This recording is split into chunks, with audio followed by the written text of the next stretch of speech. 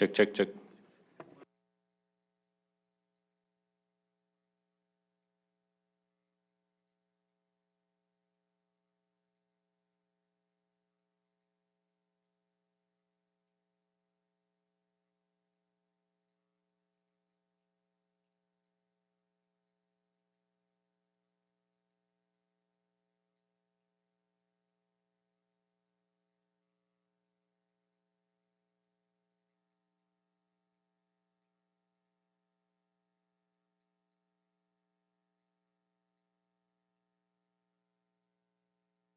This is a green. Yeah.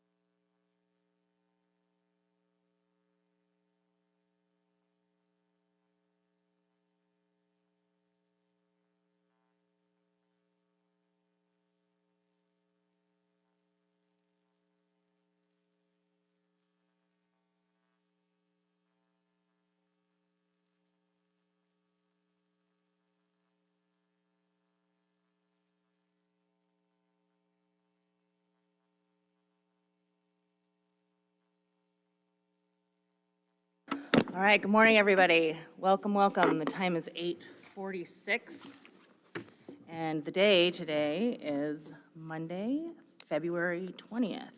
Happy President's Day. There are 7 of 7 board members present, and my name is Marit Carlson Van Dort. I am the Chair of the Alaska Board of Fisheries, and before we go any further, I'd like to take a minute and ask my fellow board members to introduce themselves, and we'll start here to my right with Mr. Carpenter. Good morning, everyone. Tom Carpenter from Cordova. Good morning, everyone. My name is Mackenzie Mitchell, Fairbanks. Good morning, everyone. John Jensen from Petersburg. John Wood from Willow. Good morning, everyone. Mike Heimbuck from Homer. Good morning, everybody. I'm Stan Zray from Dena'ina. Thank you again, Marit Carlson Van Dort from Anchorage. Let's go ahead and go around the table and introduce all of our fine guests here today. I'll start with Mr. Commissioner. Yeah, good morning, everyone. My name is Doug Vincent Lang, Commissioner, Alaska Department of Fish and Game. Good morning, Madam Chair, members of the board, public. I'm Sam Raybung, the Director of Commercial Fisheries Division. Do you have any staff members that you'd like to introduce, Sam? Well, yes, I do. Thank you, Madam Chair.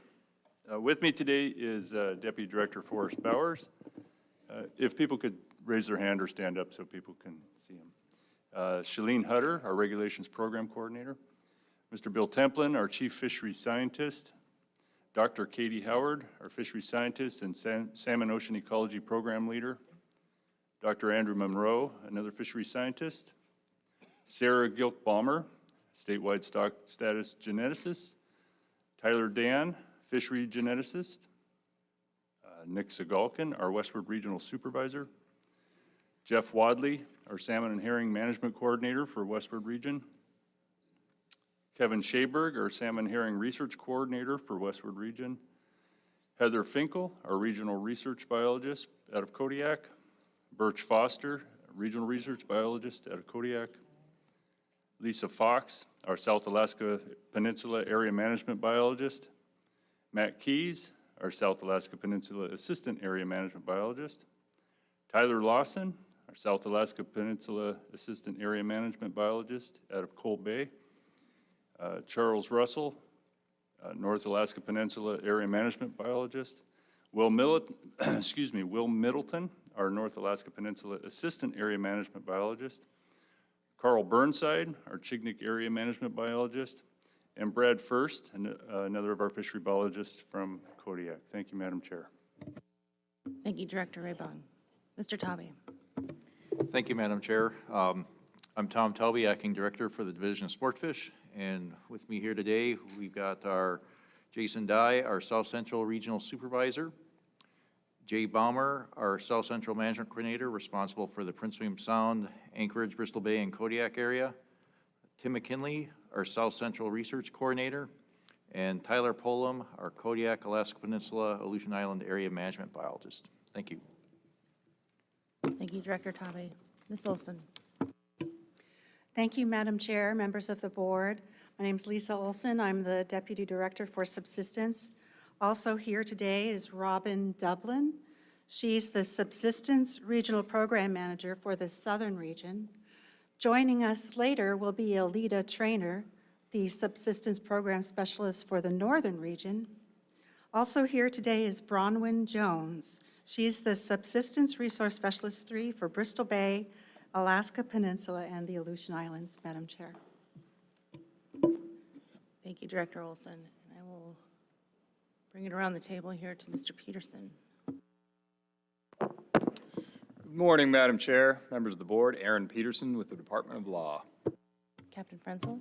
Good morning, Madam Chair, members of the board, public. My name is Aaron Frenzel, Alaska Wildlife Troopers. Thank you. And Mr. Pappas. Good morning, Madam Chair. George Pappas. I'm the liaison for the Office of Subsistence Management to the state seat on the Board of Fish and Board of Game, and thank you for your prior permission to go into a little bit of detail on our comments. We've had brought to my attention here as of a couple days ago, the verbiage that's in our letter that's been a standard letter that's submitted time and time again, which indicates OSN with other agencies has reviewed the proposals and believe the adoption of any of these proposals will not have significant impacts on fellow subsistence users or fisheries. We did not include a further definition of what our comments focus on. Historically, and it has been consistent, that OSM comments on federal public waters under federal subsistence fisheries jurisdiction, which is within a CSU, which is CSU Conservation System Unit, around the border of a refuge, national park, or forest. So as this, our comments may have been interpreted, it indicates that any proposals that are adopted at this meeting may or may not impact federally qualified users. Everybody knows fish that are caught away from the distal areas that federally qualified users depend upon. Everybody knows that some of those fish not make it back. That's not our point. Our point is we stick within the federal boundaries for our comments. So above Cole Point and the refuge area for the Chignik watershed, on the north side of Bristol Bay, 20 miles, about 15 to 20 miles from the marine waters, that's where the refuge starts, et cetera. So I just want to make it very clear that OSM is not commenting on the area at-sea proposals, the commercial fisheries, anything outside the boundaries. So our future comments will have a 4 or 5 words in it saying under federal subsistence fisheries jurisdiction. So I just want to make sure very clear where OSM is coming from. And you'll see that we had no comments because the proposals that took place in freshwater and in the terrestrial areas likely would not impact federally qualified subsistence users in our opinion. That's what our position is. Thank you, Madam Chair, for indulging me. Thank you. Thank you, Mr. Pappas, for that clarification. Director Nelson, will you please introduce yourself and your staff? Good morning, Madam Chair. My name is Art Nelson. I'm the Executive Director for the Board of Fisheries. And with our board support staff here today, we've got Henry Lesia. He's our Southern Southeast Regional Coordinator and our publications guy. She's not right there at the moment. I hear the stapler going. Farie Fernandez is going to be up at the front table as well. She's our South Central Region Advisory Committee Coordinator.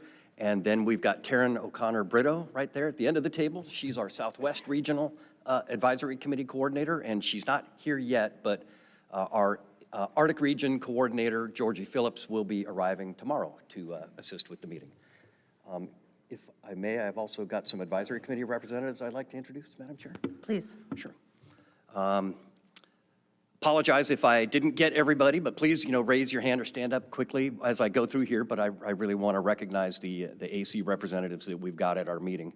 With the Chignik Advisory Committee, we've got Austin Shangan. From the False Pass Advisory Committee, Carlene Hoblet. From Kodiak AC, Nate Rose. From Lake Iliamna AC, Jim Tilley. Lower Bristol Bay AC, Mitch Siebert. Naknek-Kvichak Advisory Committee, Everett Thompson. Nelson Lagoon Advisory Committee, Mark McNeely. Nushagak AC, Travis Ball. Sandpoint AC, Patrick Brown. Togiak Advisory Committee, Mickey Sharp. Central Bering Sea Advisory Committee, David Carl. Mid-Lower Yukon AC, Basil Larson. Central Kuskokwim Advisory Committee, Walter Morgan. Lower Kuskokwim Advisory Committee, Philip Peter Sr. Fairbanks Advisory Committee, Virgil Umfenauer. Minto Nenana Advisory Committee, Eva Burke. Gash AC, which is the Galena Anvik Shagaluk Holy Cross Advisory Committee, Rich Frerick. And with the Eagle AC, Andy Bassage. Madam Chair. Thank you. That's an excellent complement of AC representation here today, and thank you and the department and all the AC members for being present for that. Couple more introductions. So again, this is the Alaska Peninsula, Aleutian Islands, Chignik Area Finfish meeting. If that's what you're here for, you're in the right place. If you're not, you're in the wrong place. For those in the meeting room, I just want to let you know that if you have a hearing disability or you just need a little extra help with the acoustics in the space, we have wireless headsets that tie into the sound system that can help you hear better. Just ask any of the board's support staff that was just introduced, and they'll provide you with one. Lastly, just a reminder for those here in the meeting room and around the table, please silence your cell phones. They're distracting and don't want them going off. Okay. With that, we'll go ahead and take ethics disclosures and begin putting those on the record. I will begin in the same order that we did introductions, and I will start with Mr. Carpenter. Thank you, Madam Chair. As I said, my name's Tom Carpenter. I reside in Cordova. I'm currently retired.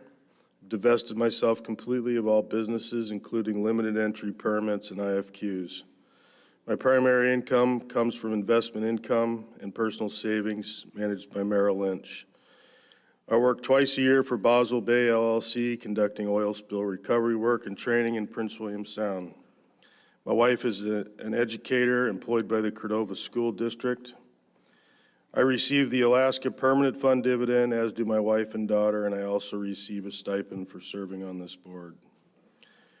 Neither I nor anyone in my immediate or extended family have any financial interest in any business which is related to Fish and Wildlife Resources or belong to any organizations which any financial gain can be attributed. Upon confirmation, I resign my positions on all boards, including the Copper River Prince William Sound Advisory Committee and the Prince William Sound Aquaculture Board.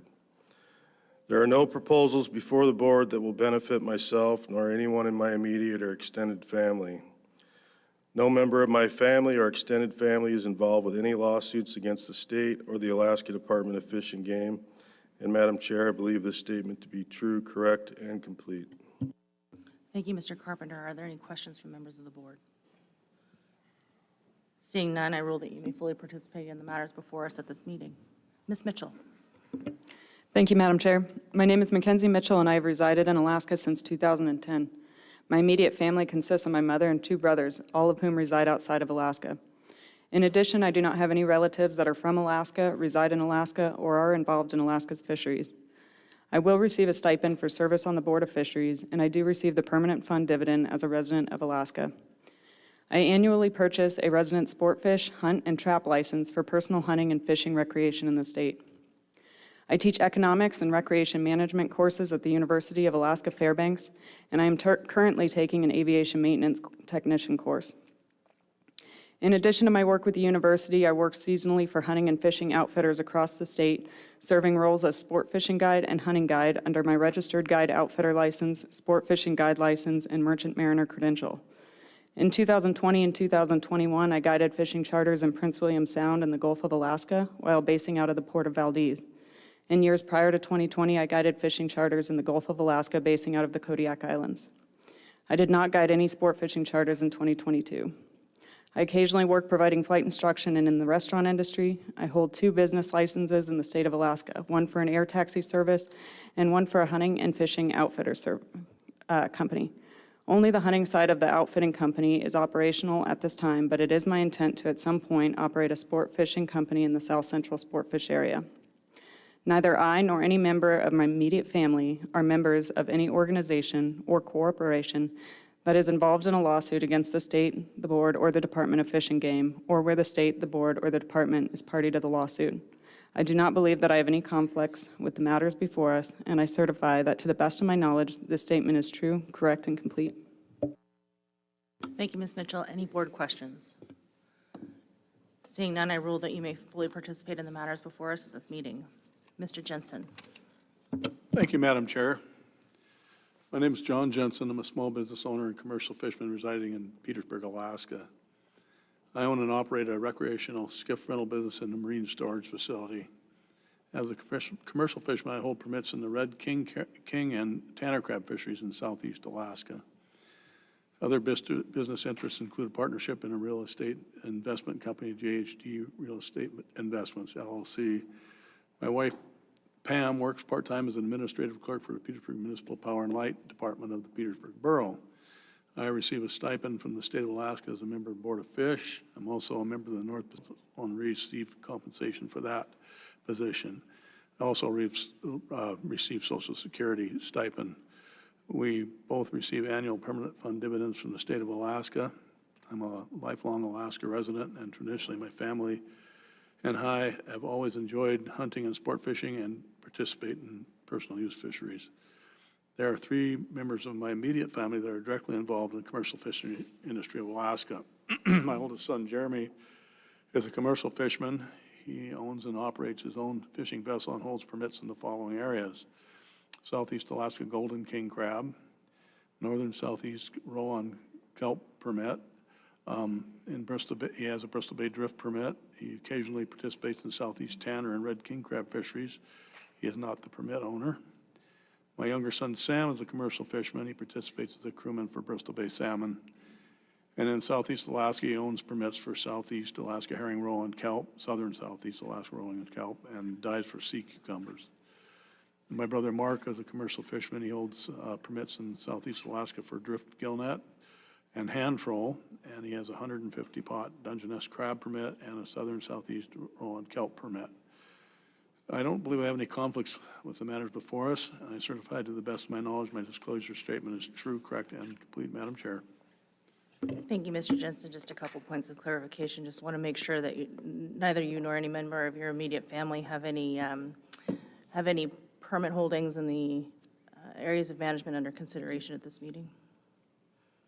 The only one that would probably have any effect on or any of this would be the son that has a Bristol Bay permit, and he probably does catch occasionally sea whack, chum salmon, Madam Chair, although he catches sockeyes too. Okay. And did your son have any involvement in the crafting of any of these proposals that are before us, to your knowledge? No. Any other board questions? Seeing none, Mr. Jensen, I rule that you may fully participate in the matters before us during this meeting. Thank you. Mr. Wood. Thank you, Madam Chairman. In compliance with AS 3952, I'm John Wood, residing in Willow, Alaska. I receive a pension from the state of Alaska after serving in the Alaska court system, the Anchorage Municipal Assembly, and as staff to the Alaska State Legislature. I also receive Social Security benefits and the Alaska Permanent Fund dividend, as does my wife.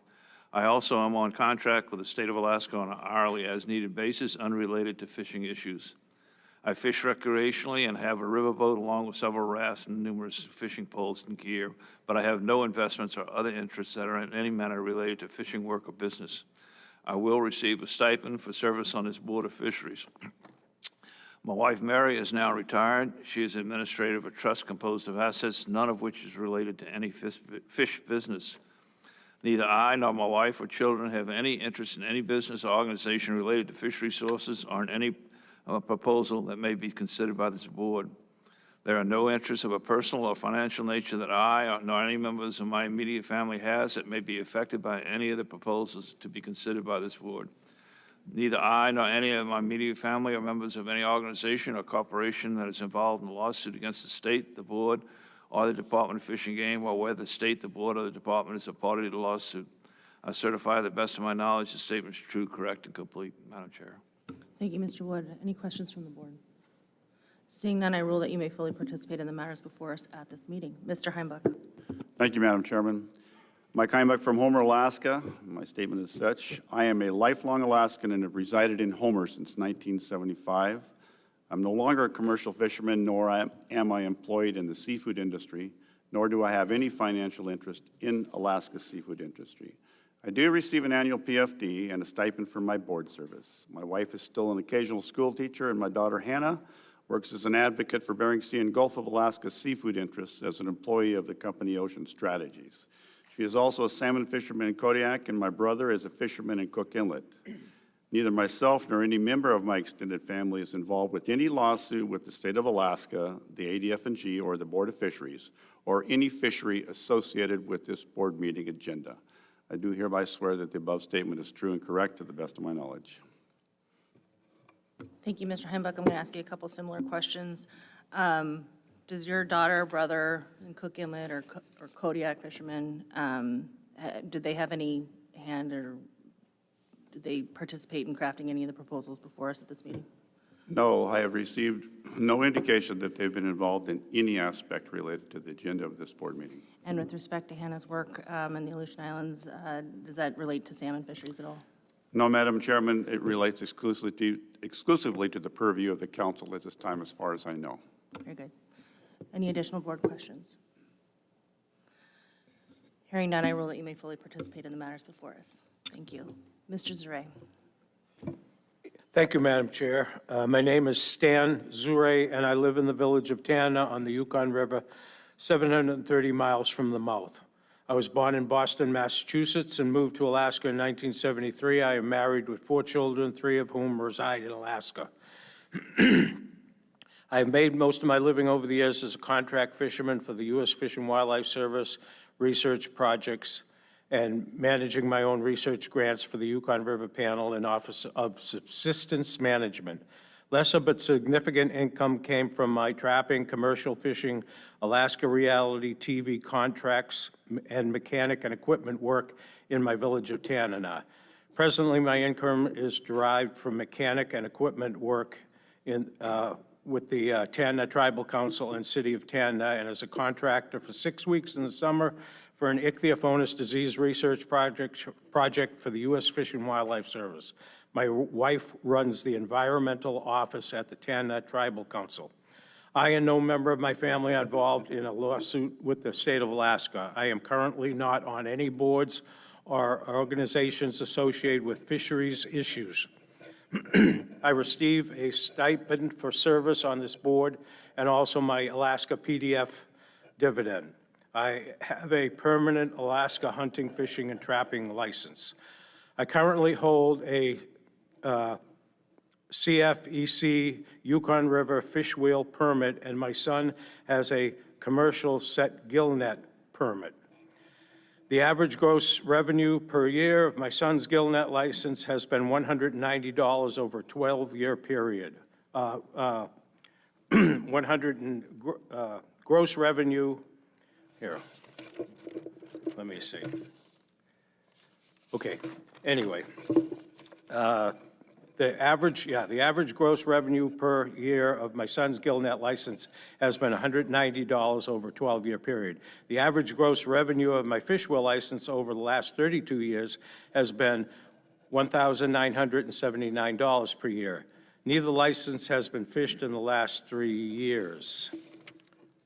I see no personal or economic potential conflicts with any of the proposals currently before the Board of Fisheries, and I believe any personal or financial interests I or a family member may have in the proposals before us are insignificant.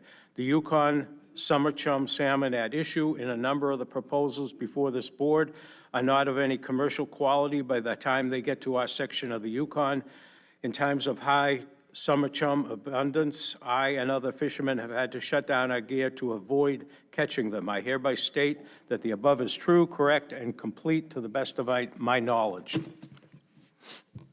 Thank you, Mr. Zure. A couple questions for you.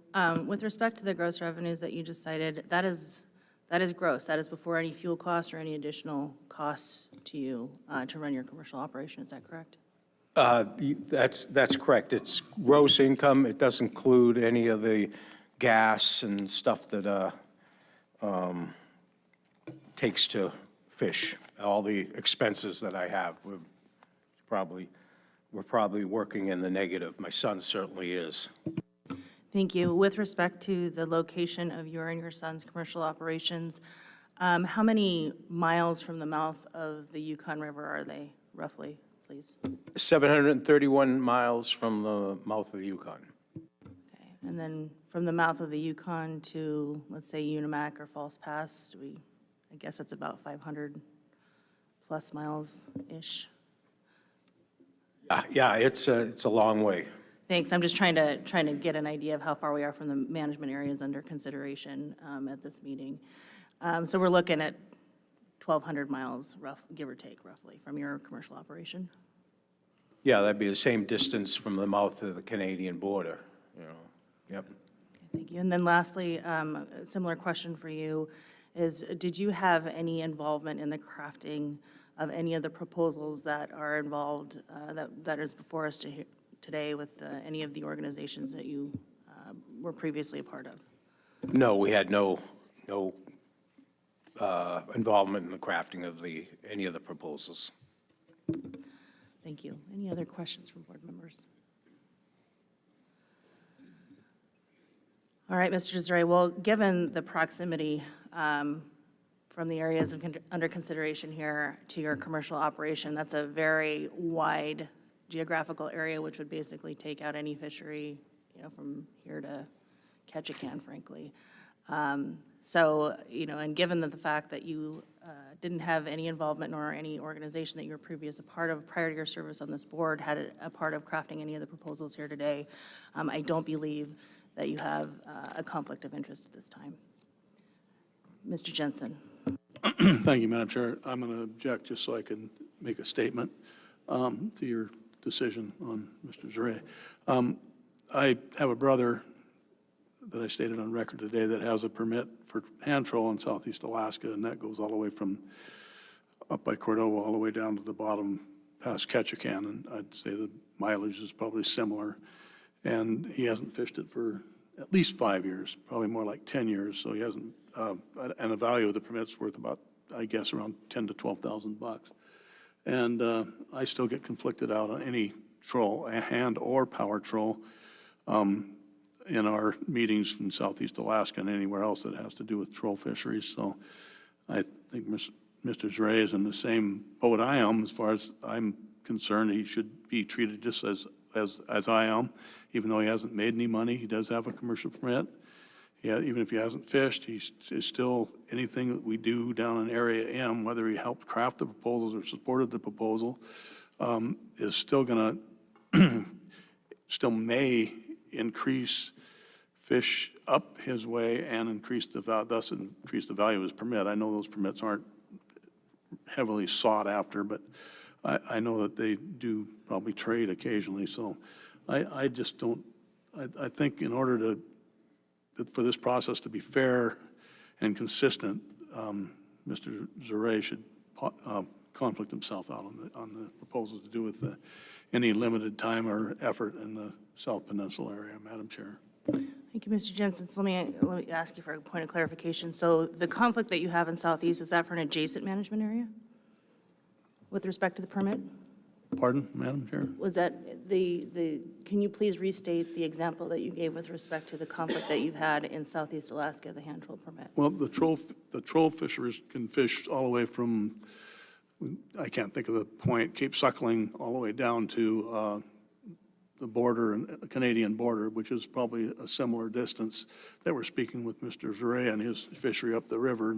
And from Area M, it might be a little bit longer up there, but the fish still swim that way. So I'm just trying to make sure things are consistent.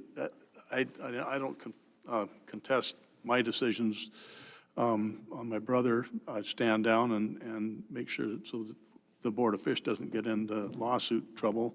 And any change in that consistent, if you're not going to be consistent, you're going to get sued. So that's my point on trying to keep the board out of lawsuits. So the troll permit allows for that movement, geographical movement under that single permit, correct? Yeah, you can fish anywhere where it's legal to troll fish. But that is not the case with Mr. Zure's permit. He is confined to a fish wheel spot, and his son is a gill net spot within a confined area, and he can't move. As I understand, you still maintain that that's the same issue? My issue is if he votes in an affirmative on proposal like 140, he'll be voting to pass fish his direction, although there's very few fish that end up going through there, that end up all the way up in the Yukon. He's still a potential for him to make income off it, and it's going to go across the big open water. It's going to go past Bristol Bay. It's got to go past North Peninsula. It's got to go, and who knows where those fish are out there. They could go clear up to Kotzebue and then follow the shore down and get caught by all the other fishers up that way too. So anyway, it's just, I just think to be consistent, it would be beneficial and appropriate for Mr. Zure to stand down on the One more proposals. question in that space then. How do you reconcile that with your determination that you have no conflict with respect to your son's Bristol Bay permit? He catches seawack fish too. But you thought you had no conflict in that one? It's up to you, Madam Chair. Your recommendation was no conflict? Yeah.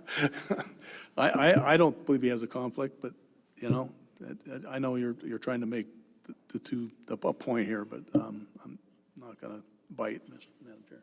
Okay. Just trying to get some thoughts on the record. Mr. Wood.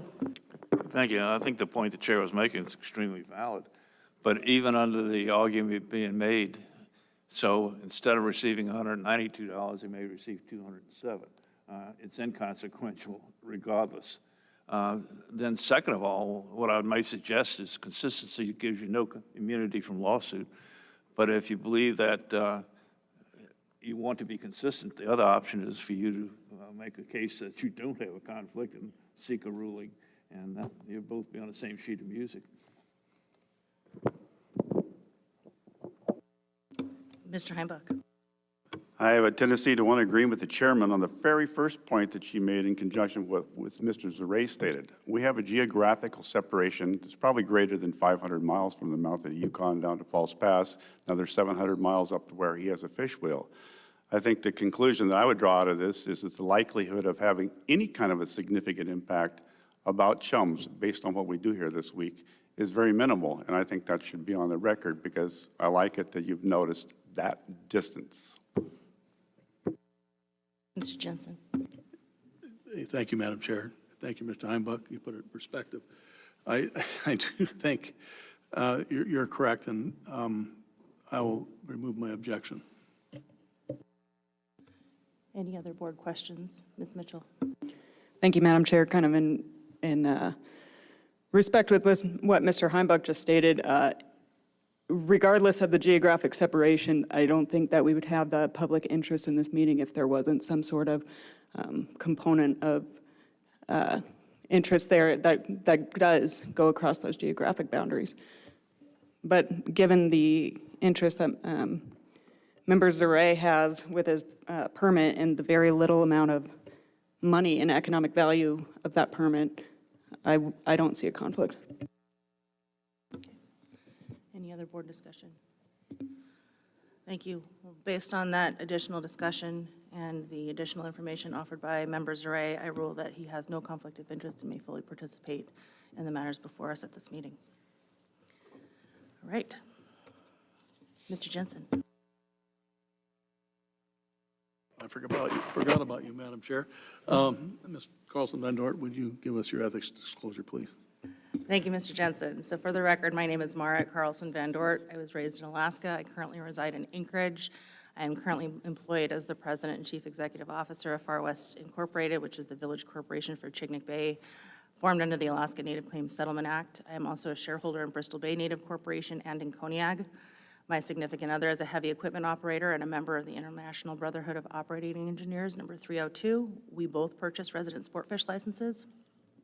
Both he and I receive State of Alaska permanent fund dividends, and I will receive a stipend for my service on this board. Neither I, members of my immediate family, nor my employer have a financial interest in fisheries. Similarly, neither I, my significant other, nor my employer are involved with any losses of the State of Alaska, the Alaska Department of Fish and Game, or the Board of Fisheries. For disclosure, my aunt's husband once held a Chignik seine permit. My cousin does hold a Chignik seine permit. A cousin does not meet the definition of immediate family member as defined in the state's Ethics Act. Also for disclosure, in 2018, Far West Inc., otherwise known as FWI, took a position with respect to an emergency petition before the board affecting fisheries in the Chignik management area. This was prior to my appointment on this board. My ethics supervisor has reviewed all of the disclosure, the record, and correspondence with respect to this communication and has determined that because FWI has taken no position on any of the proposals before us at this meeting, that the position FWI previously took in 2018 was prior to my service on this board, that FWI's personal interest in the fishery is of the type possessed generally by a very large class of persons, and that because FWI has no financial interest in the fisheries, there exists no conflict of interest. Mr. Chair, this information is true, correct, and complete to the best of my knowledge. Thank you. Thank you, Ms. Carlson Van Dort. Questions, board members? Hearing none, I really can participate fully in the matters before us and return the chair to you, Madam Chair. Thank you, Mr. Jensen. So a couple of instructions and just information for the public regarding access to board members. As board members, we're available to you for the purpose of receiving added information. This process doesn't work without you. Many of us often meet with stakeholders informally during the breaks and before and after our daily meetings. We're here to serve you and benefit from your input. There is a line called the sanctuary line at the front of the tables across which the public may not pass during our meetings and breaks. However, if you'd like to speak with one of us, just ask someone to notify whoever you'd like to speak with and we'll come over to you. Please keep in mind, however, that it's during the breaks and both before and after our daily meetings that we find time to read all the materials that are being submitted during the meeting, which can become prolific, so just be mindful of that. if you have process questions. So in order to ensure that the public is fully informed on the workings of the board, the chair, myself, vice chairman Jensen, and the executive director Nelson will be happy to answer any process questions that the public may have during the course of this meeting. It's hoped that the practices of the board that I'm outlining here will maximize public participation in the board process, and the board believes that an informed and engaged public can only result in a better conservation and development of our fisheries. The Board of Fisheries and the Alaska Department of Fish and Game are united in support of fostering a respectful workplace. We are committed to ensuring our workplace is free from negative, aggressive, and inappropriate behaviors. Harassment of any type is unacceptable and will not be tolerated. Certainly, we appreciate everyone's assistance in joining us in this important effort. We've got a lot of business to attend to in the next 6 days, and so incendiary behavior, aggressive behavior, fighting with other members of the public, with staff, anything that's disrespectful, I'm gonna cut it off. So let's get through the next 6 days together. We've got a lot of work to do. In accordance with the Open Meetings Act, the board staff published a notice in the online public notice system, posted the notice on its main website and meeting website as its designated posting place, and also distributed it to a list of email recipients. I'm not going to take the time to read it, but those copies of the notice are available from the executive director for those who are interested in the complete text. Again, you can also find that online. The public notice and proposals were distributed to the local fish and game advisory committees. They are also posted online, and they were also sent via email to interested organizations and individuals. Public comments were solicited, and the board members have received copies of all on-time written public comments. Thank you very much. They were prolific. The timely public comments and timely advisory committee comments are available for the board's use and are also available to the public in the workbooks at the back, I believe. Oh, sorry, on my far right side of the table, towards the back of the room. Copies of all the meeting materials will be updated frequently throughout the meeting. They can also be found on the board's website and on the webpage specific to this meeting. Also found on that webpage specific to the meeting are copies of the tentative agenda. Those can also be found on that same table at the back of the room. The agenda is subject to change throughout the meeting, but I'm going to make a hearty attempt to try and stay on the agenda as best as I can, although I imagine there's going to be significant public testimony, so that may require a little bit of adjusting of our agenda. So you've been made aware. Record copies. The board encourages the public to submit written comments on specific proposals or issues. Written public comments submitted before deliberations begin are limited to 10 single-sided or 5 double-sided pages in length. Please make sure that your written comments clearly include your name, the organization you represent, if any, and what proposals your RC is addressing at the top of the document. Once the deliberations on proposals begin at this meeting, the board will only accept written public comments that are not more than 5 single-sided pages or the equivalent double-sided pages, unless specific information is requested by the board that requires more pages than allowed under the standard. So I would also draw your attention to the roadmap and the agenda for how we will be grouping committee of the whole and deliberations, and just be mindful of that when you're submitting RCs. This year, the board is accepting RCs submitted electronically as a Word document or a PDF through the board's website. A link to the submission portal is prominently featured on the meeting webpage for this of the ADF&G website, where all of the materials for this meeting are posted.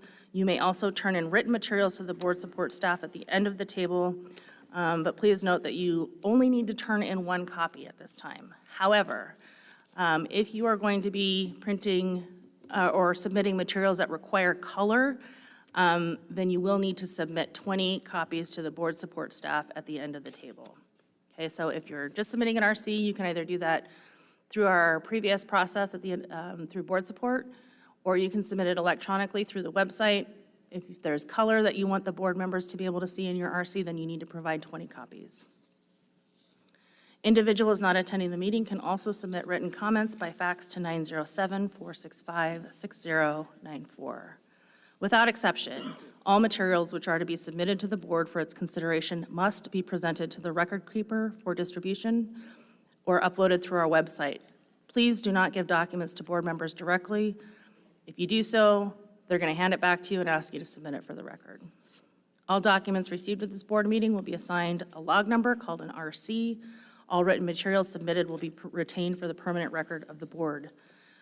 The record keeper will distribute RCs in the morning before the meeting begins, after the noon break, and if there's an evening session after the dinner break. This practice will ensure regular distribution of all written materials to all board members, as well as proper retention of board records. I'll also just note that you have the right to submit up to the maximum number of pages. However, less is sometimes more. We got a lot of materials, and so I would encourage you to be concise in your communication. Just a couple heads up with related to testimony, committee, and deliberations. Again, I would draw your attention to the roadmap and to the agenda. We're about to begin our staff reports.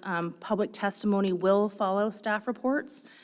For those who wish to testify, you must fill out one of the blue cards that are located at the table at the back of the room and turn it into the board's staff at the front table. The tentative cutoff time for oral testimony is 11 a.m. tomorrow morning. And at this meeting, the public will be given 3 minutes to testify. Advisory committees and regional advisory council representatives will each be given 10 minutes. Following public testimony, there will be 5 sessions of the board's committee of the whole. The committee roadmap shows which proposals will be considered in each committee session. Everyone present is allowed to participate. There's no need to sign up. The agenda, which is available online or in the materials at the back, shows where we tentatively plan to deliberate in between these group sessions, committee group sessions. And while the agenda is subject to change, we'll provide updates along the way. And if you have questions, again, about any of this process, please ask myself, Jensen, any of the staff members, or of course, Director Nelson here to my immediate left.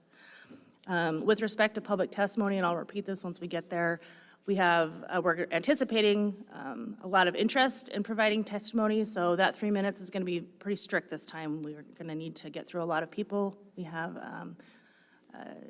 only 6 days in which to complete our business, and so I'm going to be a bit of a stickler on the 3-minute time limit, so please be respectful of that. All right, let's take a short break. Oh, Mr. Commissioner. Yeah, thank you. I'd just like to provide some opening remarks to this meeting. This week we're going to be discussing issues that are really complex and difficult. They affect culture, subsistence, food security, traditional fishing practices, livelihoods, local fish tax revenue, processor capacity, amongst a whole range of other issues. I understand passions will be running high and the discussions will be difficult. As Commissioner, I am charged with upholding the Department's mission, which is to protect, maintain, and improve the fish, game, and aquatic plant resources of the state and manage their use and development in the best interest of the economy and well-being of the people of the state, consistent with the sustained yield principle. These concepts, best interest of the economy, well-being of our citizens, and sustainability, are grand. They're lofty. They're actually built into our state constitution. The decisions are hard and fraught with challenges, particularly when contending with mixed stock fisheries. You, the Alaska Board of Fisheries, has a pivotal role in serving as judge and jury. I just returned from the Pacific Salmon Treaty negotiations. The reason we have a treaty is because fish do not respect borders. Every fishery under the treaty is a mixed stock fishery. The treaty serves as a mechanism to share the burden of conservation and the available harvest. It is always a delicate balance between conserving precious salmon stocks and their uses and avoiding undue disruption of traditional fisheries. Last week, there were 2 issues that affected Southeast Alaska salmon fisheries. One involved in how the SEAC Chinook fishery quota will be set, and the other involved intercepts of Canadian-bound sockeye in southern Southeast seine fisheries targeting our abundant pink salmon stocks. As with this meeting, the discussions were tense, complex, difficult, and embedded with passion, with the parties firmly rooted in seemingly opposing camps. Yet we found solutions through professional and collegial discussions. Yes, frank discussions occurred, but all took place in a respectful and constructive manner. As we head into this meeting, I ask that we all, the board, the public, and my staff, remain respectful and collegial as we tackle the difficult issues we are faced with. My staff are here ready to help. I would also like to address the concerns raised by the board, the public, and ACs regarding the timeliness of reports. To prepare for this meeting, I directed my staff to design and implement a new study to verify the old WASP data. They took this on reluctantly in addition to their normal workloads, but designed and collected genetic information this summer. I also asked them to prioritize the analysis of this information, which occurred at the expense of other work statewide. Again, they responded and ran the samples in short order. They then ran their quality checks and produced a stock composition report in record time. Then a request was made for harvest rate information so it could be comparable to the WASP study. Again, they worked long hours to conduct this analysis that was dependent upon data from other regions, escapements and harvests, which weren't readily available at the time they were trying to prepare this report. But they responded, working weekends and evenings to get the report done. I want you all to know that I understand that you all wanted the information sooner, but instead of assigning fault to staff, I urge everyone to thank them for their Herculean efforts to get this information in front of you to inform your decisions. They recognize the importance of having these data before you to make your decisions informed, and they worked hard to ensure that you had it. Similar for the action plans. These are complex documents to produce. Staff did their best to produce the plans. We'll be coming to you at the board next fall to look for ways to align board expectations with the reality of other department workloads and the ability of staff to complete the work without surrendering their weekends and evenings. In closing, yes, we will be all addressing difficult decisions at this meeting this week. We have an open public process that encourages public involvement and participation, but this only works if we keep the discussions respectful and collegial and keep open minds to find solutions that may be outside the box to tackle the issues facing us. Thank you. Thank you for comments, Commissioner. All right.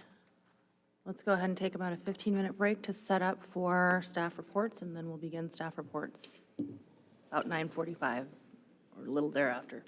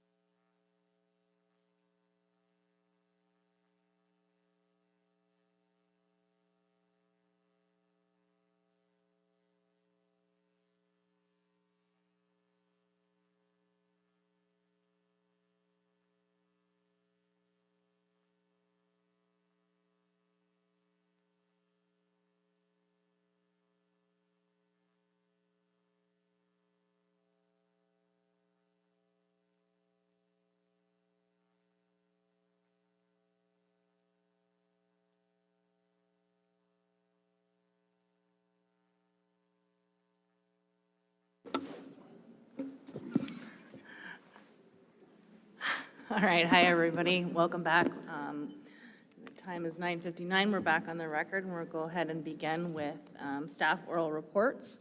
And I believe the first one up is the Area M and Chignik Salmon Escapement Goal Review. Whenever you're ready. Thank you.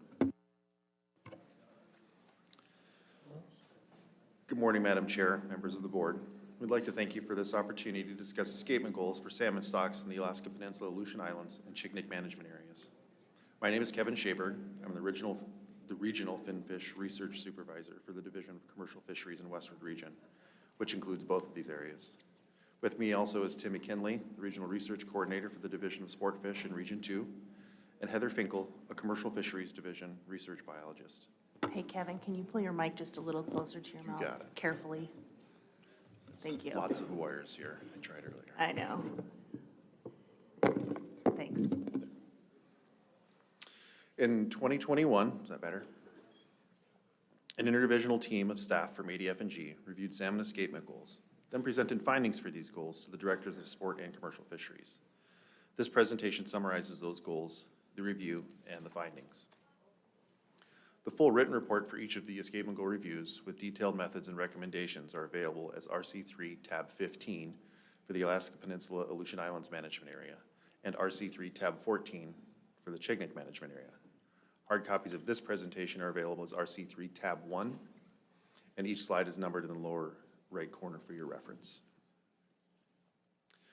Our goal here today is to reference the policies upon which the review was built,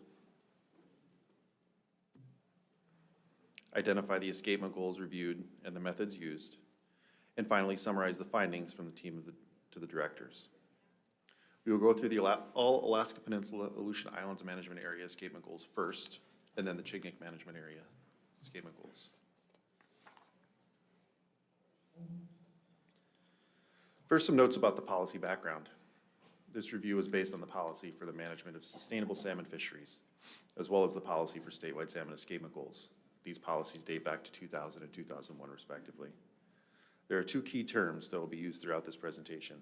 The biological escapement goal, or BEG, is defined in the Sustainable Salmon Fisheries Policy as the escapement level that provides the greatest potential for maximum sustained yield, or MSY. Estimating MSY requires a time series of catch, escapement, and age composition data to evaluate spawn and return relationships. Because these data are not always available, other classifications of escapement goals are also defined in the policy. A sustainable escapement goal, or SEG, is the level of escapement indicated by an index or estimate that is known to provide for sustained yield over a 5 to 10 year period. It is typically used in situations where a BEG cannot be estimated due to a lack of stock-specific spawn and return data. It's important to note that both of these goals should properly be thought of as ranges with an upper and lower value. In addition, we do have a type of SEG known as a lower bound SEG. This is a single escapement level that we attempt to exceed, as opposed to a range with an upper and lower value that we try to stay within.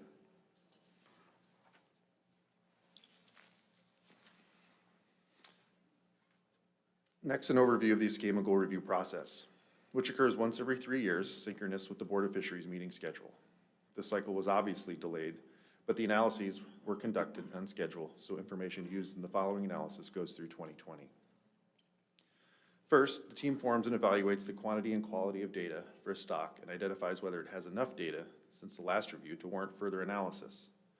In the Alaska Peninsula, Aleutian Islands Management Area, and the Chignik Management Area, this process began in January of 2021. Next, the team identifies the appropriate method or methods for assessing the escapement goal and performs an analysis. The team then meets and reviews the results of all of the different analyses and makes initial findings. You first saw the results of this review in the progress memo to the directors submitted at the October work session. Next, the team develops the written findings and presents them to the division directors in the form of the escapement goal reports.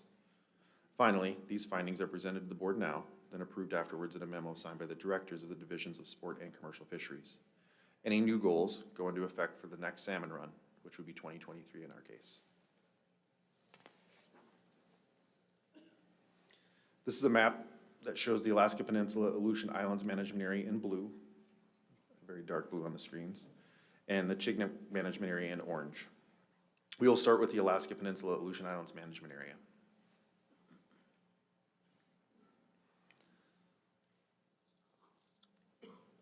There are currently 22 escapement goals in the Alaska Peninsula Aleutian Islands Management Area. The full list of these is available in the written report, RC3, tab 15. You'll find them listed in Table 1, which is page 24. All goals were reviewed, and 12 were identified as appropriate, and no changes were identified. This is a list of these goals for sockeye salmon.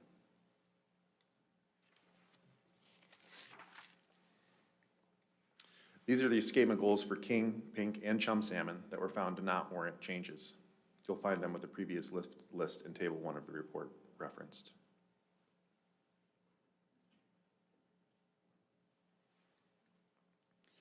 The Ilnik River weir-based sockeye salmon escapement goal was reevaluated this cycle. The evaluation was conducted using the percentile approach and applying the 3-tier criteria.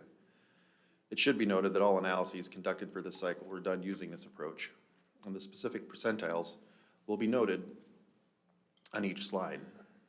The analysis for Ilnik River sockeye salmon resulted in an increase to the upper bound from 60,000 to 75,000 fish, while the lower bound remained the same at 40,000 fish.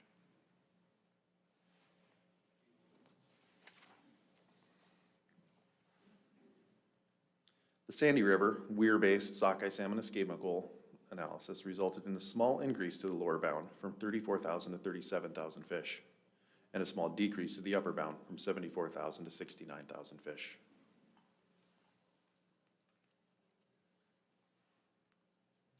Christensen Lagoon peak aerial survey-based sockeye salmon escapement goal analysis resulted in a small decrease to the lower bound from 25,000 to 23,000 fish, and the upper bound remained the same at 50,000 fish.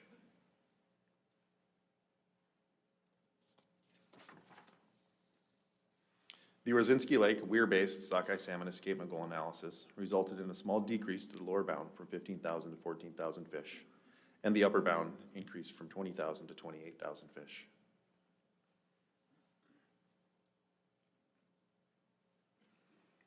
The Mortensen Lagoon peak aerial survey-based sockeye salmon escapement goal analysis resulted in a decrease to the lower bound from 3,200 to 1,400 fish, and the upper bound decreased from 6,400 to 5,700 fish.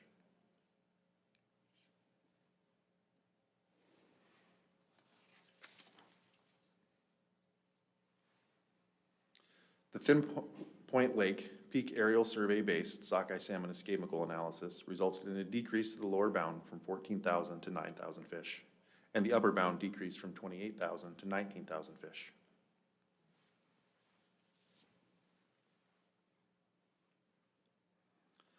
The Nelson River peak aerial survey-based coho salmon escapement goal analysis resulted in a change to the type of goal from a lower bound SEG to an SEG with a range. There was an increase to the lower bound from 18,000 to 19,000 fish, and the addition of the upper bound of 29,000 fish.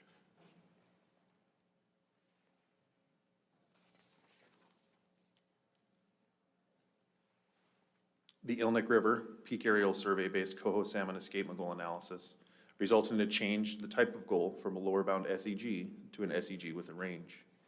There was no change to the lower bound at 9,000 fish, and the addition of the upper bound was 24,000 fish.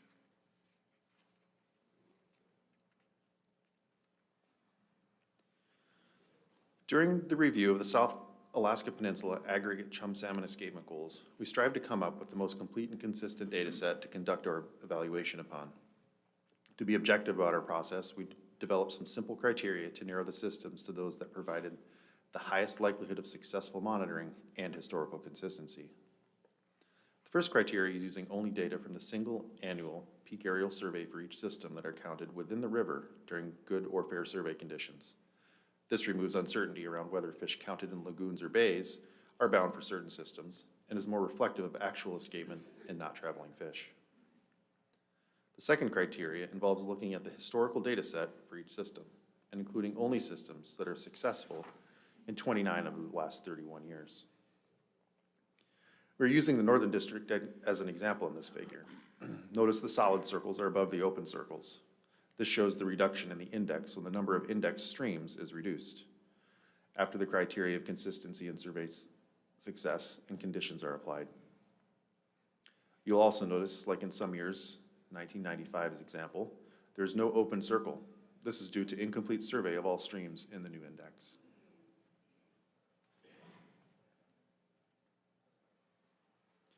Here are the results for the South Alaska Peninsula Chum Salmon District aggregate salmon escapement goals. The changes appear to be significant here, but the decrease is mostly due to the criteria being applied for identification of index streams, reducing those that are qualified. And the change in the assessment to single peak aerial survey, not estimates of escapement, as well as using the new 3-tier percentile approach to estimate the range.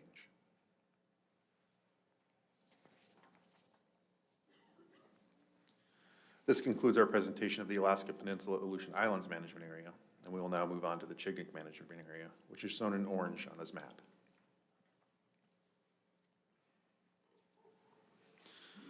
The full list of Chignik salmon escapement goals is available in RC3 tab 14.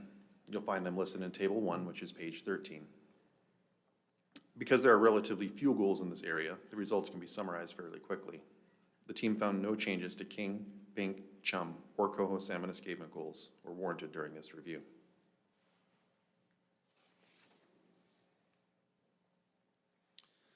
At this point, I'd like to hand off to Heather Finkel, a research biologist with the Division of Commercial Fisheries, to describe the changes to the Chignik River sockeye salmon run reconstruction and escapement goal analysis. First, are there any questions over what I have covered so far? Mr. Wood. You were throwing me there for a second. When you switched on over on slides 14 and 15 to coho, was the only time we changed from an LB down to a range. What was the reasoning behind doing that?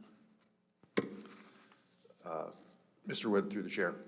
The reason for doing that is that we used the new approved percentile approach to reevaluate those goals. And in doing so, we are able to identify an upper bound as well. And so we wanted to be able to identify a range, as we do with all other goals, or most other goals, to be able to constrain the upper bound if necessary.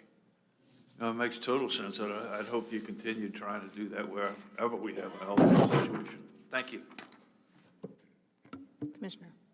Yeah, I'd just like to thank you for your presentation, but I'd like to talk a little bit more about the chum salmon goals. So I think I understood you to say that you're using fewer index streams, and that's why the escapement goals basically cut in half, because some of them are no longer reliable. So we're not lowering our expectations for production.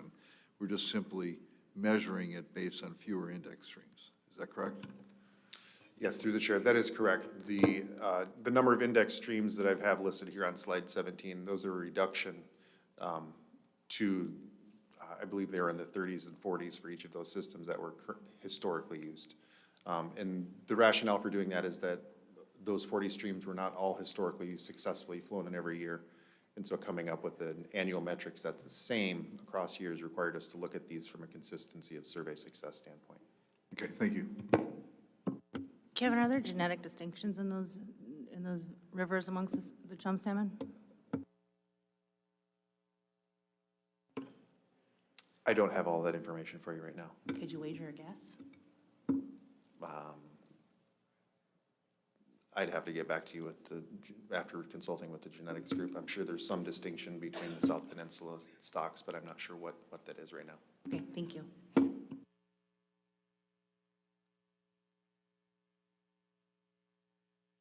All right.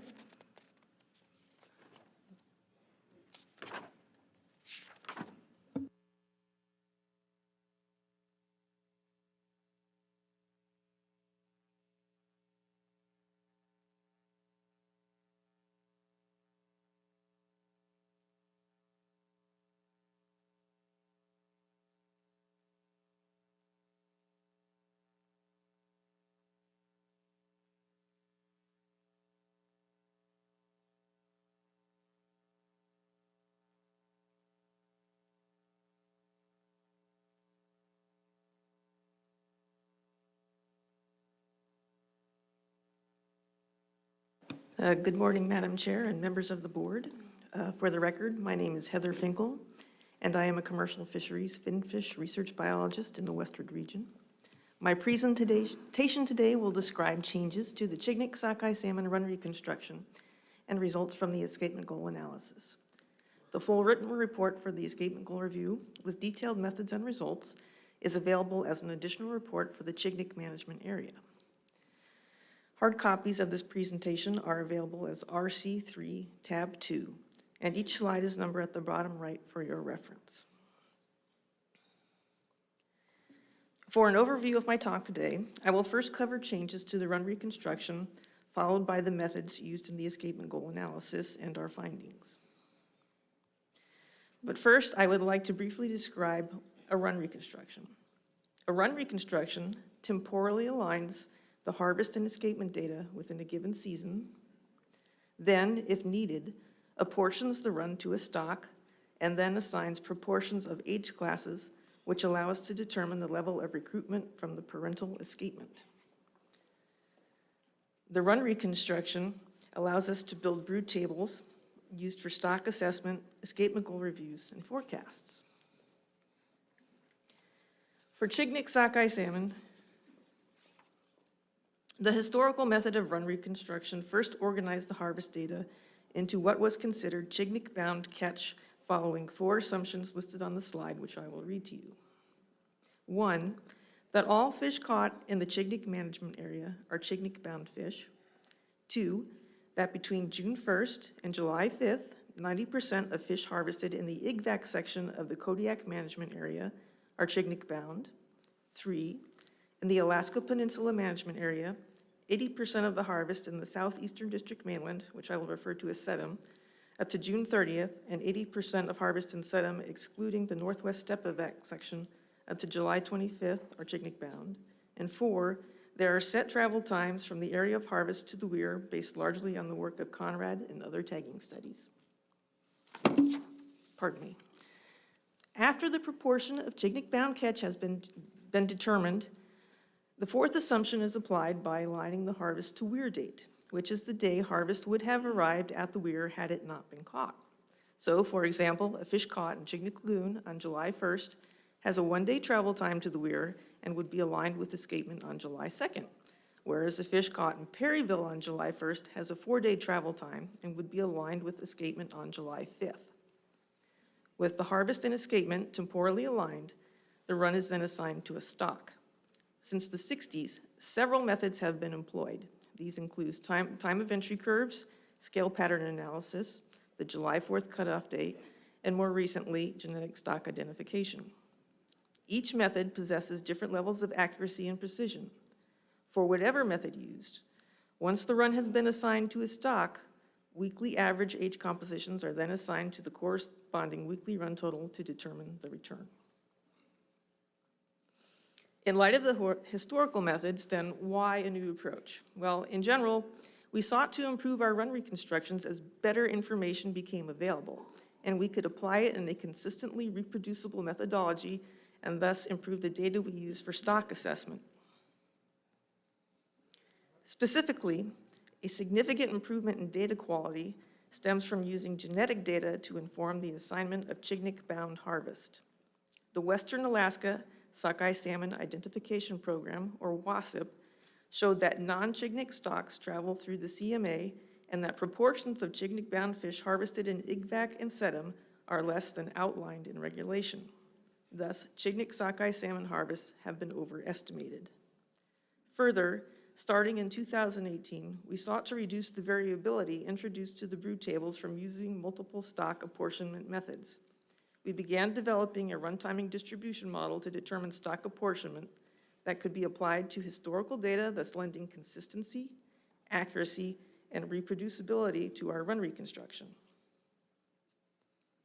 For the new method, to organize the harvest data and assign it as Chignik-bound, we applied stock composition estimates derived from the WASIP and Kodiak Management Area Mixed Stock Analysis Project. Based on this genetic information, we assumed 100% of sockeye salmon harvested in the Chignik Bay District are Chignik-bound fish. That 95% of Central District harvest is Chignik-bound, 80% of Eastern, Western, and Perryville districts through June, and 50% through July and August are Chignik-bound. 75% of IGVAC harvest is Chignik-bound through July 5th, and 80% of the SEDM harvest is Chignik-bound through July 5th, while only 50% is Chignik-bound after July 5th. We applied the same travel times to the weir as the historical method. It should be noted that there are other sections, such as the Dolgoys, for example, that during the course of WASIP had over 50% Chignik fish in the June 2006 reporting groups. However, in 2007 and 2008, the Dolgoys had less than 35% Chignik fish in the reporting groups. Thus, to be consistent and help minimize variance, only harvest from areas that were consistently above 50% Chignik-bound fish were included in the run reconstruction. Oops. To determine just stock apportionment, we did not want to use all the harvest data because, as previously stated, in some sections it is not consistently composed of predominantly Chignik-bound fish and would introduce greater uncertainty into our estimates. To address this, we used the escapement data and a subset of the harvest data from 11 stat areas within 90 kilometers of the Chignik Weir, as shown highlighted in blue in the map on the right. These stat areas were chosen because they encompass large proportions of the overall harvest and are also consistently, predominantly Chignik-bound fish. We then used the mixed dist package in R to determine stock apportionment of the subsetted data. The package employs an expectation maximization algorithm to determine probability density functions, or PDFs. A PDF is simply the probability that a discrete random variable takes on a particular value. For stock apportionment, this is the probability that a fish belongs to the early or late run on a given day. With our model, we determine stock proportions by first estimating the PDFs of each stock by day, and in turn the distributions of each stock with the EM algorithm. The algorithm cycles between two parts. For each day, the expectation part first assigns an initial probability to a fish being early or late run. Then, in the second part, it iteratively maximizes model parameters to determine the probability that a fish belongs to each run on a given day. Based on the work of Perlman et al., we tell our model to look for 3 distributions that represent the early run and 2 components of the late run. Looking at the plot on the right, the blue line is a histogram of the run data. Each of the red lines represents a PDF of the 3 distributions we seek, which are: the one on the left is for the early run, in the middle and the right are the 2 for the late run. Once our daily PDFs are calculated, we can determine the portion of early run fish by dividing the early run PDF on a given day by the sum of all PDFs on the same day. We can then subtract the early run proportion from the total run proportion, which is equal to 100%, to estimate the proportion of late run fish. These proportions can then be applied to the total daily run and are then ready to have daily age composition proportions applied. To validate this method, we compared the stock apportionment results from the run timing distribution model to those estimated by genetics collected at the Chignik Weir between 2006 and 2019. These methods were not significantly different from each other, averaging only a 5% difference, as shown in the plot to the right, with the early run genetic proportions in blue and the run timing distribution proportions in yellow. To summarize the differences between the methods, we have gone from using tagging study data, most of which were before the 1980s, to using more recently collected genetic data to assign Chignik-bound harvest. Our assumptions of travel time to the weir remain the same. We have developed a singular method for stock apportionment that is applicable to past data, as opposed to relying on multiple methods with varying degrees of accuracy and precision, and we can more accurately apply age composition data to the daily run. With these changes, there will be differences between run reconstructions and brood tables generated by the historical and new methods. One cause for the differences is that through the course of revising the Chignik sockeye salmon run reconstruction, all catch, escapement, and age data used in a new method were audited and validated, so differences will occur with any corrections to those data. Brood tables will differ because of age assignments to different stock apportionments. And CMA harvest will be reduced by roughly 10% by removing non-Chignik-bound fish from the run reconstruction to minimize overestimating harvest and therefore productivity. The benefits of this approach are that we have more accurate harvest data from using the best available information to inform our assumptions. We have developed a highly reproducible, cost-effective, and consistent method of stock separation that can accommodate variability in run timing and strength, and ultimately, we improve the index that we use for stock assessments. That concludes my description of changes to the run reconstruction. I will now present the escapement goal review for Chignik sockeye salmon. An interdivisional team was assembled in October 2020. We reviewed the stock status and data quality for Chignik sockeye salmon and determined that escapement goal analysis was warranted because of the recent changes to the run reconstruction and brood tables. For the general approach to the analysis, the review team sought to identify and assess time periods of changing productivity to estimate the most biologically representative values of the number of spawners that will produce the maximum sustainable yield, or SMSY. The team also recognized that it was important to consider stock interactions and possible effects of density dependence, as both stocks are known to utilize Chignik Lake. It should also be noted that a similar approach was taken by Dahlberg when the goals were initially established in the late 1960s following a period of low productivity between 1949 and 1960. To facilitate restoring Black Lake productivity, he reduced the original estimate of late-run SMSY to account for fry from both stocks rearing in Chignik Lake. Having brood table and limnological data, we modeled productivity using spawner recruit curves and habitat-based models. Habitat-based models were not run for Black Lake due to a lack of recent limnological data and violation of model assumptions. Therefore, the euphotic volume and zooplankton biomass models were only run for Chignik Lake. For the spawner recruit models, all models were run in the Pacific Salmon Escapement Goal Analysis application created by Department Biometrician Hamachan Hamazaki. Brood table data used in the models were generated by the previously described run timing distribution method of run reconstruction.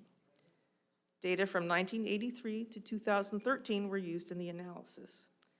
Data prior to 1983 were not used because their daily age composition data were not electronically available to validate for the run reconstruction.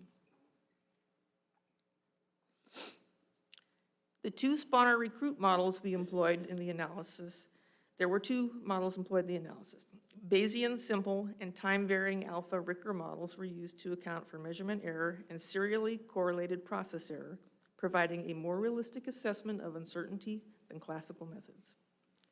Both models are parameterized in the terms of productivity alpha and the density dependence parameter beta.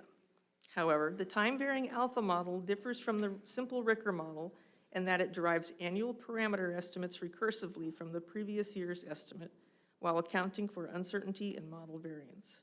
In doing so, it can indicate shifts in productivity over time. Examination of the time-varying alpha output revealed periods of relatively lower productivity for the early and late runs. These plots show the overall average value of log alpha represented by the red line and the annual estimates of log alpha by the black line.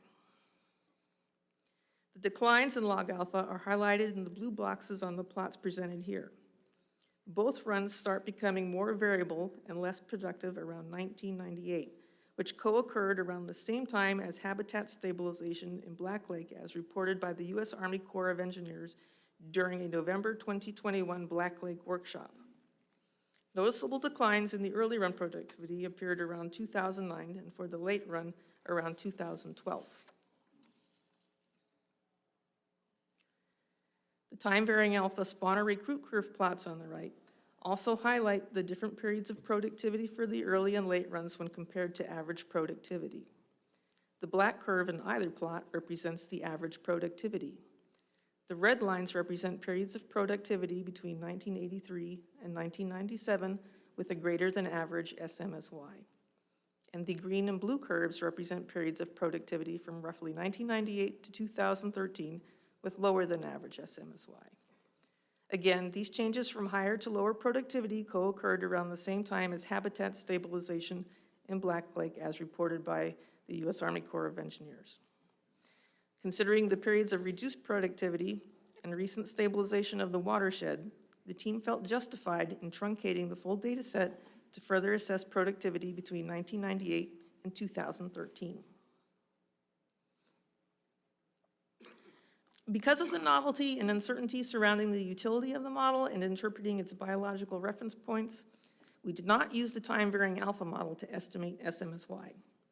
However, it did inform us to temporal changes in productivity that we sought to identify. Namely, we identified a period of lower productivity between 1998 and 2013.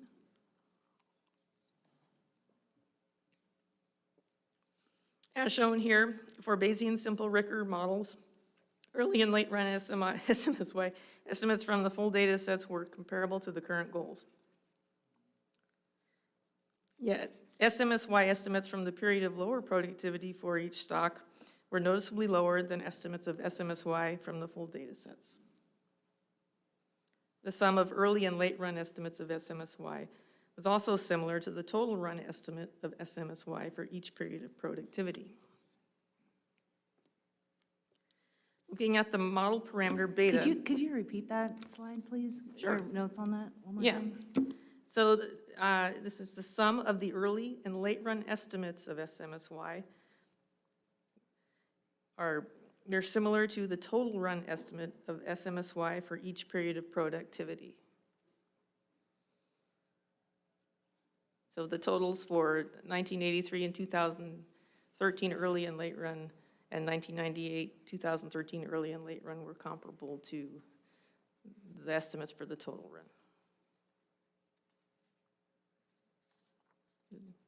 Okay.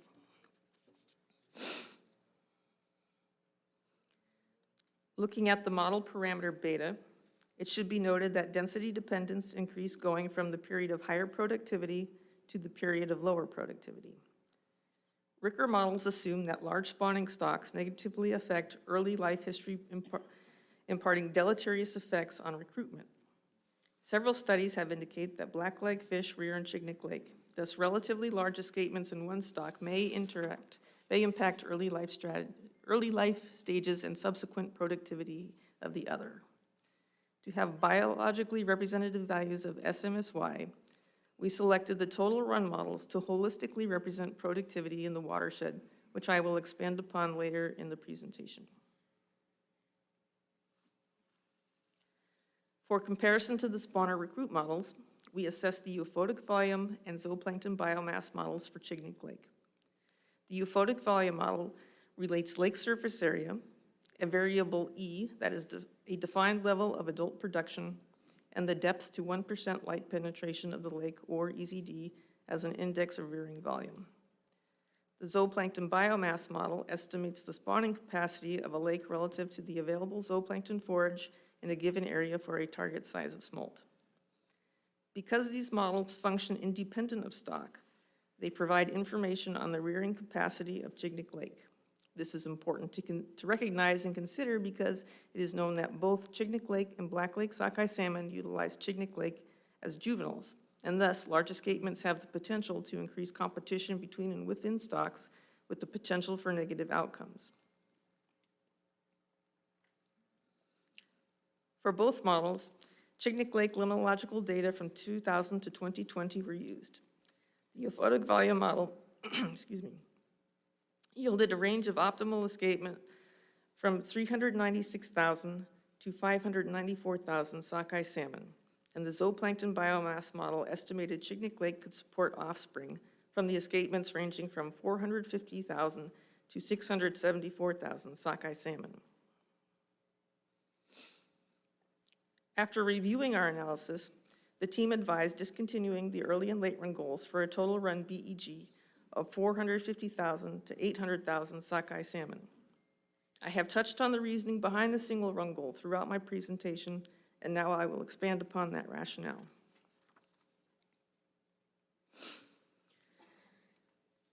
The advised change to a single goal is based on several biological premises and empirical and model-based evidence. We know that sometime after 1960, the confluence of the West Fork and Black Rivers migrated downstream, eventually causing a reduction in the volume of Black Lake that was noticeable in the 1990s.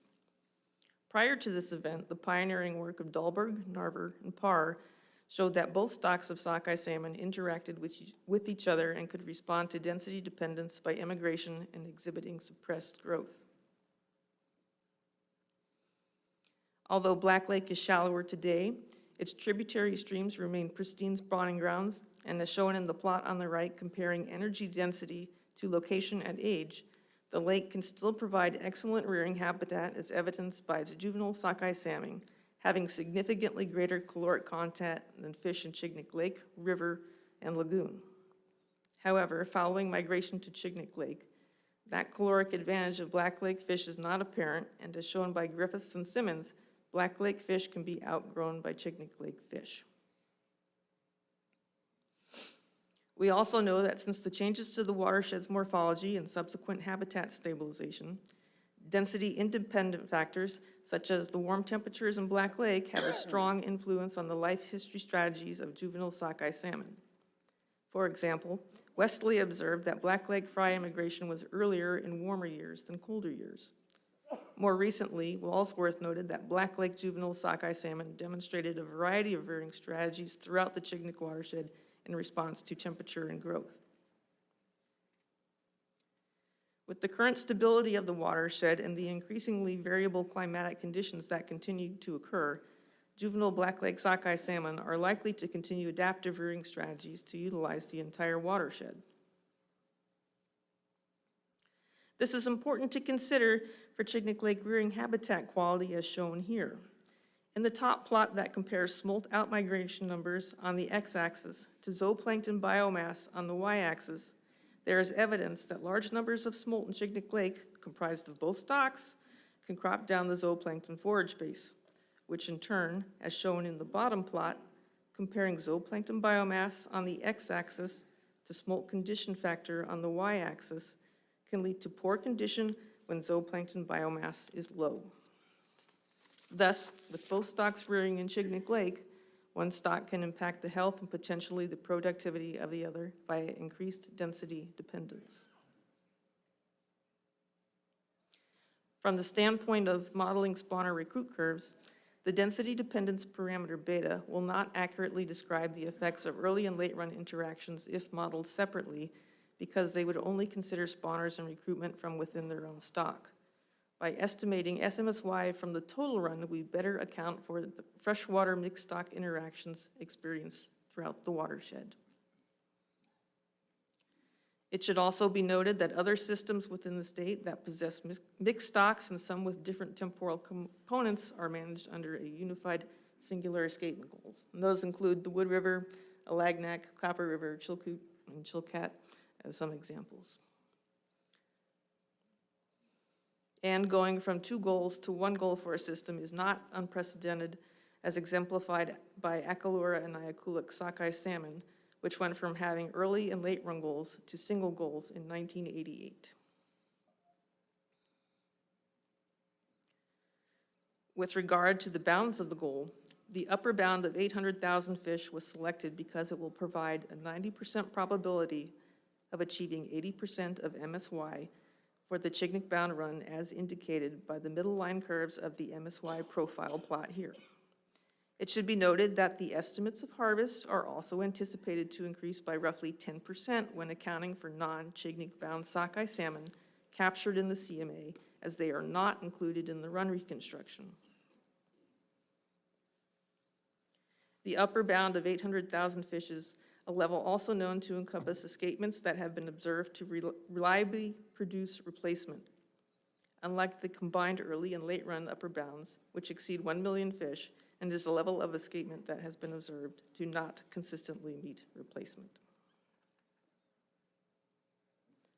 The lower bound of 450,000 fish is corroborated by the lower bound of the zooplankton biomass model, which accounts for all juvenile sockeye salmon rearing in Chignik Lake. The lower bound of 450,000 fish will also produce a 90% probability of achieving 80% of MSY for the overall run, as shown again by the middle curve of the MSY profile plot shown here. The same 10% increase from non-Chignik bound fish in the CMA harvest also applies to the lower bound.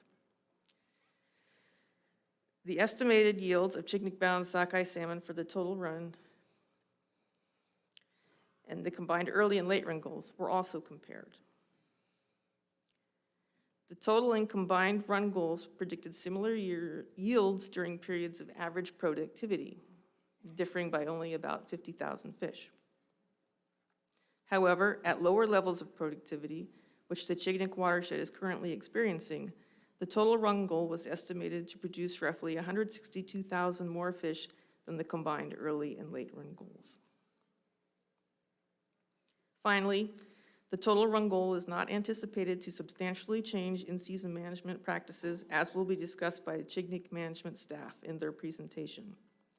Management objectives for the total run will be based on the combined run timing for each stock using data from years with genetic stock information. And the same tools, such as age, sex, length data, aerial surveys, observed abundance, will be available to inform management decisions. Again, management concerns will be addressed by management staff. That concludes my presentation. I really appreciate your time, and to my colleagues, and I thank them for those who contributed to this work, and I'm very happy to answer questions. Thank you, Heather. Questions from Mr. Heimbach and Mr. Wood. Thank you very much, Madam Chairman, and thank you for the presentation. As we discussed before in a couple meetings ago, it's really not hard to understand that there's still plenty of spawning room in the Chignik and Black Lake, but we no longer have confidence in the carrying capacity of those lakes to carry all the spawning we might have. But it strikes me now is that we're going to move into a discussion about how to handle a single numerical number for the entirety of the escapement. And that's going to inform something completely different in science. Ultimately, it's going to inform industry and what we're going to do with that and how it can be apportioned amongst people that are going to be fishing.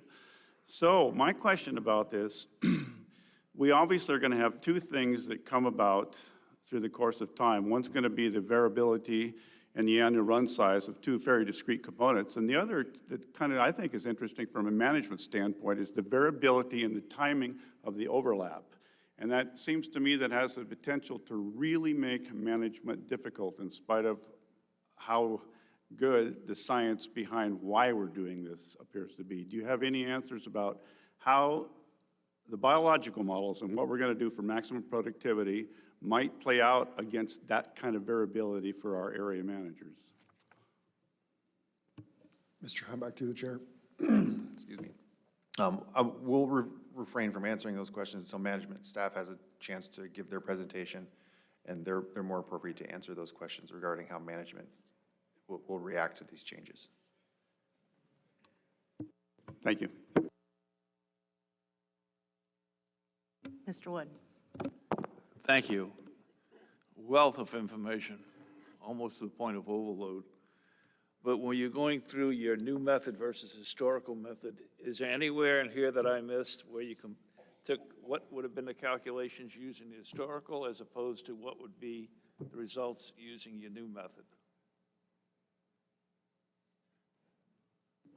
Through the chair, Mr. Wood, are you referring to the estimate of SMSY? Yes. We stuck with the new method.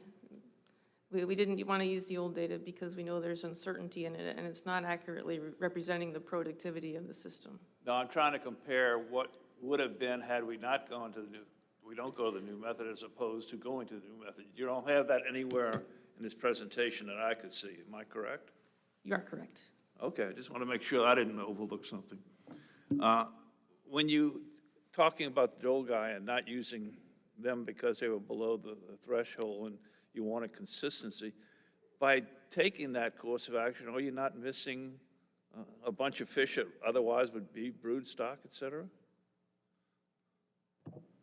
Mr. Wood, through the chair, you're correct. We would be missing fish that are Chignik bound, but the point is, and this speaks to your previous question, the amount of uncertainty and variability that we're adding into the run reconstruction and thus the estimates of escapement and forecasts is adding more variability by including areas that have less consistency and less overall production to that system. So this is why we did not make an estimate that Heather presented that you just asked about previously. Those are two completely different data sets that have completely different perspectives on Chignik production and what we can expect from Chignik. Adding variability and uncertainty to that does not benefit evaluation. Okay, you several times referenced 10%. Is that some kind of fudge factor that you put in to account for a known discrepancy in the calculations, or? Through the chair, Mr. Wood, no, it's not a fudge factor. It's the difference between if you include those non-Chignik bound fish in the run reconstruction. Say that again? So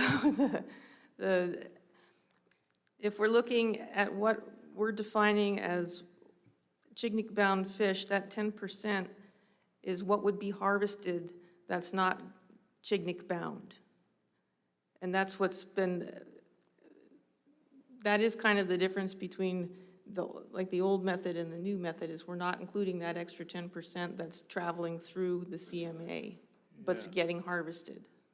With the forbearance of the chair, I'm going to describe a situation that I encountered and then ask you a question.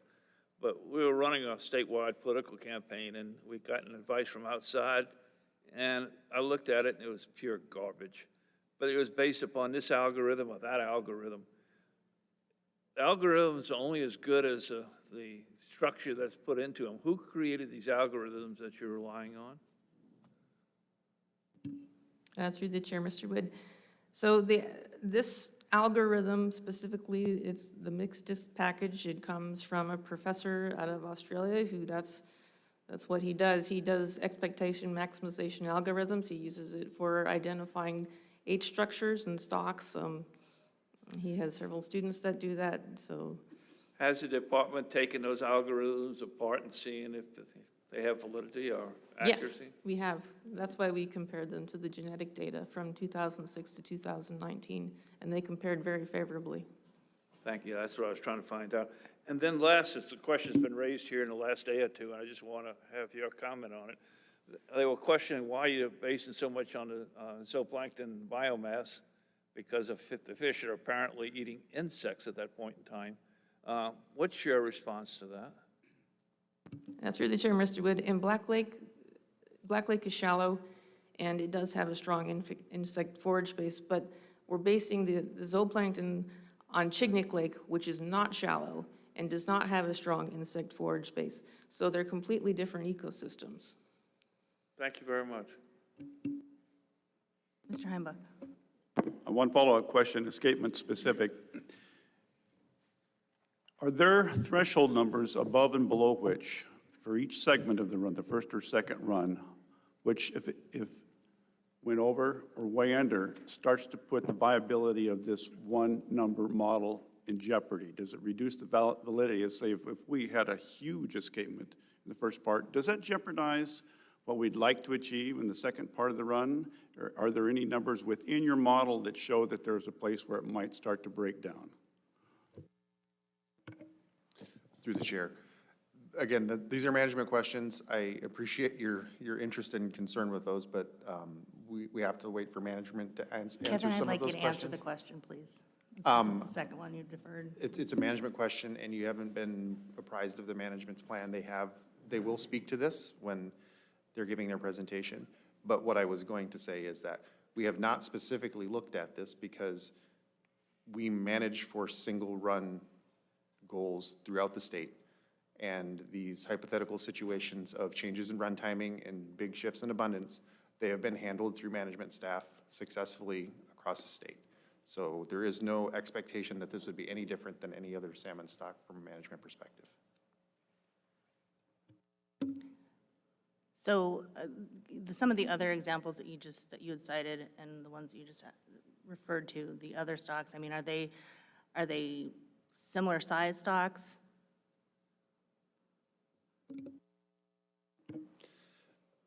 I think there's a huge variability in the size of stocks that the department manages for. So some are large, some are small. Some have high variability in stock composition, some have great variability in genetic stock composition, some have great variability in run timing. The department has been shown through time to be able to manage for those escapement goals in all of those scenarios, large stock, small stock, weak stock, strong stock. Sorry, and Dr. Seuss that one, sorry. Nice. Mr. Wood? Yeah, I'm going to ask you to do something if you have the time and inclination. PC 150, which is one submitted by Daniel Schindler from the University of Washington, takes issue with the idea of going to a single escapement and bases it upon a whole litany of different ideas or theories. Have you had a chance to read that? Through the chair, yes, sir, I have. Would you take a time perhaps and let me know which of those are incorrect assumptions on his part so that I have an idea how accurate his analysis is as opposed to what you're here presenting to us today? Through the chair, I have not had the time to give this a full review and to critique an analysis at this point. This is just a public comment that I've looked at, and I can look at it more and speak to you at a different time about that.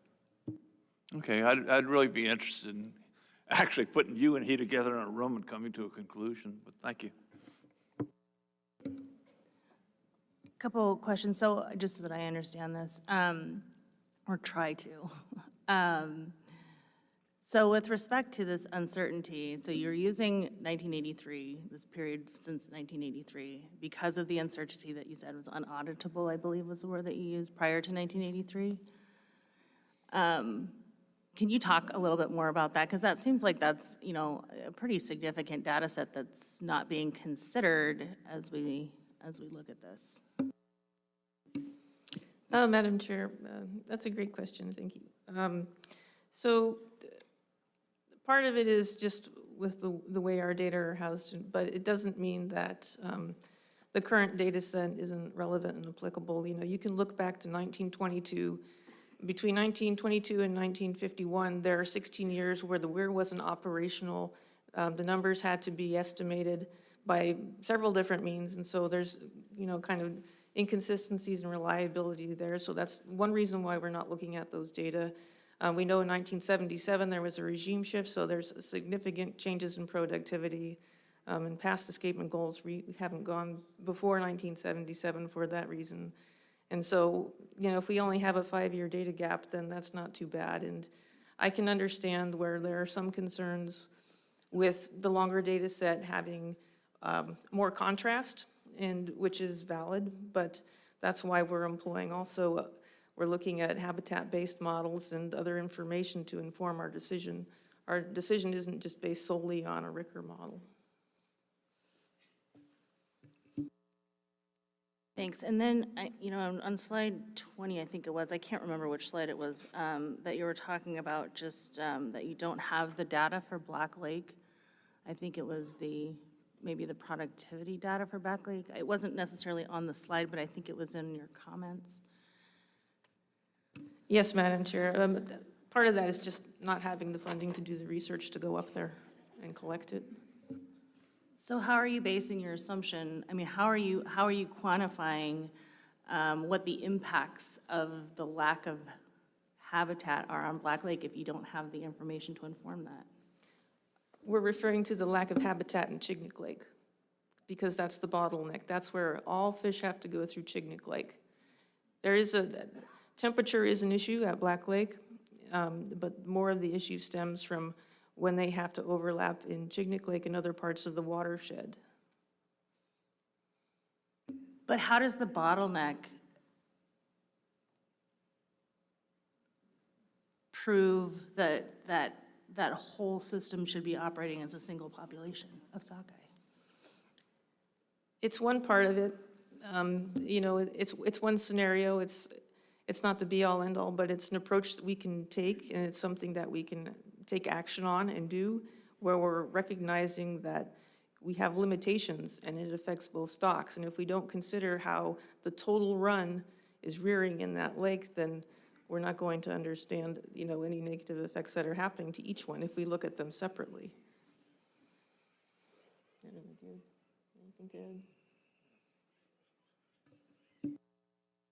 All right. Any other questions? Commissioner? Yeah, we will be glad to bring up this staff after you hear the management report, and then we can get some of those questions answered that you all are asking, that with the context of both the biology, the researchers and the management staff together. Yeah, thanks. I think that's important. It's kind of hard to tease the two components apart, and I didn't mean to put you in a bad position, Kevin, but it's they're all so interrelated that it's challenging. All right. Any other questions? Oh, sorry, Ms. Mitchell. Thank you, and I know we're trying to keep management questions out of this, and but I can't ignore that I have an action plan in front of me that I'm looking at. And so my question is in this action plan, it talks a lot about, it provides a lot of information on a July 9th and a July 10th date, and I want to know the science that supports choosing one of those over the other.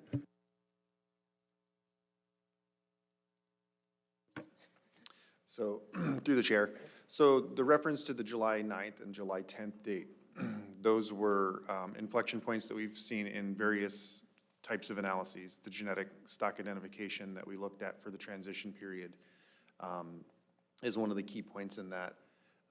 The July 9th and 10th, and I know you're going to quote me, but don't quote me. One of those is the midpoint of the 9th, I believe, is the midpoint of the transition. The midpoint of the run. The midpoint of the total run. The other one is the midpoint of the transition, and also aligns with the 90% point of the early run passing through the weir. So July 10th is the 90% point, 90% of the early run is passed through the weir kinetically by that point.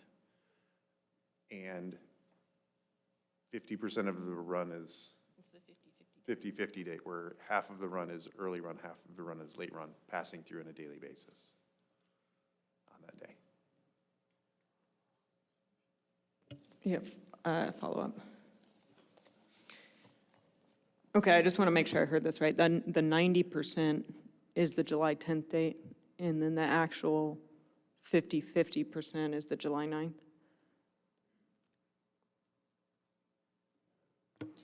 I'm gonna have to get back to you to get those exactly right.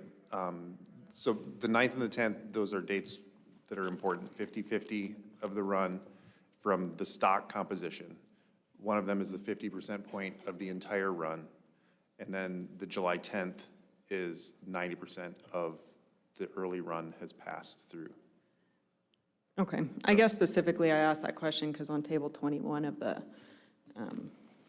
action plan for sockeye salmon in the Chignik area, when I look at the numbers and I compare the numbers that are presented here, I see a difference of about 5,800 fish between those two dates. And so perhaps you can explain to me scientifically why one date would constitute something different than the other date. That seems to be a significant number of fish. So trying to tease out between those two numbers, I'm just trying to understand the science that supports picking one over the other. So management staff may speak to that a bit, and I will look into it and be prepared to answer that question specific to the 5,800 fish that you're talking about, and maybe we can speak about what exactly that it is that you're seeing, and we can help answer that question. Thank you. I have another question related to slide 34. And again, I'm just trying to tease out some information or trying to understand some information about the relationship between Black Lake and Chignik Lake rearing. And so in your results, you say prior to noticeable changes in Black Lake, both stocks of salmon interacted as juveniles in Chignik Lake, which is Dahlberg 68. So if that is the case now, though, isn't that what you're contending? Madam Chair, that's a good point and a good distinction to make here, is that even when Black Lake was deeper, and it was, and things were more stable as far as productivity, they still noticed those changes. But what's happening now is, I think with the lake being shallower and being stable, and then we also have a lot more climatic variability, and that's becoming a large driver of what happens with those fish, and that's what they didn't have back in 1968. So we have this climatic variability that's really driving a lot of the life history strategy changes in those early run fish that rear in Black Lake. And that's what the later studies are capturing, some of what's happening. It's like that, what Walsworth was doing is like he's seeing different rearing strategies throughout the watershed based on temperature and growth, the size of those fish. Whereas with Dahlberg, it's like they get to some extent, but now I think it's exacerbated more.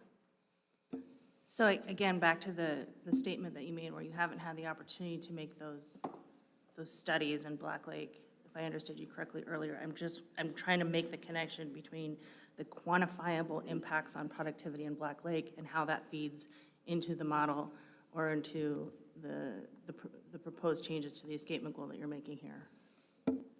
Well, we have the escapement data, so we have the run data. So we can assess productivity in that regard. We have catch and escapement. And given the potential climate change, I mean, how do you propose to track this over time, potentially, in terms of, you know, the changing of the overlap period and the, you know, to Ms. Mitchell's question earlier?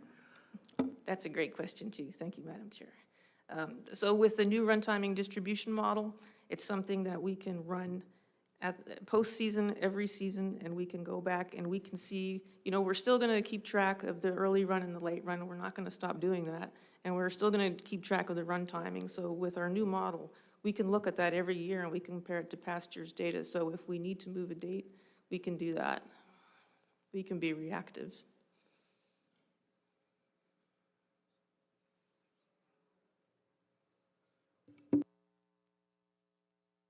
I had a question and it just escaped me. Lucky you. Any other questions? I guess I kind of came back to me. So on the flip side of this, are you modeling the risks to a consolidated escapement goal? Have you modeled the potential risks to the loss of genetic diversity? No, we haven't run any specific models about genetic diversity in the Chignik watershed. Thank you. I don't see any other questions. Thank you.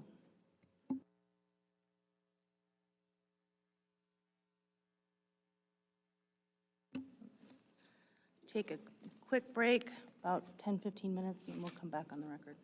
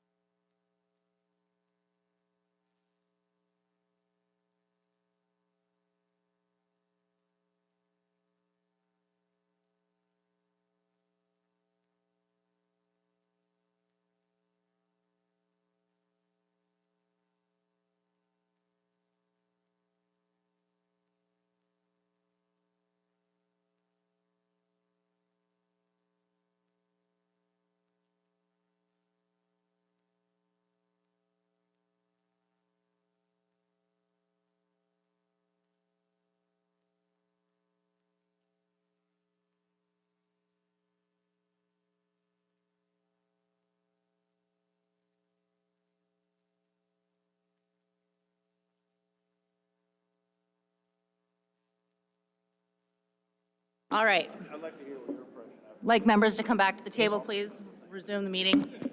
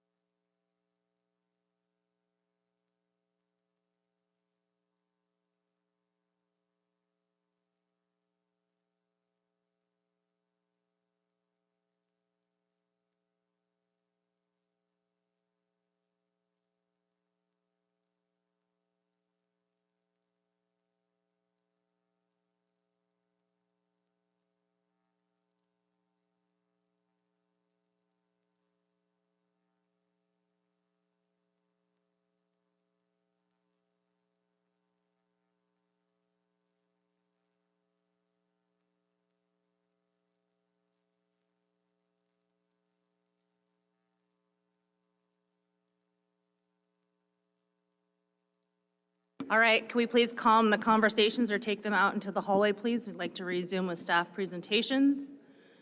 And based on sort of the grouping of the presentations, I'm going to take them a little bit out of order than they're listed on the website. And I'm going to try and keep the Chignik stuff together and, sort of group by topic. So instead of going into South Unimak and Shumagon Island June fisheries, let's go ahead and go directly into the Chignik area salmon fishery management. And we will go ahead and begin that right now. Gentlemen, thank you for being here. Please place yourselves on the record and begin when you're ready.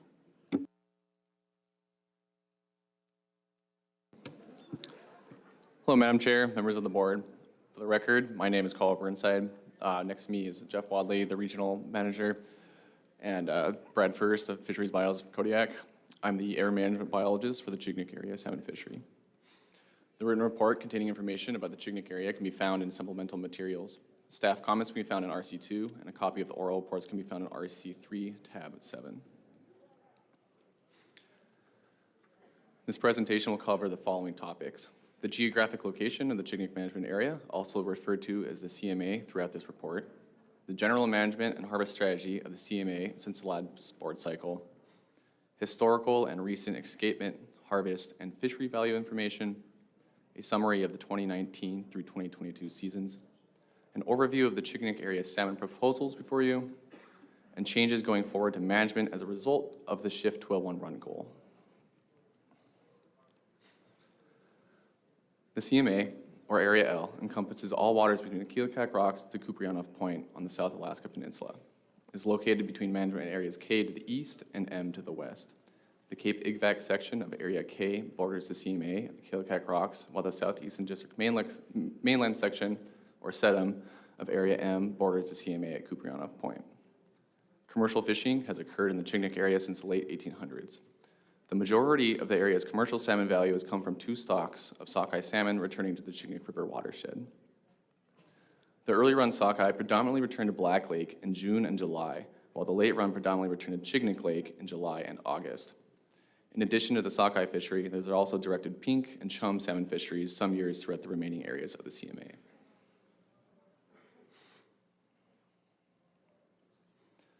The CMA is divided into 5 fishing districts: Eastern, Central, Chignik Bay, Western, and Perryville districts.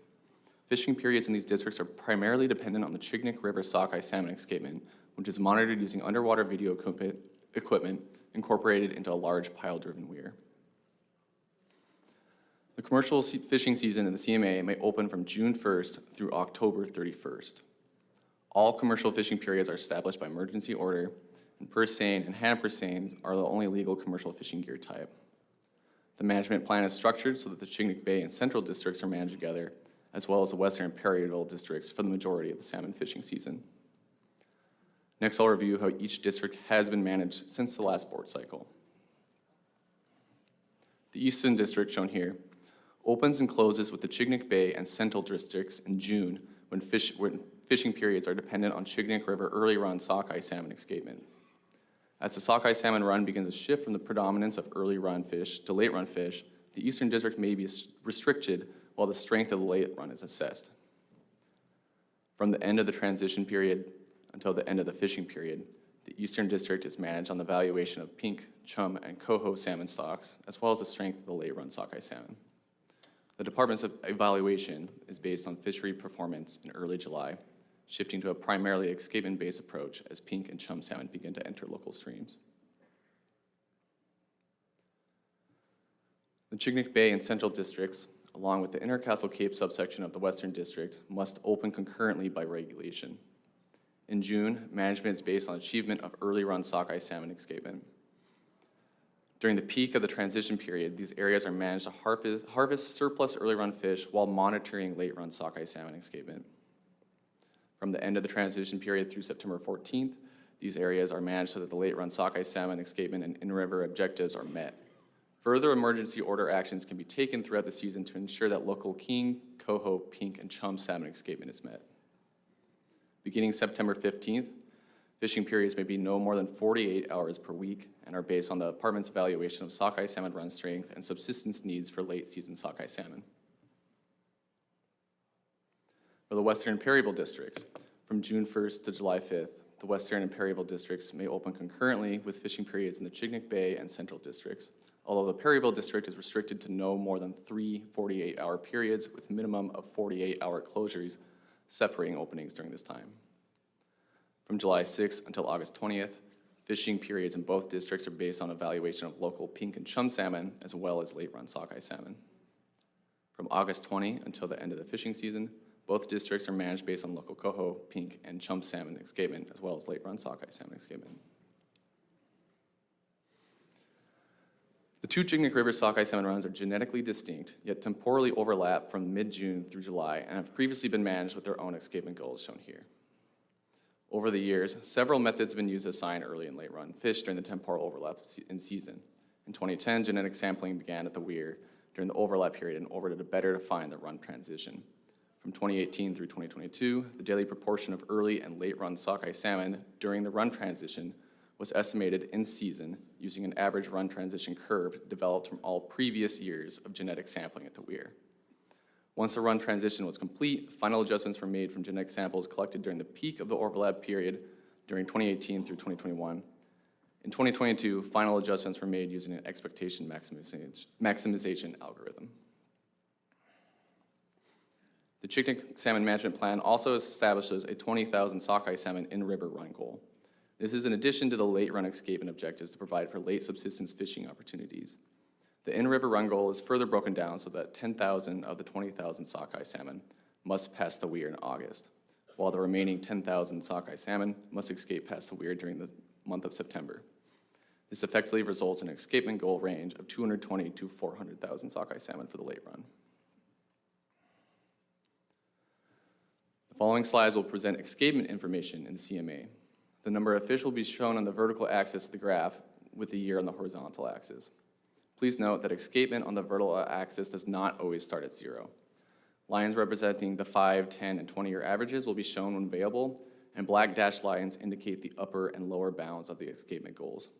Coho escapement is excluded due to a lack of information. The Chignik River is the only major king salmon producer in the South Alaska Peninsula. A king salmon escapement goal was first established in 1992. Since the establishment of that goal, escapement has not been made 6 times, with 5 of the last 6 years not reaching escapement. 2019 is the most recent year that escapement was achieved. King salmon escapement estimates shown here are not adjusted for subsistence or sport fish harvest above the weir. Historically, the early run sockeye salmon escapement has been highly variable. 2022 was the first year within the escapement goal range since the crash in 2018. 2020 was an exceptionally poor return with an escapement of approximately 137,000 fish, well below the lower bound of the range. The late run SEG has been achieved or exceeded nearly every year since 1970. Note that the lower SEG range here includes the in-river run goal, which has not consistently been met. The in-river run goal was increased from 50,000 to 75,000 in 2016, and then lowered to 20,000 in 2019. Similar to the early run, the 2022 late run was also very weak, resulting in a final estimated escapement of approximately 194,000 fish. This graph represents combined sockeye salmon escapement. Please note the axis values. Due to both runs being exceptionally poor in 2020, combined sockeye salmon escapement was well below any other year in recent history at approximately 331,000 total fish.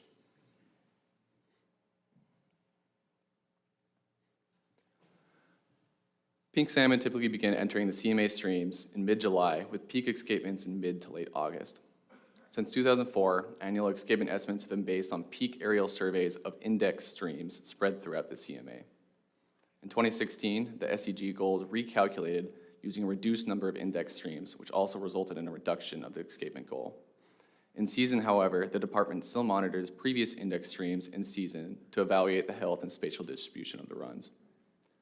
This graph displays the odd year escapement, which is typically larger than the even years in the CMA and have higher escapement objectives. Again, please note that this graph represents peak aerial survey estimates, which are an index of escapement, not total estimated escapement. Due to the changes in calculation methods and escapement goals, the most recent averages are not comparable on this graph. As you can see here, during the odd years, CMA pink salmon estimated peak escapement has consistently exceeded the upper bounds of the escapement goals. This graph shows the CMA pink salmon escapements since 2004 for even years. Poor survey conditions in 2018 prevented the ability to have an accurate escapement estimate. The CMA pink salmon escapement for 2020 was below the new SEG range, however. Escapement rebounded to above the even year range in 2022.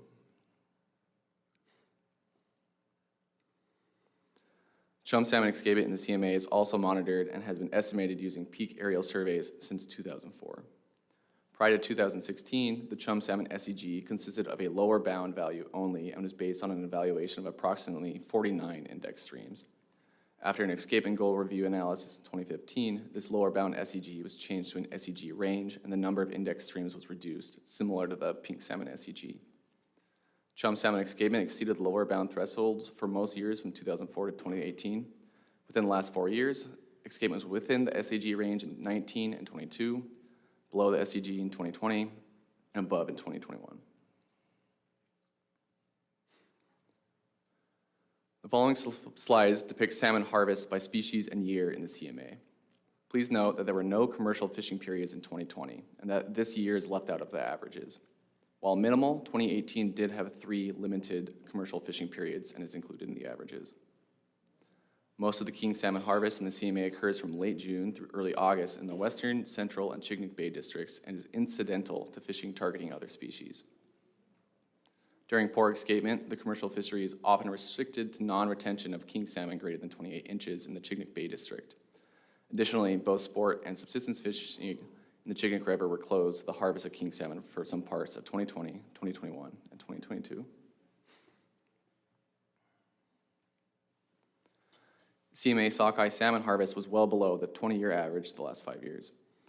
Most notably is 2020, where no commercial fishing opportunities were available due to record low escapement.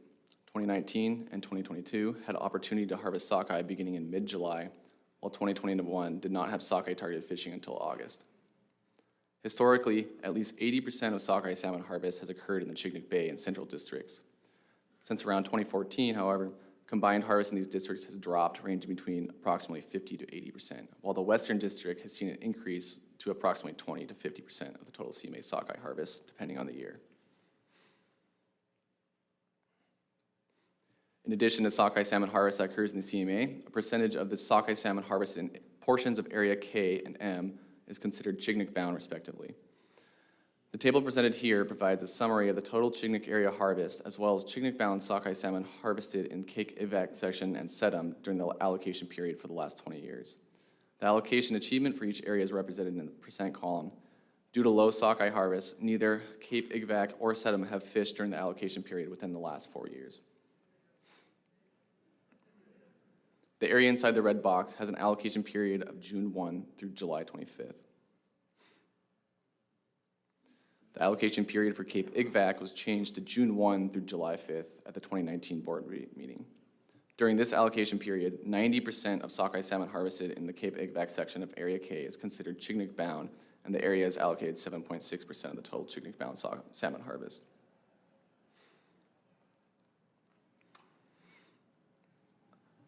The Sedum area, during June 1 through July 25th allocation period, 80% of the sockeye salmon harvested in portions of the southeastern desert mainland are considered Chignik bound. This general area is allocated 7.6% of the total sockeye salmon harvest, and the Sedum management plan will go over this in more detail.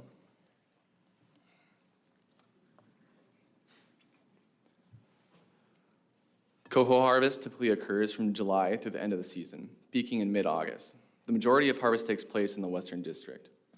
Coho salmon harvest in the CMA has been variable over the years and can be affected by a number of factors, such as late season sockeye salmon escapement, late season weather, and most notably, an available market. 2019 had the highest coho salmon harvest within the last 20 years and was well above any recent averages.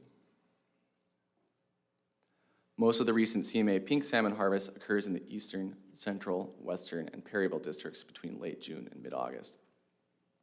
Due to poor pink salmon escapement, there are no fishing periods for pink salmon in 2020. The 2022 CMA pink salmon harvest of approximately 1 million fish was significantly above the even 10-year average.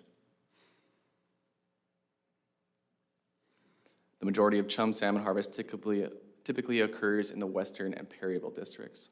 Again, due to low escapement, no fishing opportunity was available in 2020. The next two slides will review CMA ex-vessel value. Averages do not include 2020. Due to strong late season harvests, 2019 saw a total ex-vessel value comparable to the 10 and 20-year average. As a whole, however, recent ex-vessel value has been significantly below historical average due to both low escapement and participation. In this chart, the blue line shows the number of permits delivering in the CMA by year, while the bars at the bottom depict the average ex-vessel value per year. Recently, 91 permits have been issued each year. Since 2019, except for 2020, where no fishing occurred, the number of active permits has ranged between 31 and 51 permits. Typically, sockeye salmon comprise 80 to 90% of the CMA ex-vessel value, while pink salmon are usually less than 10%. Within the last 4 years, however, pink salmon have ranged from approximately 32 to 54% of the total ex-vessel value. This slide provides a brief summary of the 2019 through 2022 seasons in the CMA. While the 2019 commercial salmon fishing season did not have opportunity to fish the early sockeye salmon run in June, fishing opportunity on late run sockeye salmon and pink salmon resulted in an ex-vessel value in line with the 10 and 20-year averages. The first commercial salmon fishing period occurred in early July and was relegated to terminal statistical areas in order to target pink and chum salmon. The eastern, western, and Perryville districts, as well as a portion of the central district, were opened in mid-July prior to the entire CMA being opened. The 2020 commercial salmon fishing season was the worst on record, without a single commercial salmon fishing period due to record poor escapement from both sockeye runs, as well as poor pink and chum salmon escapement. In 2021, weak sockeye runs led to little opportunity for sockeye salmon harvest. Additionally, below average odd-year pink salmon harvest resulted in a poor total ex-vessel value. Fishing periods in terminal statistical areas in July occurred before CMA-wide openings were available in August. In 2022, despite reaching the early run escapement goal, little excess early run sockeye salmon were available for harvest. Mid and late season opportunity for late run sockeye salmon and a high even year pink harvest comprised the majority of the ex-vessel value. Due to a small fleet size, commercial salmon fishing was opened across the entire CMA from mid-July into September. Next, I'll briefly go over each of the proposals. There are 15 proposals before the board that address management of the Chignik salmon fishery. I will go more into depth on Proposal 105 at the end. Proposal 105 seeks to amend language in the Chignik Area Salmon Management Plan to address the change to a one-run goal. Proposal 106 seeks to increase the in-river escapement of sockeye salmon from 20,000 to 40,000 prior to the first fishing period. Proposal 107 seeks to create required fishing periods in the Western and Perryville districts between June 1st and July 5th. Proposal 108 seeks to create required fishing periods in the Eastern District between June 1 and June 25th. Proposal 109 seeks to remove the in-river run goal, remove the 48-hour weekly limit and create 56-hour weekly required closures between August 1st and September 15th in the Chignik Bay and Central Districts.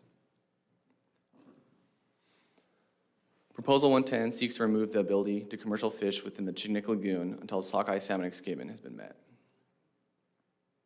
Proposal 111 seeks to manage the Eastern District off of pink and chum in August. Proposal 112 seeks to enact a harvest cap of 20,000 sockeye salmon within the Eastern District between July 9 and July 31st. Proposal 113 seeks to add 72-hour minimum weekly openings within part of the Western and Perryville districts between July 6th and August 15th. Proposal 114 seeks to add 72-hour minimum weekly openings within part of the Eastern District between July 6th and August 15th. Proposals 115 and 116 seek to manage the Western and Perryville districts based on abundance of pink and chum salmon within the Stepaback and Shumagan Islands area of the Southeastern District during part of July through the end of September. Proposal 117 seeks to create new fishing sections within the Eastern District. Proposal 118 seeks to alter sections of the Western Perryville districts, as well as manage portion of the Western Perryville districts exclusively off pink and chum salmon after July. Lastly, Proposal 119 seeks to create a commercial troll fishery within the CMA in order to target coho salmon.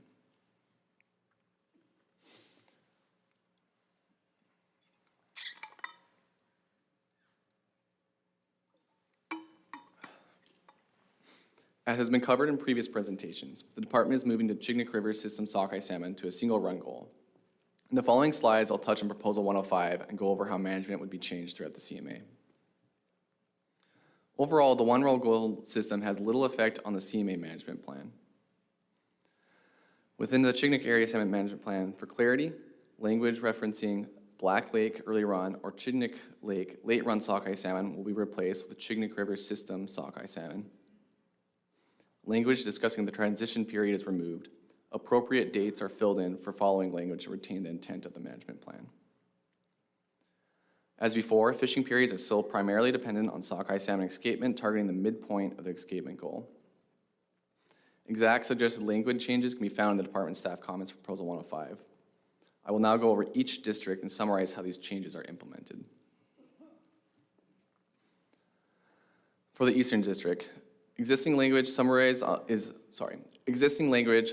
left is identical to what was shown earlier with removed portions in red. The summarized changes are on the right. Within the Eastern District, June remains completely unchanged. The district opens and closes with the Chignik Bay and Central Districts where fishing periods are dependent on Chignik River sockeye salmon escapement. The transition period is simplified to a July 1st start date. And from July 1st until the end of the fishing season, the Eastern District is managed off sockeye salmon escapement and the valuation of pink and chum, and post July 31st, coho salmon stocks. The Chignik Bay and Central Districts are changed to be managed off of the combined sockeye escapement rather than early or late run sockeye salmon independently. The Western and Perryville districts are also changed to be managed off the combined sockeye salmon escapement rather than early or late run sockeye salmon independently. Effectively, the only noticeable difference in management for all districts is from the removal of the transition period. Previously, even when early run escapement was achieving or exceeding escapement objectives, there was incentive to close much of the CMA while evaluating the late run.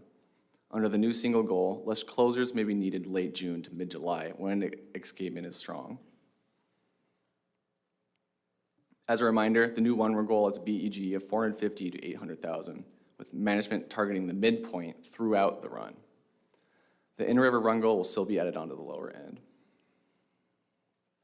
Lastly, here we have the run timing that will be followed for the Chignik River system sockeye salmon.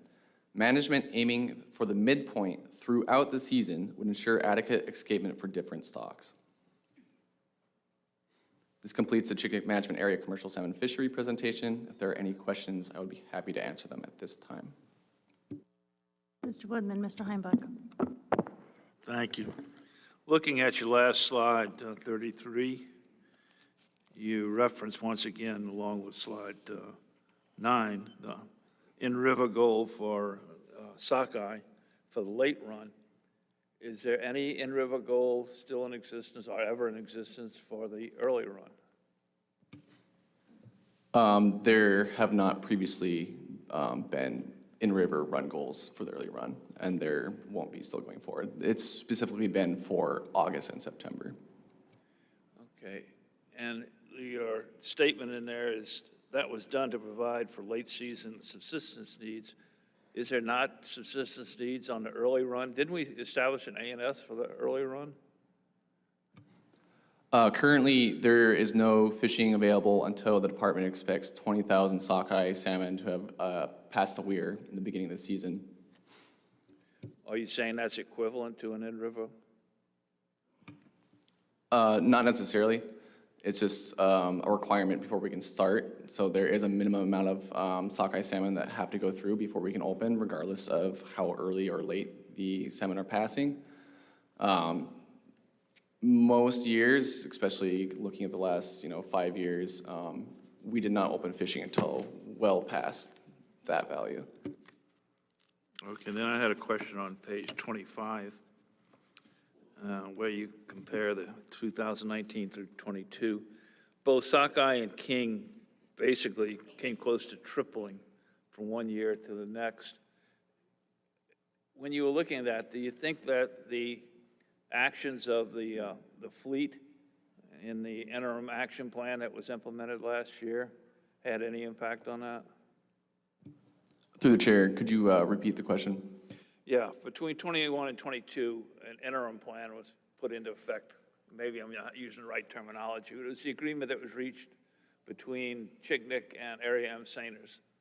And they had to step down for some periods of time pursuant to that because thresholds weren't met.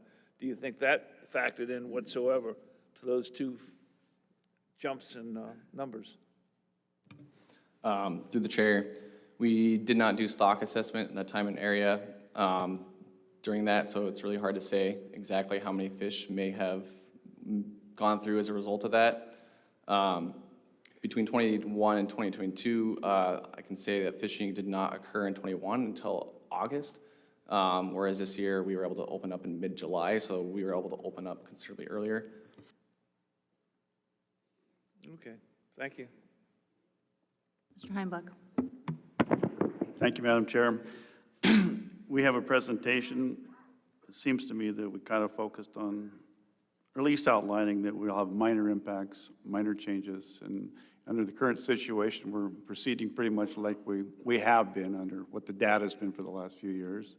But I also know that there is variability in the future, and tomorrow really is a new day. So I'm kind of, if we have a very defendable single number goal, and we start having bigger changes in the first and second run, is there a situation under which it might be desirable to prevent more Black Lake escapement in early July? And also subsequently, would we maybe want to think about the same thing for the second run? Do those play into each other at all? If we have big changes. Through the chair, when you say big changes, do you mean like highly variable or large runs or portions of the run? Well, certainly I mean that, but it could go either way too. I mean, we've been focused right now on the problems with Black Lake. Certainly we could come up against the same situation with Chignik Lake later.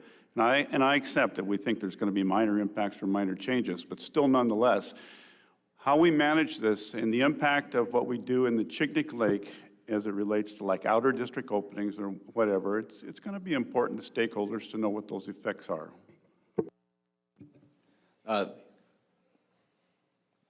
Commissioner. I'm going to suggest that maybe we ask Mr. Wadley to explain a little bit how we manage two systems on Kodiak, the Iakulik and the Akolora systems, which are also very similar to what was being proposed for a single run system in the Chignik district, to give the board a little bit more comfort into how we manage for a system that has multi-lake systems and different genetic compositions within them under a single goal. I think that may get to some of the answers that you're looking for.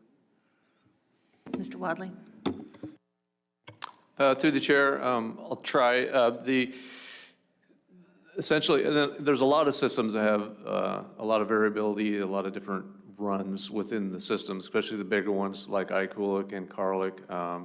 Iakulik is similar to Chignik, where the runs are fairly close together, the early run, what we used to call the early and late run. Now they're single run goals. And essentially, the manager is watching the escapement, and they are trying to keep the escapement within the bounds of the goals. And that's how we provide the diversity for the genetics of the salmon stocks. It should encompass all the different runs, all of the different systems within each of these systems. So just by the fact that we're managing throughout the season, throughout the run, and providing escapement throughout that time period, we have the genetic diversity.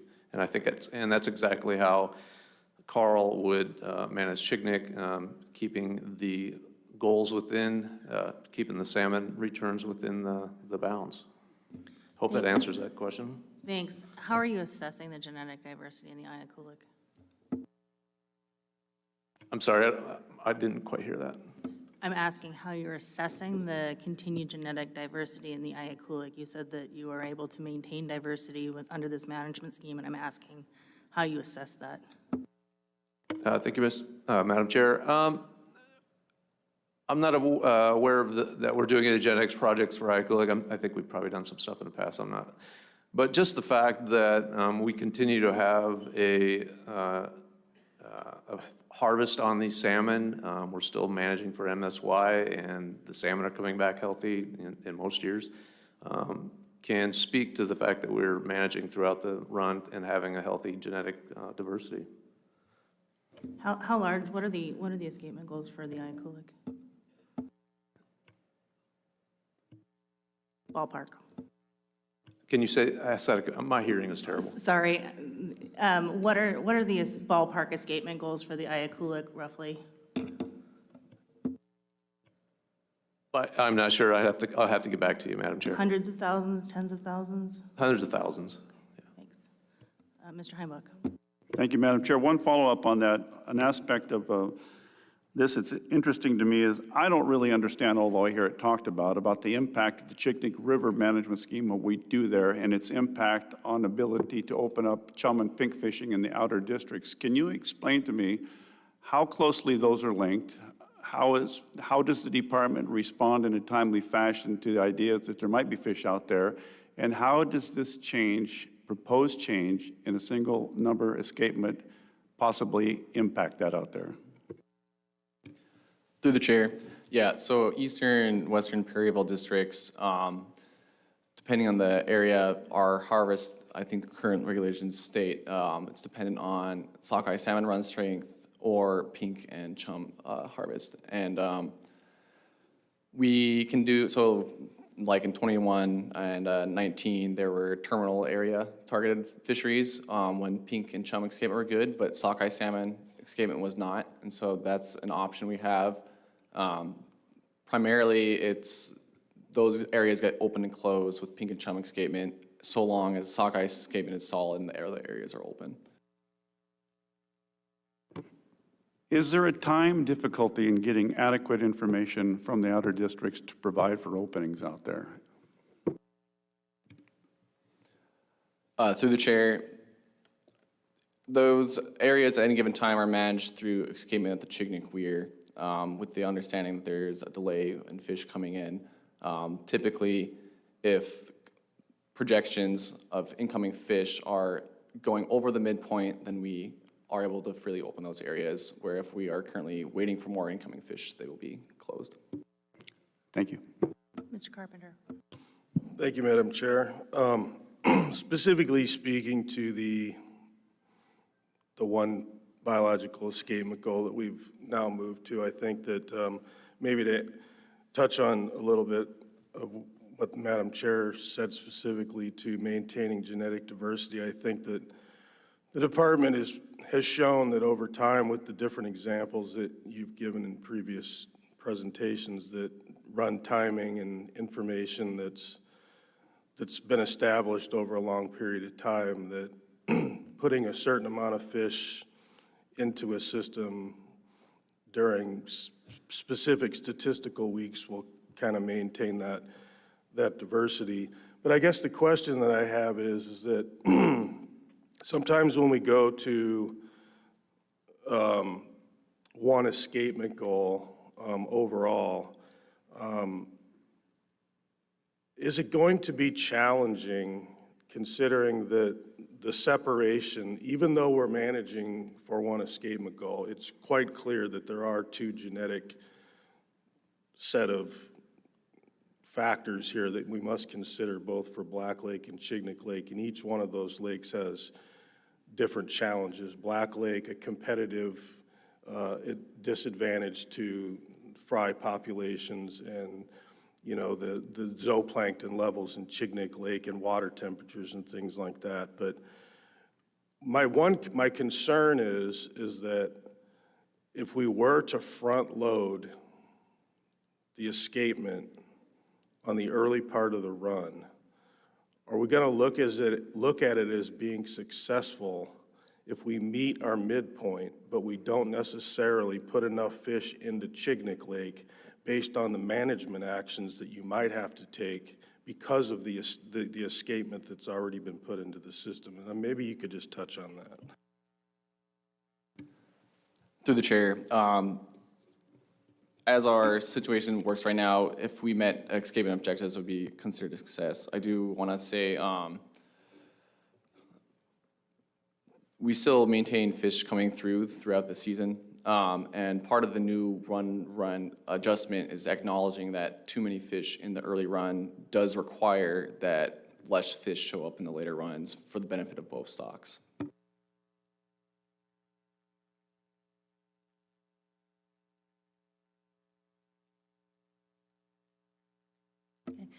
Quick question back to the, I think, some dovetailing off of Mr. Heimbach's questions with respect to the Pink and Chum openings. Is that done, and you may have said this already, and pardon me if you have, are those assessments done through aerial survey in the districts or in the management area? Madam Chair, yes. Okay, thank you. Any other questions? Ms. Mitchell? Thank you, Madam Chair. I just have a question on what were the department forecasts for sockeye early run in 2021 and 2022 compared to the fish that we actually saw show up for escapement in those years? Through the chair, I don't have that in front of me, but I could get it for you. If you could just submit it as an RC. Right, I don't see any other questions. Mr. Heimbach? Thank you, ma'am. Just to follow up, you know, it goes without saying that what happens in the early run in Chignik is a big part of the discussion for Area M. Is the department given any thought to, if we have what's inarguably a lack of clarity on how we're going to parcel out 1 and 2, if it's going to complicate the discussion about the June fishery later on? I don't know, need an answer, I just know if it's been part of the discussion. Through the chair, yeah, we've considered every allocation plan while the early run goal was being established, and we've talked in depth about how it would impact AGVAC and the SETM, and we'll have some information for the changes in the management plan for SETM, at least in this board cycle. But it doesn't change the Cape AGVAC allocation plan, though, as far as we could tell. It's essentially going to be the same.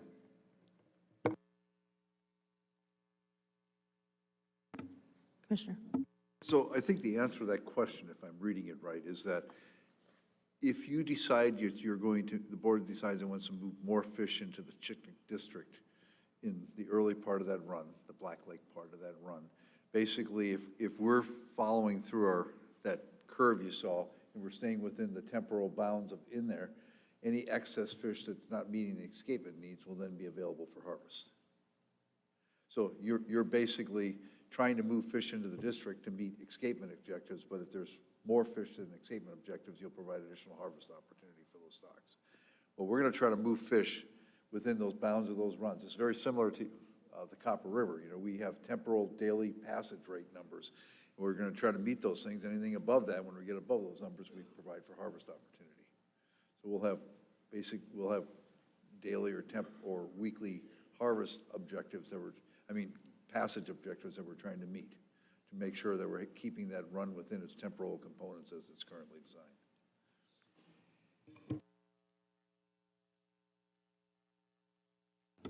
that's what's happening now, correct? It's happening now, but it's happening in 2 runs rather than a single run. But in terms of the temporal and spatial distinction, what I'm hearing is that that would still happen, correct, under either the single run or the dual run escapement goal. Yeah, we would still be passing fish based on temporal components if we had a single run.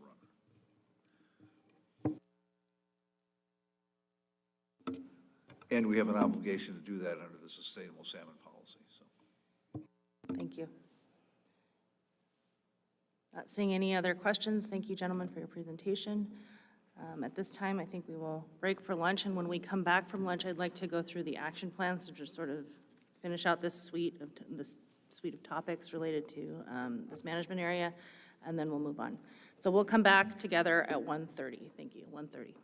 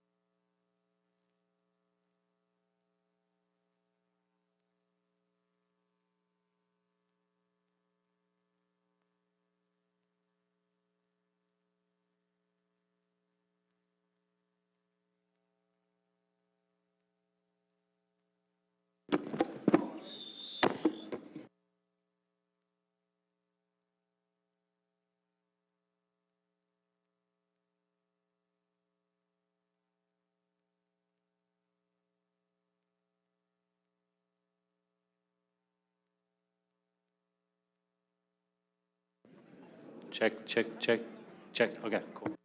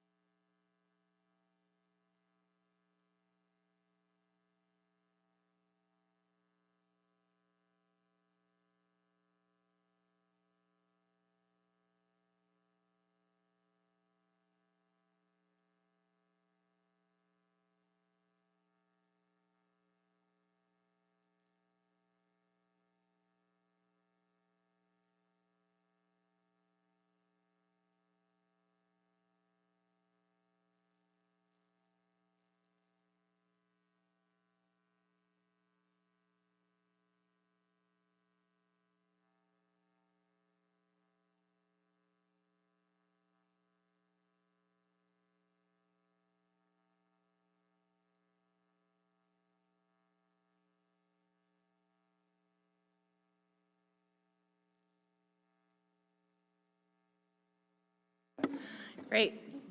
Welcome back.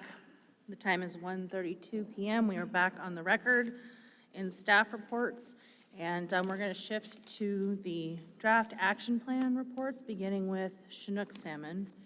Gentlemen, take it away. Thank you, Madam Chair.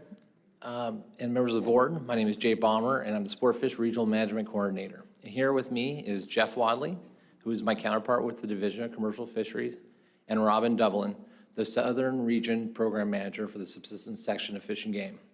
Also at the table with us is Tyler Pullum, and who is the Sportfish Area Manager, and Carl Burnside, the Chignik Commercial Fisheries Manager.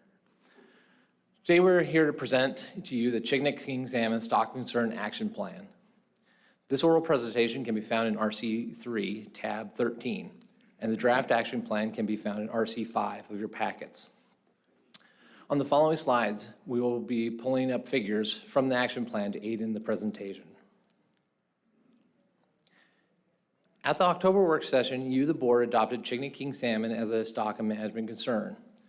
The basis for this was the failure to achieve the BEG of 1,300 to 2,700 king salmon in Chignik River in 5 of the past 6 years, despite the specific management measures taken by the department to reduce the harvest of Chignik River king salmon in commercial, sport, and subsistence fisheries. Upon the adoption, the board began developing an action plan. There are different stocks concern designations available in the state of Alaska. Those are the stock of yield concern, stock of management concern, and a stock of conservation concern. For Chignik king salmon, the department recommends a stock of management concern. As a reminder from earlier presentations, a stock of management concern is a concern arising from chronic inability, despite the use of specific management measures, to meet escapements for a salmon stock with the bounds of the SEG, BEG, OEG, or other specified management objectives for the fishery.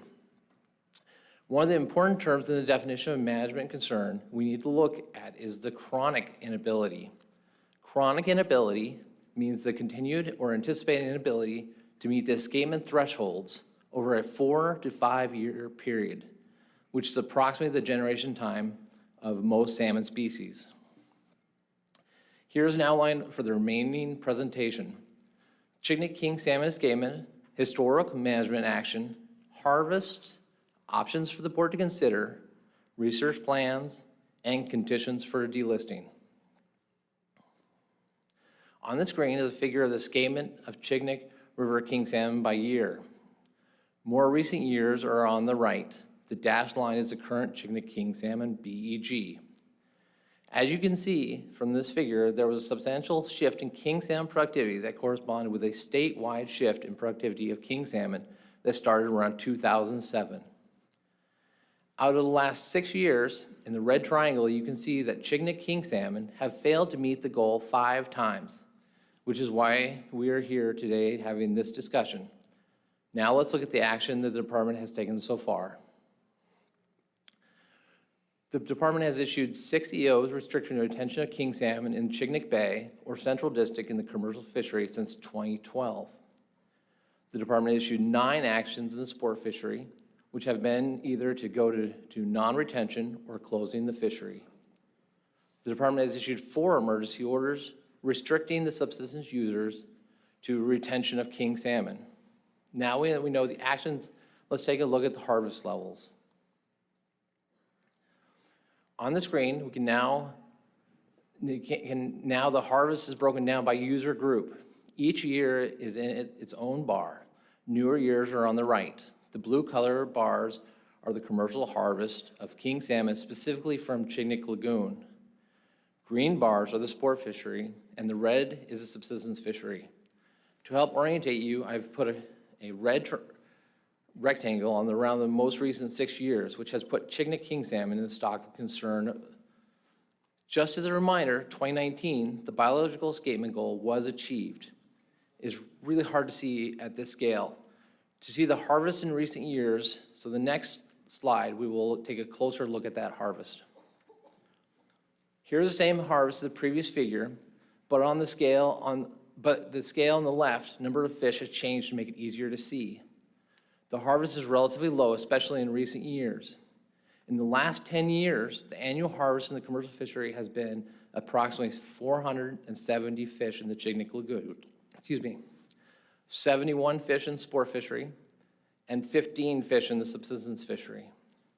The subsistence fishery is only fish that were reported on the state subsistence report, and harvest data is not yet available for 2022. I would also like to point out that the sport harvest effort levels are low, too low to show up in the statewide harvest survey, currently at approximately 100 fish. So the harvest is about 100 fish based on historical harvest information.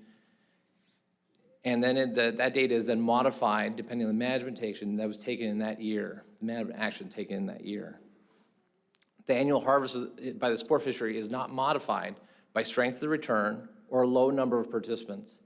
But that is why the estimated sport harvest is very similar from one year to the next.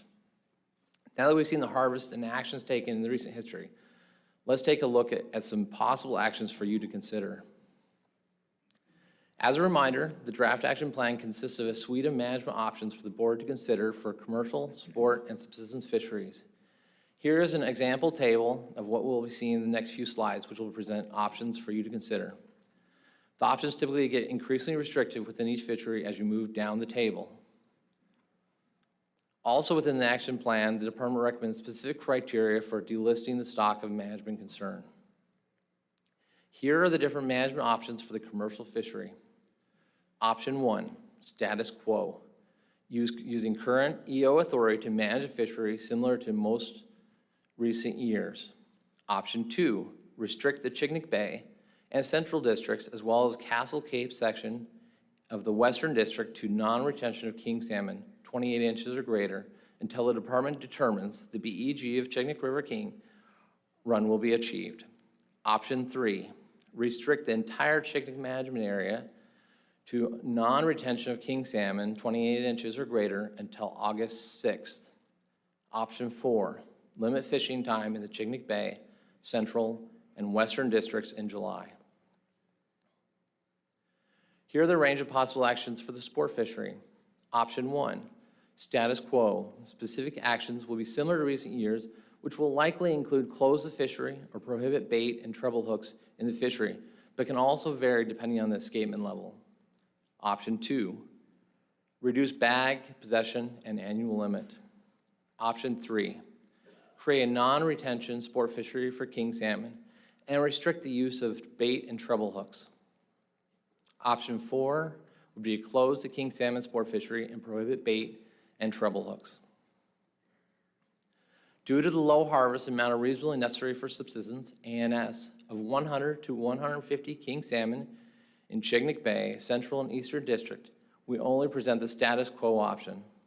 This would allow the department to continue to manage this fishery by emergency order as warranted. Now we're going to talk about research plans.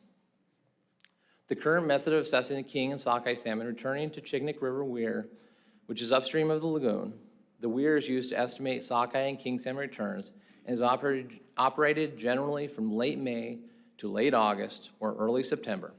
All salmon are counted for 10 minutes at the start of every hour as they pass upstream of the weir. Counts are extrapolated to estimate escapement. It is currently anticipated that the weir operation will continue in future years.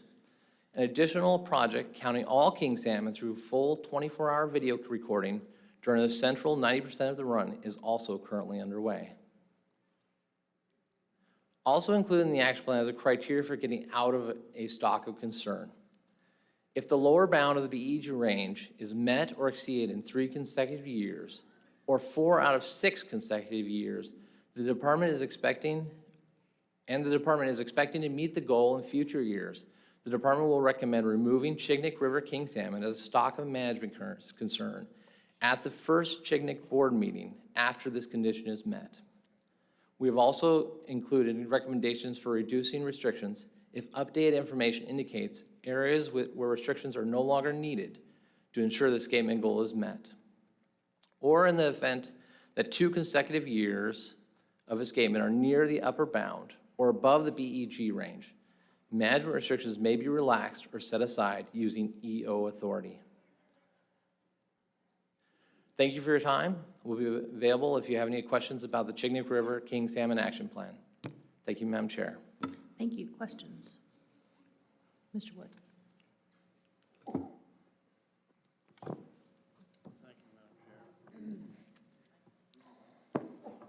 I'm sorry.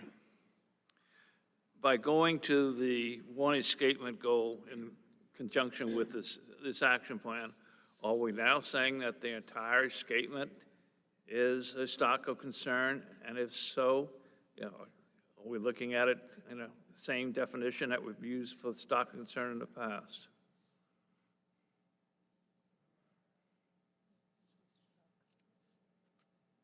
Through the chair, just want to. I'm on the wrong one. Okay. I'm waiting for the sockeye. I'm sorry. My apologies. Ms. Mitchell? Yeah, thank you, Madam Chair. I just had a quick clarification question on the delisting components listed here. What do you mean by future years? Can you specify that a little bit? How many future years?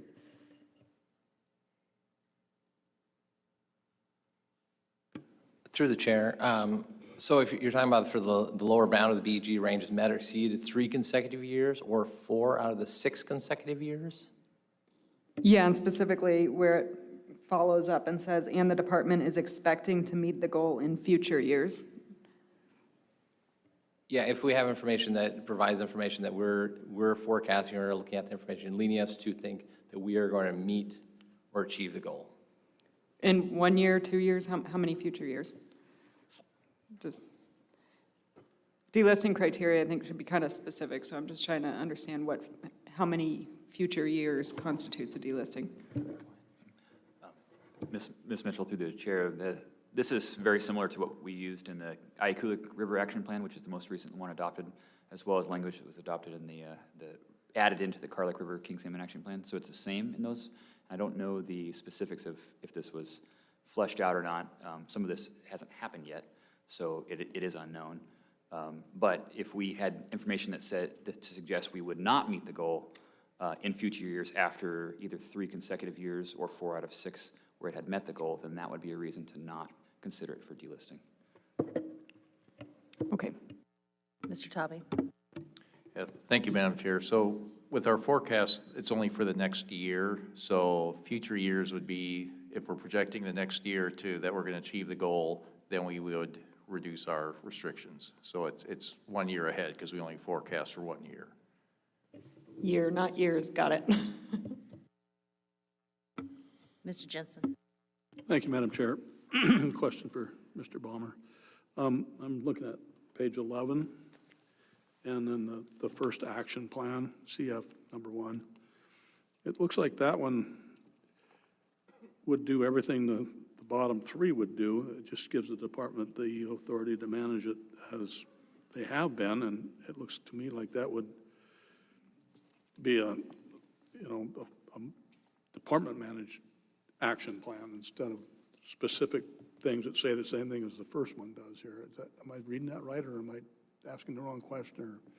It looks like on number 1, status quo, maintain current EO management to apply non-retention of commercially caught king salmon 28 inches or greater when the Chignik River King run is determined to be weak. And that's what you've already been doing, right? Yeah, I can. Mr. Jensen, through the chair, correct. We have been doing that in season, and so often those actions take place like in the second week of July has been most of the time. So early in the sport fishery, but not at the beginning of the sport fishery. So yes, option 1 would encompass or has encompassed all of those other options in the past. One big difference would be that is that as the department, we could take more conservative action pre-season like we do at Chignik or Aleutian, or if the board was to take action in regulation, then those would be, those would apply to the beginning of the season without seeing what the run looks like before the fishery or the run had started. Yeah, it seems like what's in motion right now is the plan they're trying to get at with 2, 3, and 4, but that's just what it looks like to me. I might be guessing wrong. Commissioner. Yeah, can you go to page 9? Do those figures or the total harvest also represent federal subsistence harvest? I'm struggling with understanding why the red lines, there's no red subsistence harvest in 2019 when we had a commercial harvest of over 1,200 Chinook salmon. So was nobody fishing for subsistence? And thus we didn't meet A&S amounts, or were they basically fishing federally and we're not accounting for that harvest? Commissioner, you took the question right out of my mouth. Thank you. Okay, yeah, answer, yeah. through Madam Chair, yeah, that, those harvests, all of these harvests are straight reported numbers in state fisheries. So the subsistence harvest is straight from the state subsistence report permitting system, and similar to those fish tickets. So as far as any federal subsistence harvest, that would be in addition, and of course, we would defer to OSM on those. Mr. Pappas. Thank you, Madam Chair. On slide 8, looking at, you're talking about year 2019. I don't have the information for it. The in-season manager, the federal manager will be here at some point, and I'll get that information for you. I doubt there's been much harvest because in 2020, 21, and 22, a lot of the waters under federal subsistence fisheries jurisdiction were closed to all users. So there were subsistence closures in 2020, 2021, and 2022, but I'm uncertain the state closed their fisheries at that time. But I will get you the federal subsistence Chinook salmon harvest.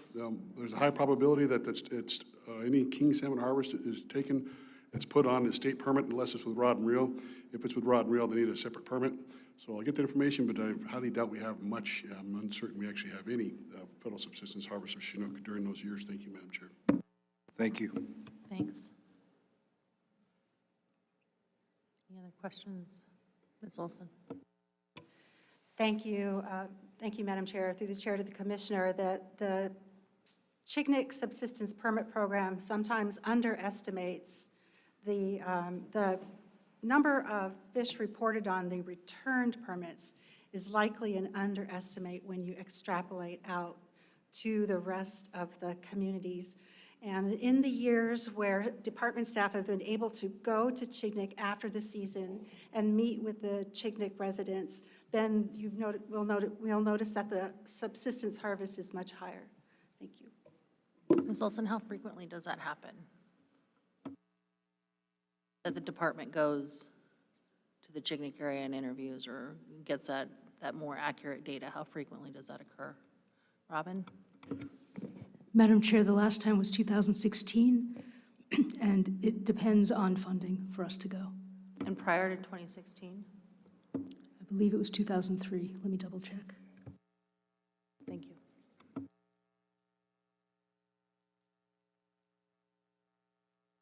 All right, I don't see any more questions related to the Chinook Action Plan. Let's move on to the sockeye. Oh, Robin? 2003. Thank you. All right, let's go ahead and move on to the sockeye action plan, please.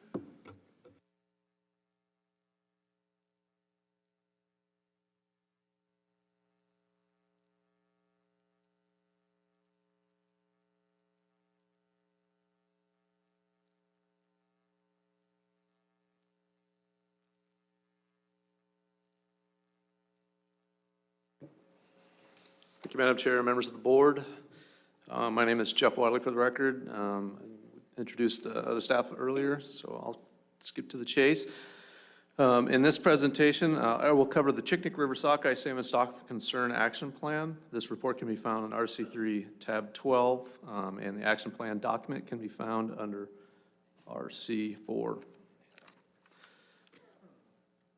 At a Board of Fisheries meeting in March of 2022, the board designated the Chignik River Early Run Sockeye Salmon Stock of Management Concern. This designation was out of cycle with the regular escapement goal review process caused by meeting delays due to COVID. At the March meeting, the Chignik Intertribal Coalition and the Area M. Seiners Association came to an agreement with each other, the board and the department, and created RC 104. RC 104 served as an interim action plan for the 2022 salmon season until the department could draft an action plan for the stock management concern.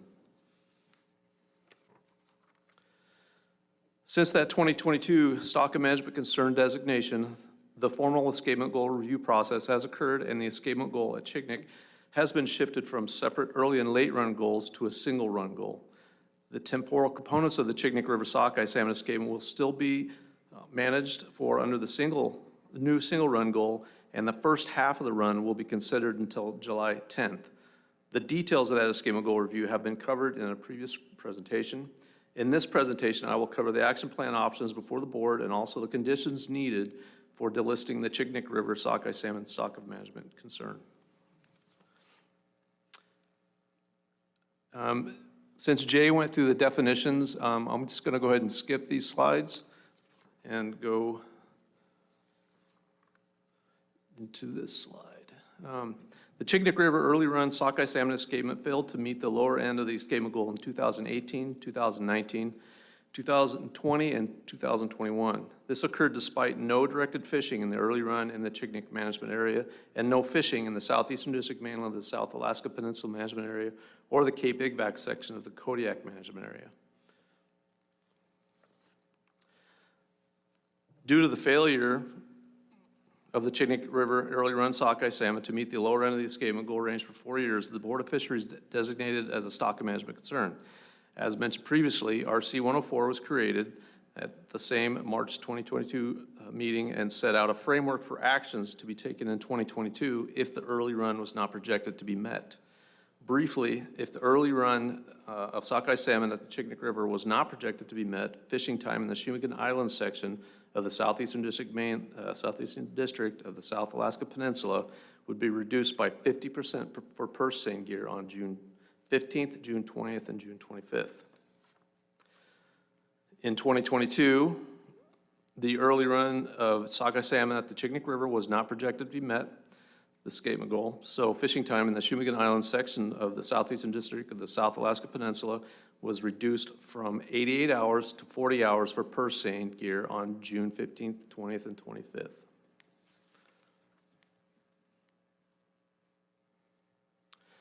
Since the April 2022 designation of the Chignik River early run sockeye salmon as a stock of concern, the department has reviewed the escapement goals in the Chignik River system and changed to a single run goal. Although the early run goal has been dropped in lieu of a total run goal, evaluating the stock of concern around the first half of the run through July 10th will effectively retain its intent. The magnitude and timing of escapement into the Chignik River will continue to be monitored across the entire run. Although the goal has been changed from a separate early and late run goals to a single goal, the intent of RC 104 can be maintained by the action plan decided upon by the board. There are three options for commercial fishing, 1 option for subsistence, and 3 options for sport fishing in the action plan. July 10th is suggested as the assessment date for a number of factors. On average, 90% of the early run has escaped by July 10th, and it marks the halfway point for a combined run. Additionally, it is close to the average 50-50 day where incoming daily escapement is equal for early and late run sockeye salmon. Earlier dates would not include as much of the early run as desired, while later dates would include more late run fish. The first action plan option would be to keep status quo regulations for the Chignik management area, the southeastern district mainland of the South Alaska Peninsula, and the Cape Igvac section of the Kodiak management area. Option 1 would include a reduction in fishing time by 50% on June 15th, June 20th, and June 25th for purse seine gear in the Shumagon Island section of the southeastern district of the South Alaska Peninsula if the lower bound of the sockeye salmon escape goal at Chignik is not projected to be met by July 10th. The second action plan option would be to change regulation for the Chignik management area so that through July 10th, the entire Chignik management area would be managed based solely on sockeye salmon escapement. The regulations for the southeastern mainland and the Cape Igvac section of the Kodiak area would still remain unchanged. Option 2 would include a reduction in fishing time by 50% on June 15th, June 20th, and June 25th for purse seine gear in the Shumagon Island section in the South Alaska Peninsula if the midpoint of the sockeye salmon escapement goal at Chignik is not projected to be met by July 10th. The third action option would again change regulation for Chignik management area so that through July 10th, the entire Chignik management area would be managed based solely on sockeye salmon escapement. Regulations for Southeast District mainland and Cape Igvac would remain the same. Option 3 would include a reduction in fishing time by 50% on June 20th and June 25th for purse seine gear in the Shumagon Islands section of the Southeast District in the South Alaska Peninsula if the midpoint of the sockeye salmon escapement goal at Chignik is not projected to be met by July 10th. For subsistence, while the department has the authority to restrict subsistence harvest of sockeye salmon within the CMA using emergency order authority, no subsistence restrictions have been made by the department relative to the run size. Relative to the run size, subsistence harvest is small, and subsistence harvest is of high importance to villages within the CMA. However, subsistence harvest of sockeye salmon has been restricted by U.S. Fish and Wildlife Service during the 2018 and 2021 seasons. The Department's subsistence action plan option is to maintain status quo. The Department is tasked with the management of salmon and uses EO authority to manage subsistence fisheries. When sockeye salmon runs the Chignik system are weak, the Department can enforce non-retention of sockeye salmon in the subsistence fishery in the Chignik drainage.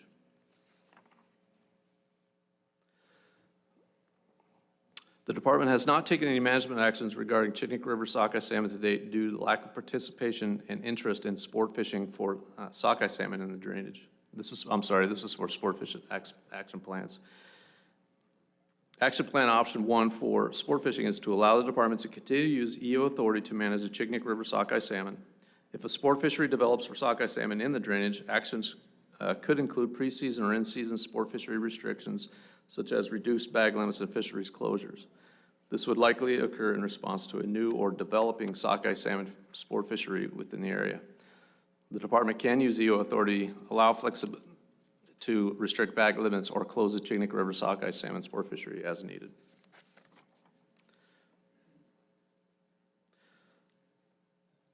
Action plan option number 2 for sport fishing is to close sport fishing for sockeye salmon in the Chignik River drainage. This would take board action to close sport fishing for sockeye salmon in the drainage. Chignik River is open to sport fishing for sockeye salmon year-round. Other than king salmon, the salmon bag limit is 5 fish with a 10-fish possession limit, all of which may be sockeye salmon. The department has not taken action in the sport fishery regarding sockeye salmon to date, given the low participation rates and low interest in sport fishing for sockeye salmon in the Chignik drainage. And finally, action plan option number 3 for sport fishing is to reduce the bag limit for sockeye salmon in the Chignik River drainage. This option would take board action to reduce the bag limit for sockeye salmon in the Chignik River drainage. This could include similar regulations to the Kodiak and Unalaska Dutch Harbor areas that specify reduced sockeye salmon bag limits in specific areas. In the case of Kodiak and Unalaska, there's a 2-fish bag limit for sockeye salmon in the road accessible areas of both islands. This slide includes criteria that would be considered to delist the sockeye concern designation for Chignik sockeye salmon. If the lower bound of the biological escapement goal range for July 10th is met or exceeded in 3 consecutive years and is expected to meet the goal range in future years, or is met in 4 out of 6 consecutive years and is expected to meet the goal range in future years, the department will recommend removing Chignik River sockeye salmon June escapement objectives as a stock of management concern at the first Chignik board meeting after this condition is met.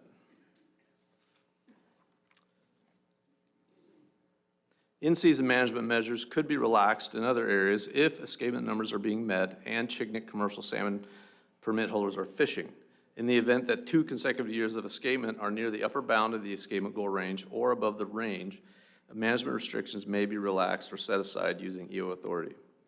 Stock status, action plan performance, including information on harvest rate, distribution, and timing in commercial fisheries, and escapement goal review will be updated in a report to the board at the 2026 Chignik meeting, Board of Fisheries meeting. And that concludes my presentation. I would be happy to answer any questions you may have. Thank you. Mr. Wood and then Mr. Heimbach. Yeah, with the volume of materials we received for this meeting, I broke them down in 3 folders and unfortunately left the one with the action plans back in my hotel room. But one of the 2, whether it was king and I believe it was sockeye, when you looked at the expected results of implementing either action plans 1, 2, or 3, they were all identically written. Was that intended, or was that simply a typographical error? Through the chair, they're all pretty similar, I think is why. They don't read exactly the same. There are small differences. Notably, between 1 and 2, it would be the midpoint versus the low end of the goal for the Shumagans to start fishing. And the third one, just I think currently it affects their second, third, and fourth period. The third option would make it change, so it'd just be the third and fourth. Yeah, and I'll go in more detail when I bring the correct folder here with all my handwritten notes. At my age, if it's not written, it's not fact. Your first 2 action plans are predicated upon meeting the lower bound, first one rather, is the lower bound, whereas number 2 and 3 are midpoint. And yet, on your delisting, you're basing all your options on the lower bound. Shouldn't that go up to midpoint if we select option 2 or 3? Through the chair, the midpoint is to keep the numbers similar for the intent of RC 104, and it's independent of our requirements for delisting a stock of concern. I understand that's what the midpoint does, but as far as using it for a trigger to delist, shouldn't we be delisting on the same basis that we're initially listing, i.e. on options 2 and 3 at midpoint level rather than as an option 1 low bound? I think the criteria for delisting, through the chair, sorry. I think the criteria for delisting is different because if you're within the range, you're meeting your SMSY. And so that is providing harvest opportunity. The criteria for hitting the mid or lower range, whichever the board chooses, the mid range is closer to the RC 104 agreement that we discussed in March. And that, you know, that is SMSY, but it's basically the lower end of the old goal. So we were putting those options out there to try to get closer to the original agreement because it was an agreement between Chignik and ARAM Seiners. No, and I appreciate that. And just one last question, if you'd confirm it for me.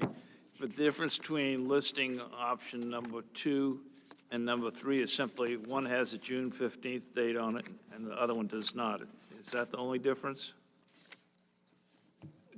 Through the chair, yes, that's correct. Okay, thank you. Mr. Heimbach. Thank you, Madam Chair. You know, I understand the reasons for the really in-depth scientific analysis that led to the decisions and the support of moving to this singular goal. But it strikes me to some extent that it was kind of an oblique approach, seeing as how we're trying to extract a practical regulation that's meaningful to people that don't speak that same kind of scientific language. So if I understand this correctly, tell me if I'm wrong about this. You know, under the need to comply with sustained yield management, would it be fair to say to all people that we can't afford to ignore that the carrying capacity of this entire system has now got to take some primacy over managing 2 runs in a system that no longer functions the way it used to?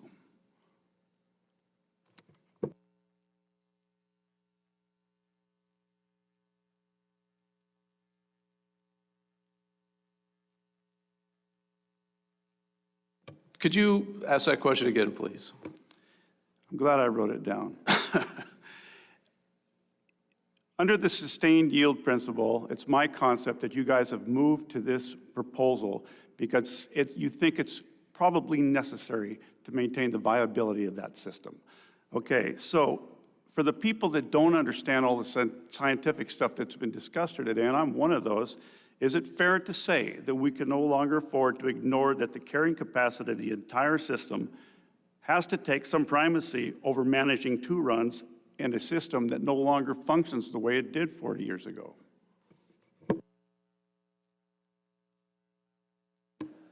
Through the chair, I guess there's some confusion over when you say does not function the same. I mean, the system is relatively unchanged. We'll be managing around the single goal, but it's not like there's been some significant change in the system itself. The July 10th cutoff date is not like an unprecedented thing. I mean, previously, the early and late run were separated by all fish through the 4th of July were considered early, whereas all after were late. And this is kind of in our opinion, a better date to assess that with. I'm not sure if that answers your question, but. If I may follow up, I thought that one of the primary purposes here is that Black Lake no longer produces in the rearing capacity that it once did. It's now sharing all their stocks with Chignik Lake a little bit later. But the need to do that, to go to a single enumeration instead of 2 runs, is based on the fact that we need to accept that the carrying capacity of the Chigniks is now based in Chignik Lake for rearing instead of Black and Chignik Lake. So in my estimation, it's functioning differently than it did 40, 50 years ago.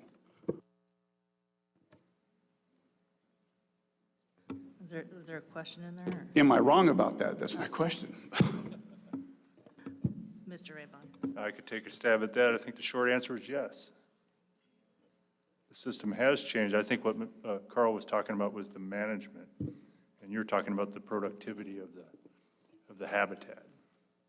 Yes, and if I may follow up, I think that was for me, that's a disconnect between people the rest of us that don't speak that same language, trying to understand the rationale in plain English, why it's important to go away from 2 runs to a single goal. But people have to understand this is not the Black Lake. This is not your father and mother's Black Lake anymore. I want to be careful that we don't get deliberative in the discussion, please. I should ask, yeah. Thank you.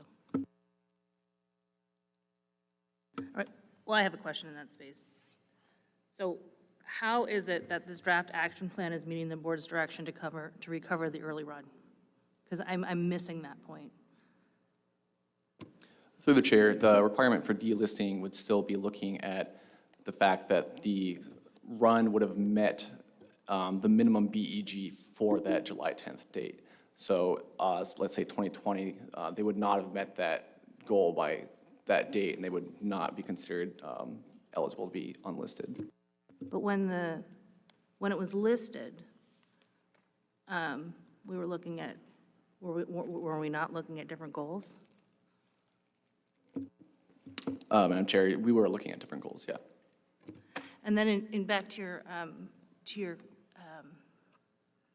discussion about delisting, and I'm reading in-season management measures relaxed in other areas of escapement members met and Chignik commercial salmon permit holders are fishing.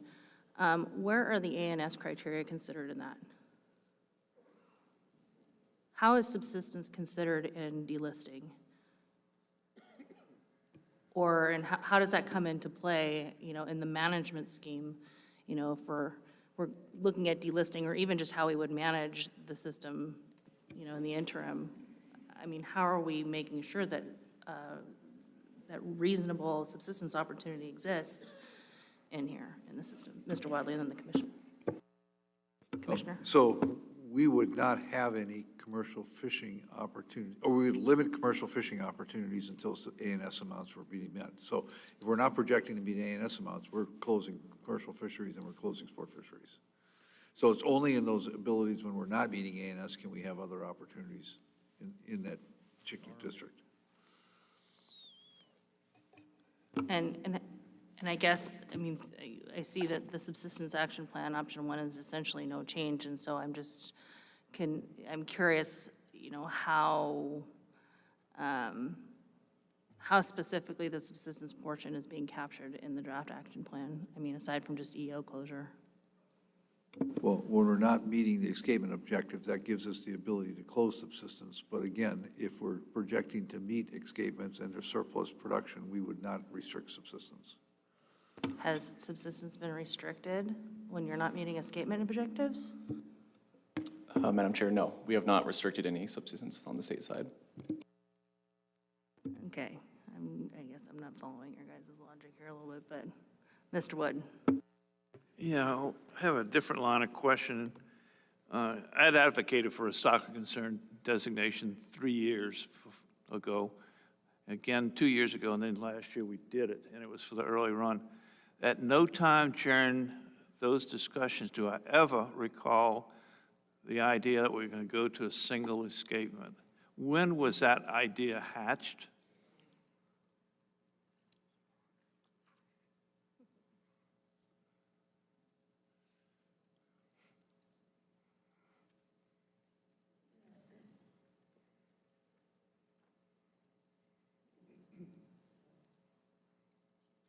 Mr. Woods, through the chair, Kevin Schaberg for the record.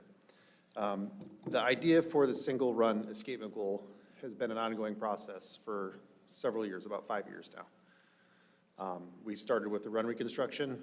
As we mentioned before, we noticed that there is a mixed stock fishery. We're overestimating the harvest of Chignik fish and thus the production. So we started this process about 5 years ago. As we started to fine-tune those analyses and update our methods, it became more and more likely that this was a reasonable approach. So this was nobody keeping anyone in the dark on this. This was just as the information came to light and as we revived certain aspects of the run reconstruction, when it came time to redo the analysis for escapement goals on cycle, it was something that we looked at. We've almost always looked at these for these dual run goals just as a point of comparison. And so at that point, we decided to make that decision. So when we were deliberating as a board on the escapement, or not the statement, the stock of concern designation, that process was already in place several years. We had been working towards escapement goal evaluation for several years at that point. I would have and certainly updating appreciated, run reconstruction. I would have appreciated knowing that, at the time we were deliberating that, but that's fine. Thank you. Ms. Mitchell? Thank you, Madam Chair. I had asked in an earlier presentation what the department forecasts were for sockeye in the early run for 2021 and 2022 compared to the numbers that we're actually seeing. Was there information for that? Ms. Mitchell, through the chair. We were just working on getting that information RC'd. I have it at my desk if you would like me to read it off to you in lieu of an RC. Yeah, that would be great. Thank you.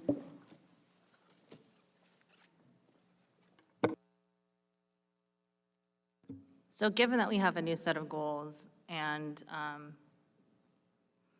whatnot, and we do have this concern with specific respect to the first run, how does the department intend to prevent overharvest of early run under the proposed draft action plan specifically? Madam Chair, effectively just doing what we've been doing. For instance, 2022 this year, the early run did start late and it was weak. Final escapement was about 425,000, but we did not open fishing until mid-July. And under the new escapement goal, and I was tracking this throughout the summer, fishing would have, at most, we would have opened about 5 days earlier, June 8th instead of 13th. Previous years, 2020 to 2018, there still would have been no openings for the early section of this run. Does the department propose to continue to do genetic sampling on the two runs for the next few years or until there is a potential for delisting? Madam Chair, there is no funding currently in place for that, and the department is not planning on doing that. One of the mechanisms that was described earlier for the run reconstruction was using run timing information to be able to continue to apportion between the early run and the late run components. You're ground truthing that modeling through the genetic sampling, are you not? Or have you been? We have ground truthed it for the 12 years of genetics, and we showed in that presentation and that it is very much mimicking what the genetics said. So we're looking at cost-effective ways to continue to monitor these things. That's what we have to do. So I guess my question is, back to this potential for the concern for overharvest is if you have no plans to assess through genetics science available the run timing, and we know that there's a lot of variables that are changing. The system itself has obviously changed considerably.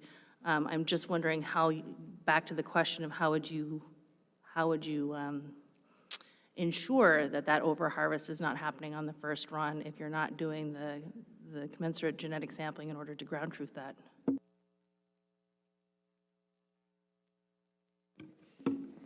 So I'm confused. Are you trying to find out genetic information on the harvest of fish that's occurring or on the escapement that's coming back? Both. I mean, but my understanding is that you use the harvest genetics to help inform that. Am I incorrect? Are you using? We're using genetics at the weir. Okay, well, even better then. So if that is discontinued, then I guess my question is how are we going to assess going forward that there isn't an overharvest occurring on the first run, especially considering the change in the goals? So if we have a stock of concern designation on the first run, and we're not ground truthing the timing of your model, then how are we ensuring that that overharvest isn't occurring as with respect to the stock of concern, with respect to the action plan, and with respect to the potential delisting? I've got my mic on. If you don't mind, I'll just keep going. Whomever. On slide 10, you'll see the run timing graph. And so that's based off of run timing to date, where we've identified the two segments of the run. And so that's what we're managing along the line of. Before we had two overlapping curves. Now we just put them on one continuum, just like Copper River, like Mr. Carpenter mentioned earlier. And so if we're falling below that line before the 50-50 date, we know we either under-harvested or the early segment of the run is weak. If we're staying above the line, then we know that it's coming in as expected or better than expected. So the run timing, we ground truth that for 12 years with genetic sampling at the weir. We don't believe we need to continue to ground truth it. There's no reason to believe that the run timing is going to change significantly.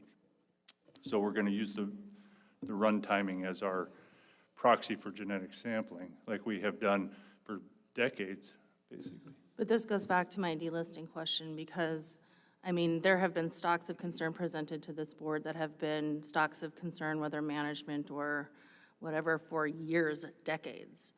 And I'm just trying to get to how are we assessing whether or not these action plans are effective or not, especially with respect to the first run, if we're not going to be doing that ground truthing through the genetics, that the timing hasn't changed. Because this could change over time, and if there's no plan to sort of verify that that timing hasn't changed, that's my concern, Mr. Commissioner. Yeah, and I think I understand your concern. We don't have the money to do that right now because we've done that assessment in the past. We feel comfortable with that moving forward. However, if that's something that's important, part of the disaster relief money that's coming in for Chignik has like 15 to 20% going into research.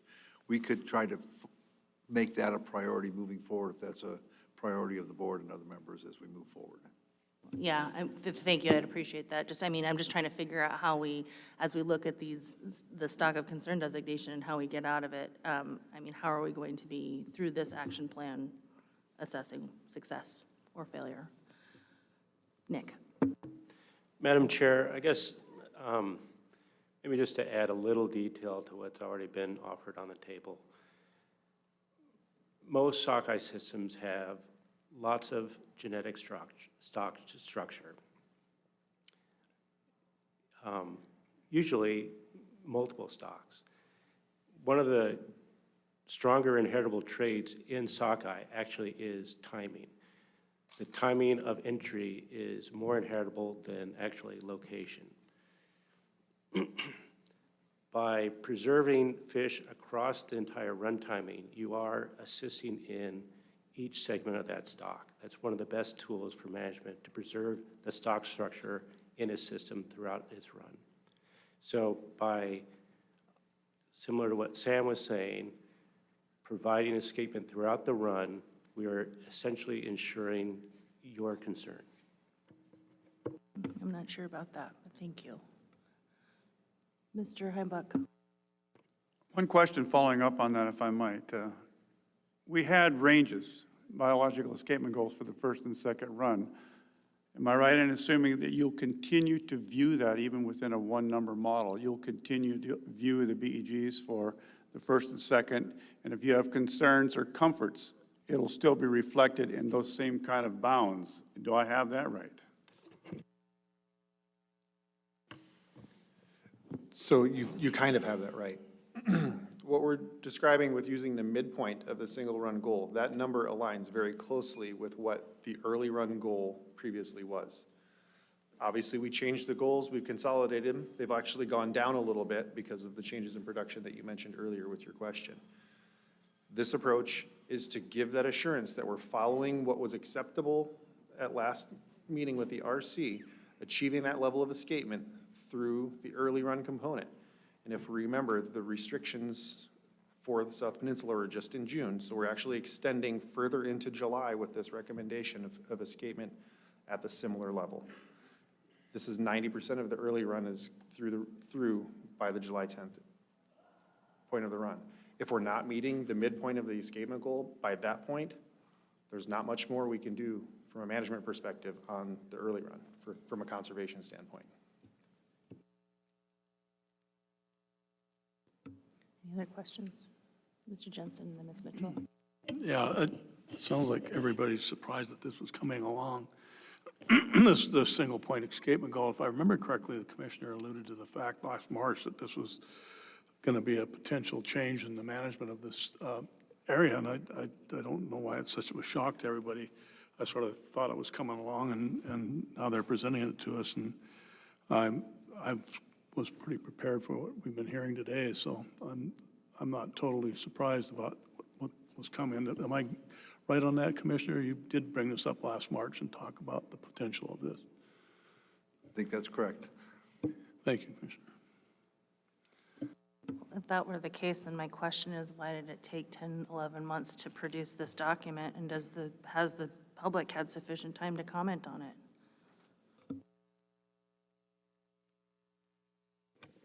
Escapement goal analyses are hard. They take time, and there was a lot of, this is a change. We took our time in making sure the science was sound. We discussed it with other people. We discussed it between divisions. The directors got involved and signed off on it, and actually got involved in this one, even though I don't have to sign off on it. So, yeah, it took a little bit of time to get through it, but we wanted to make sure that we were doing the right thing here. And now I think you're hearing from our staff. I think you've got a couple of RCs in there that you're hearing from other people out there about whether or not the science is right here. I'm sorry it got to you late, but that wasn't from lack of effort in trying to get it done.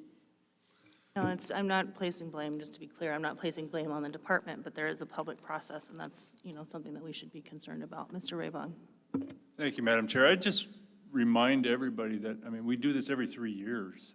We go through all of the escapement goals in cycle every 3 years, and ones that we have new information on or better information on, we will reevaluate and bring forward. And this is one that's been worked on for more than 2 cycles. I know that I heard about the potential for this probably over a decade ago.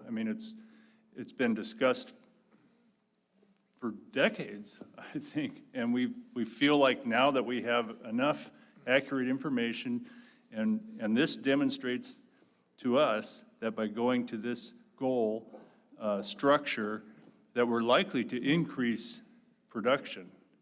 I don't know if one of the presentations this morning showed a comparison and showed that this model, this structure should produce an increase in returning adults. And that's what we're after at MSY. And we're going to look at it again in 3 years and see if it needs adjusting again. But that's our process, and it's not new. I guess what's new is going from, in this case in Chignik, is going from 2 separate goals to combining them into one goal. Instead of having 2 curves, we have 1 long curve. But the timing along that curve hasn't changed, and you can see that on the screen up there. We've just added them together. I don't know if that helps or not, but I think that's how I understand it and how it made me comfortable with this. Yeah, thank you respectfully. I realize that we do go through this, but this is a fairly significant change in how the system is managed. The public hasn't had, in my opinion, a ton of time to assess it, and similarly with the action plan. Right, any other questions? Ms. Mitchell, sorry. Just ready to hear the data. Ms. Mitchell, through the chair. So in 2019, the total run forecast preseason was 1.7 million. It had a range of 380,000 to 3.1 million. The total return that year was 1.3 million. So in my quick math, we're about 400,000 fish high on our forecast estimate. In 2021, the point estimate for the total run of sockeye to Chignik was 875,000 fish, with a range of 182,000 to 2.3 million. And the total run in 2021 was 760,000 fish. So about 110,000 fish off.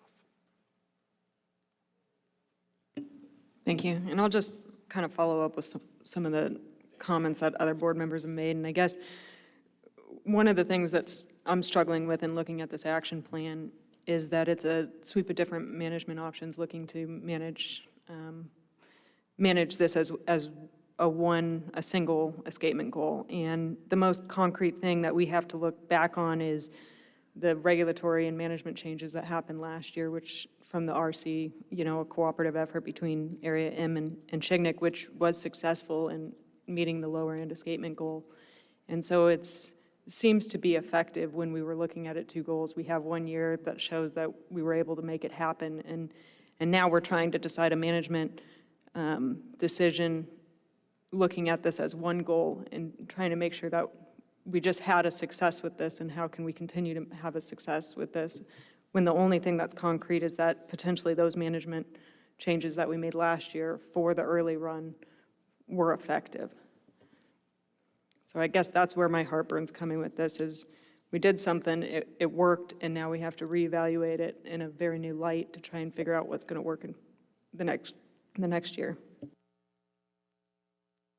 Commissioner. So again, the actions that you have in part of this action plan is to preserve that early part of the run before the 50% point. So nothing in this action plan takes away anything that you're trying to do to preserve that early portion of the run. They're still composed in here, and as a matter of fact, they get more strict as you go down that level by going down to the midpoint, going up to the midpoint rather than the lower point.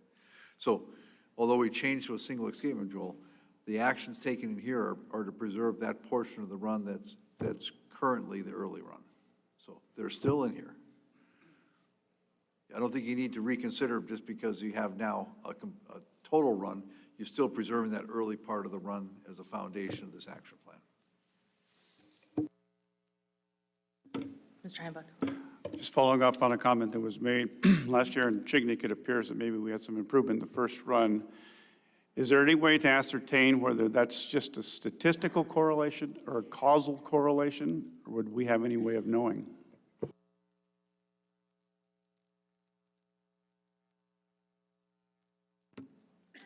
Through the chair. Unfortunately, we really don't know the cause of the increase in the early run escapement this year. It could be because of management changes and restrictions. That likely helped some. Just waiting another year and production shifting and becoming more abundant overall, that's probably also part of the cause. But I don't think there's anything that we have that can allow us to estimate what the savings of those restrictions were.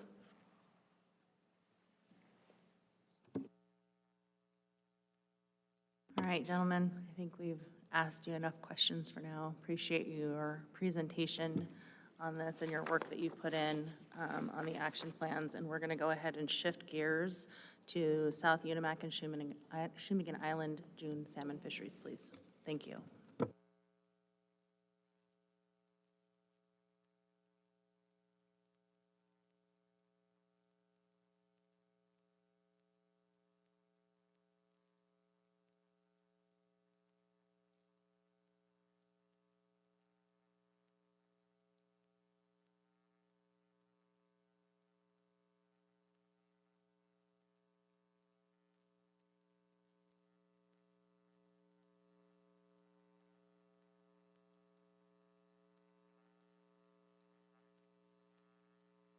Welcome, Ms. Fox. Whenever you're ready, put yourself on the record and begin.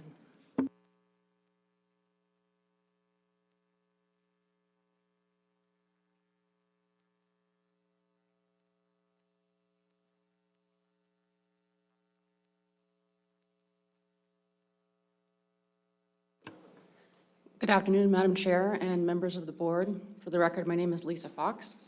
I'm the area management biologist for the South Alaska Peninsula and Aleutian Islands, commercial salmon and herring fisheries. With me at the table is Mr. Matt Keys and Mr. Tyler Lawson, the 2 assistant area management biologists for the South Peninsula. There are 3 management plans currently in regulation that direct fishery management in the South Alaska Peninsula. The South Unimak and Shumigan Islands June Salmon Management Plan, which will be covered in this presentation, the Southeastern District Mainland Salmon Management Plan, and the post-June Salmon Management Plan for the South Alaska Peninsula, which will be covered in the following presentations. The written report containing information about the South Alaska Peninsula can be found in supplemental materials. Staff comments can be found in RC2, and a copy of the oral reports can be found in RC3, tab 3. In this presentation, I will cover the fishery location, the economic importance of the June fishery to the South Alaska Peninsula and Area M, a brief history of the June fishery, the current regulations found in the June Management Plan, a summary of the 2019 through 2022 June fisheries, and an overview of the proposals and the issues related to the June fishery that will be before the board at this meeting. Is my volume okay for you guys? Okay. The South Alaska Peninsula Management Area is defined as waters south of the Alaska Peninsula between Scotch Cap in the west and Kupreanof Point in the east. The South Peninsula is divided into 4 districts: the Unimac District, the Southwestern District, the South Central District, and the Southeastern District. And although the Betchevin Bay section is part of the Northwestern District, it is included in the South Peninsula June Fishery Management Plan. The June fishery is fished by set gillnet, drift gillnet, and seine gear. Set gillnet gear is allowed in the June fishery in the Betchevin Bay section of the Northwestern District, the Unimac District, the Southwestern District, the West and East Pavlov Bay sections of the South Central District, and in the Shimmigan Island section of the Southeastern District. Drift gillnet gear is allowed in the June fishery in the Unimac District, portions of the Southwestern District, and the Betchevin Bay section of the Northwestern District. And purse seine gear is allowed in the Shimmigan Island section of the Southeastern District, portions of the Southwestern District in blue shown here, the Unimac District, and the Betchevin Bay section of the Northwestern District. Changes were made at the 2019 Board of Fisheries meeting that removed purse seine gear from the Dolgoy Island area, which I will cover next. There are regulations in the June fishery related to the Dolgoy Island area. This area includes the South Central District in yellow and parts of the Southwestern District in blue. These areas are only open to set gillnet gear and drift gillnet gear.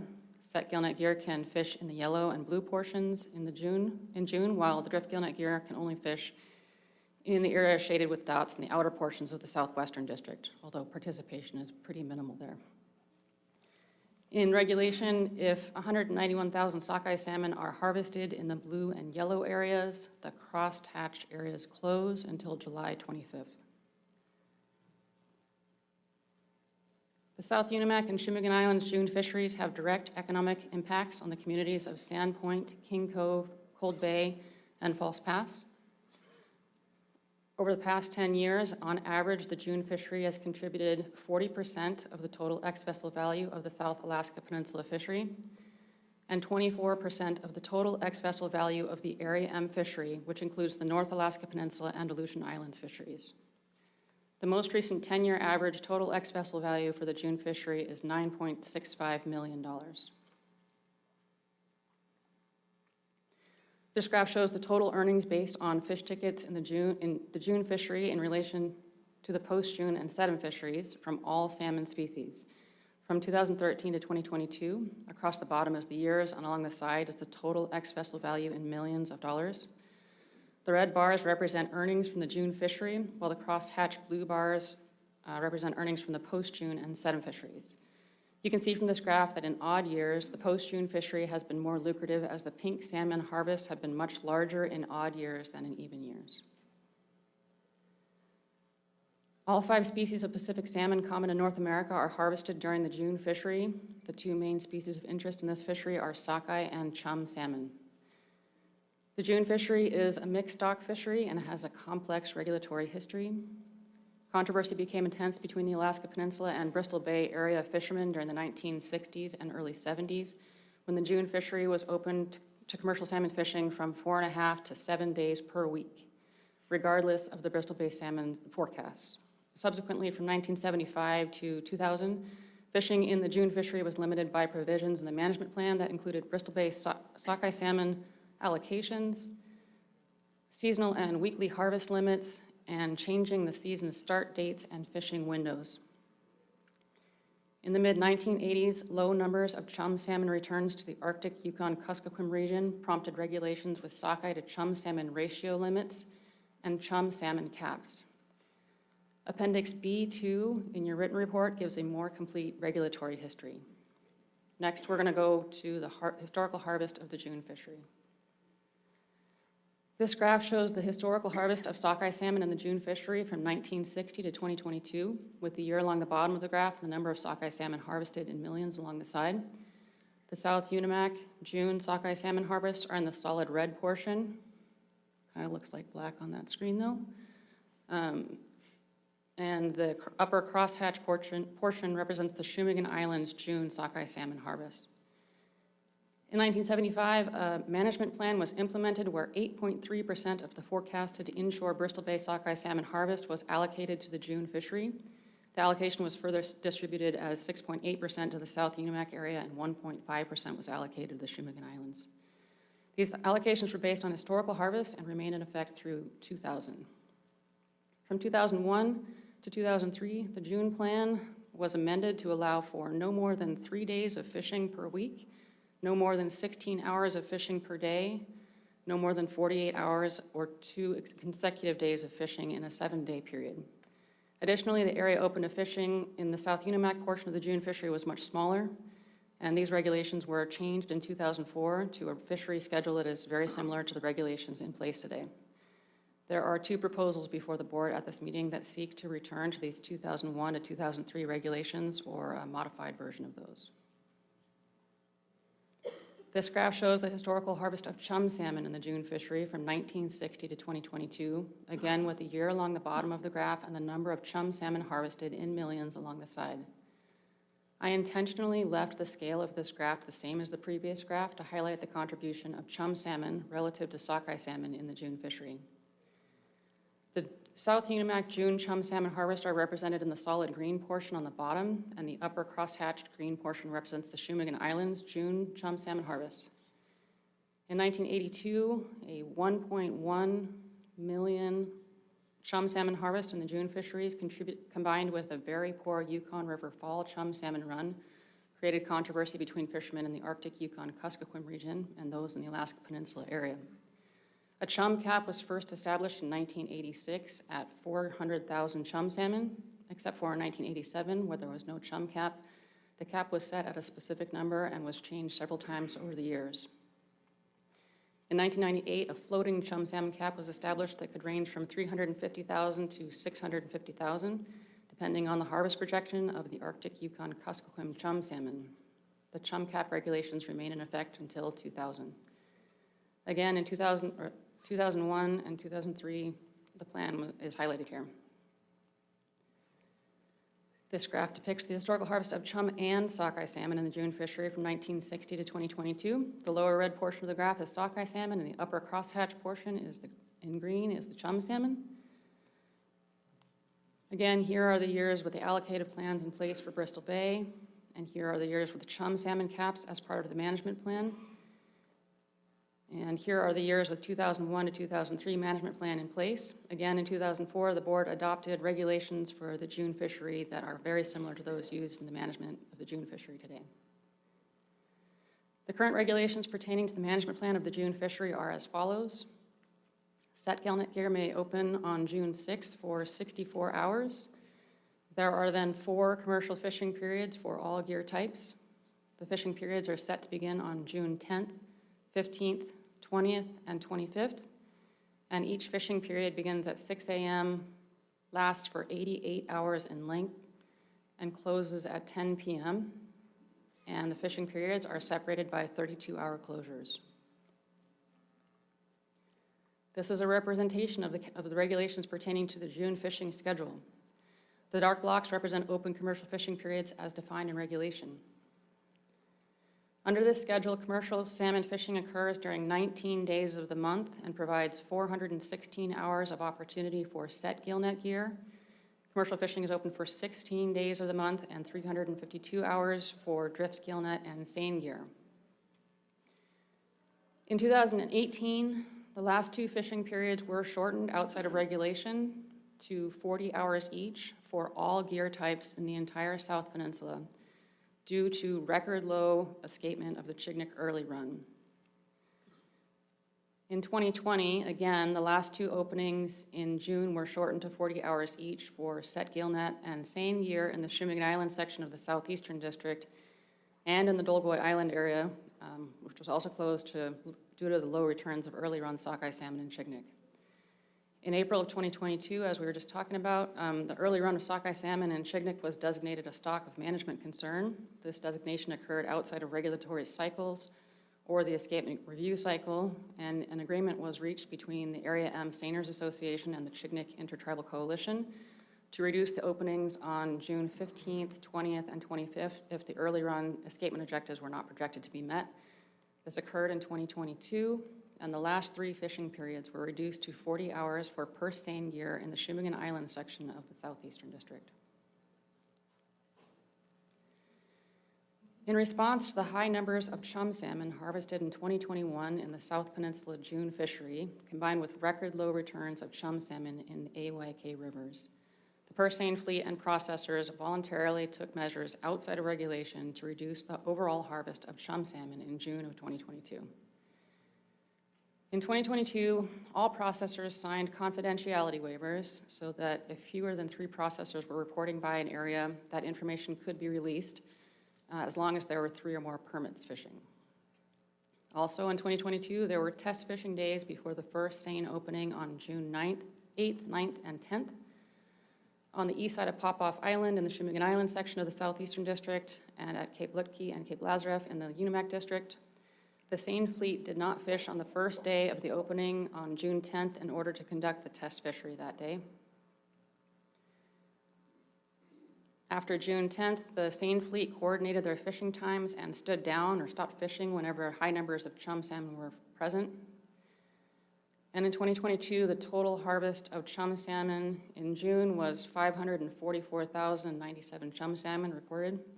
Of those, 366,240 were harvested in the South Unimac, and 177,857 chum were harvested in the Chignik Islands. In addition, the samples from 2022 the chum were sampled for age, sex, length, and genetic tissue, and the results from this first year of the study will be covered in a separate presentation. This slide summarizes the 2019 to 2022 June harvest information. On average, the June fishery accounted for approximately 5,000 king salmon, 2.1 million sockeye salmon, 1,000 coho, 4 million pink, and 688,000 chum salmon. On average, 60 purse seine, 121 drift gillnet, and 51 set gillnet permit holders made deliveries in June from 2019 to 2022. The purse seine fleet averaged 89.5% of the total June harvest of all species, while the drift gillnet and set gillnet fleets harvested 8.9% and 1.6%. The average annual ex-vessel value of the South Peninsula commercial salmon fishery in June from 2019 to 2022 was roughly $13 million. And these ex-vessel value estimates that I'm presenting are based on fish tickets. They don't include any retro pay or price adjustments and are known to greatly underestimate the value of the fisheries. There are 13 proposals before the board that address management of the June fishery. Proposal 133 would amend the June plan to reduce fishing time and area for seine year. Proposal 134 would include king and coho salmon in the June plan and reduce fishing time. Proposal 135 would amend the June plan to allocate 82% of sockeye salmon harvest to the South Unimac fishery and 18% to the Chignik Islands in June. Proposal 136 would amend the June plan to implement a 280,000 chum salmon cap. Proposal 137 would reduce fishing time in June to 100 hours. Proposal 138 would amend the June plan to institute an observer program for commercial salmon fishing in June. Proposal 139 would repeal the June management plan and adopt the 2001 to 2003 plan and would seek to add king and coho salmon into the plan. And Proposal 140 would repeal the current June management plan and adopt an amended version of the 2001 to 2003 plan, and then also add in king salmon to the plan. And Proposal 141 would amend gear to allow it in June to reduce the king, chum, and coho harvests. Proposals 142, 148, and 149 pertain to both June and the post-June salmon management plans. Proposal 142 would amend the June and post-June plan to shift set gillnet here fishing time to later in June and in July. Proposal 148 would reduce fishing time by 50% in the June, post-June, and sedum management plans. And Proposal 149 would reduce fishing time by 50% in the June, post-June, and sedum management plans and implement a genetic testing program. This concludes my report, and I would be happy to try to answer any questions you have at this time. Thank you, Ms. Fox. Mr. Heimbach. Within all your data there, do you have a proportional allocation between the values of sockeye and chum for the 2019 to 2022, between sockeyes and chum's values there along those 4 years? Through the chair, Mr. Heimbach, are you asking for the dollar value of the chum salmon versus the sockeye salmon harvest? A proportion or dollars, give me percentages. I don't have that information right in front of me, but I can get that to you if you would like. Mr. Wood. I don't know how much trouble it would be, and if it's too much trouble, don't do it, but it would be helpful to me if I had a graph similar to what you have on slide 11, but reflecting the harvest in the CMA as well as the CWAC fisheries, to see what was being done during that same period of time. Through the chair, Board Member Wood, I don't have that, but Mr. Keyes is going to be giving a report on the sedum fishery, which shows the harvest of the sedum fishery, and then that's related to the Chignik harvest because there's an allocation plan between the two. If you'd like, during a break, I could get together a chart with Carl Burnside and try to look at the two different harvests next to each other. That'd be appreciated. Thank you. Commissioner. Yeah, Lisa, maybe you could just give the board what's your perspective of what happened in 2021 in terms of the higher than expected harvest of chums that resulted in us taking action through the voluntary agreements and MOU that brought it back down to more historical levels, about 500,000. Sure. Through the chair, in 2021, there was just a few things that came together for sort of the perfect storm for that high chum harvest number. Part of it was due to the confidentiality agreements. If there's fewer than 3 processors in an area, then we have to protect the confidentiality unless they sign a waiver to release the information. And part of it was my own fault, the department's fault, and not just aggregating the harvest from the entire South Peninsula and putting out that harvest information. We have a harvest reporting procedure that we've used forever and ever and ever, and in 2021, it made it seem like there was less harvest to the fleet than there was part of it. That said, it was a very chummy year, and the fishermen were aware that it was a very chummy year, and even without confidentiality waivers in place, I think everybody knew that there were a lot of chum being harvested. And I think part of it was there was a little bit of a new component to the fleet that maybe didn't understand the full historical relationship between the different management areas. And there were a lot of chum around, and they were easy for them to harvest, and so the numbers just kind of spiked. And it's kind of all 3 things: the confidentiality issue, the new component to the fleet, and there just were a lot of chum around in 2021. Thank you. And do you think that the actions that were taken last year by the fleet helped bring that harvest down, or do you think it was just basically because there were fewer chums around? Through the chair, I absolutely believe that the actions taken by the fleet helped reduce the harvest of chum. I think that after the 2021 season and the backlash from that high harvest number, and after the conclusion of the return of chum salmon to AYK was known, I think everybody kind of saw that that was not an acceptable thing to have happen again. I know you were at several meetings with me and with stakeholders that made it pretty clear that that would not be tolerated. Thank you. Mr. Jensen. Thank you, Madam Chair. Curious on the law of confidentiality. You mentioned there was some buyers that waived that law of confidentiality. Did all of them waive it so you could share the information, or was it just a couple out of all the processors? Through the chair, Mr. Jensen, all of the processors signed confidentiality waivers. And in the past, there were more small buyers in the fishery. And I believe due to the pandemic, a lot of the small buyers couldn't keep up with all of the mitigation plans that need to happen. And so there were quite a few small buyers that dropped out. So prior to 2020, it wasn't really an issue. And then in 2020, oh, there's very few buyers, and we ran into a lot of confidentiality, but it wasn't as big of a deal because the harvest was quite a bit lower. And then it came around again in 2021, and we asked for confidentiality waivers to be signed. We usually do at the beginning of the season, and typically processors decline. But in 2022, all three processors, there's only three, they all signed confidentiality waivers. Okay, so when that happens, it makes it easier to share information, so it could help with the fleet's co-management of the fleet or step downs and stuff, so everybody knows what's coming in. Is that one of the things that helped last year? Yeah, so through the chair, Mr. Jensen, having the confidentiality waivers in place allowed the department to release all harvest information when there were more than 3 permits fishing in any area, which most of the time there's more than 3 permits. There's a couple times where there's just like 1 or 2 people fishing somewhere, and we would mask that information. But that volume of harvest wouldn't change anybody's way that they were fishing. In 2022, the fleet was coordinating with themselves, with or without the department's harvest reporting, and we were able to release all the harvest information, but the fleet was already sharing their own harvest information between each other and between processors. But yeah, having those confidentiality waivers signed ahead of time was helpful. And then I think in 2022, we would have just released aggregate harvest reports for the whole South Peninsula fishery and just not given any detailed harvest reports as far as which areas were being fished, if that's what we needed to do.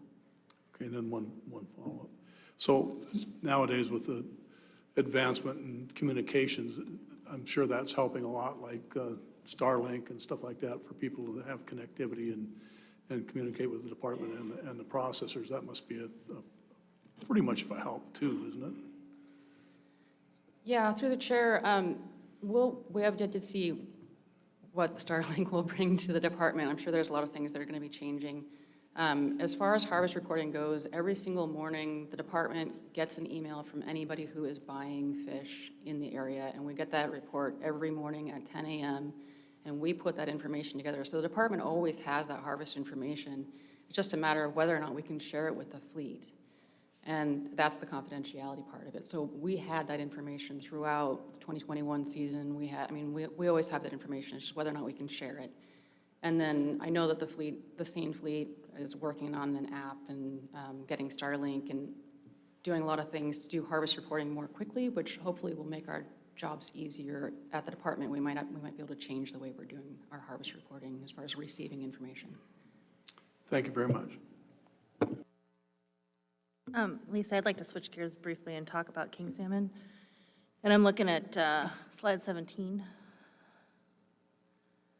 And I think I remember reading in one of the many reports that I read over the last couple of weeks that there are no known Chinook salmon streams in Area M. Is that correct? Yes, Madam Chair, there are no king salmon streams in the South Peninsula part of Area M. Thank you.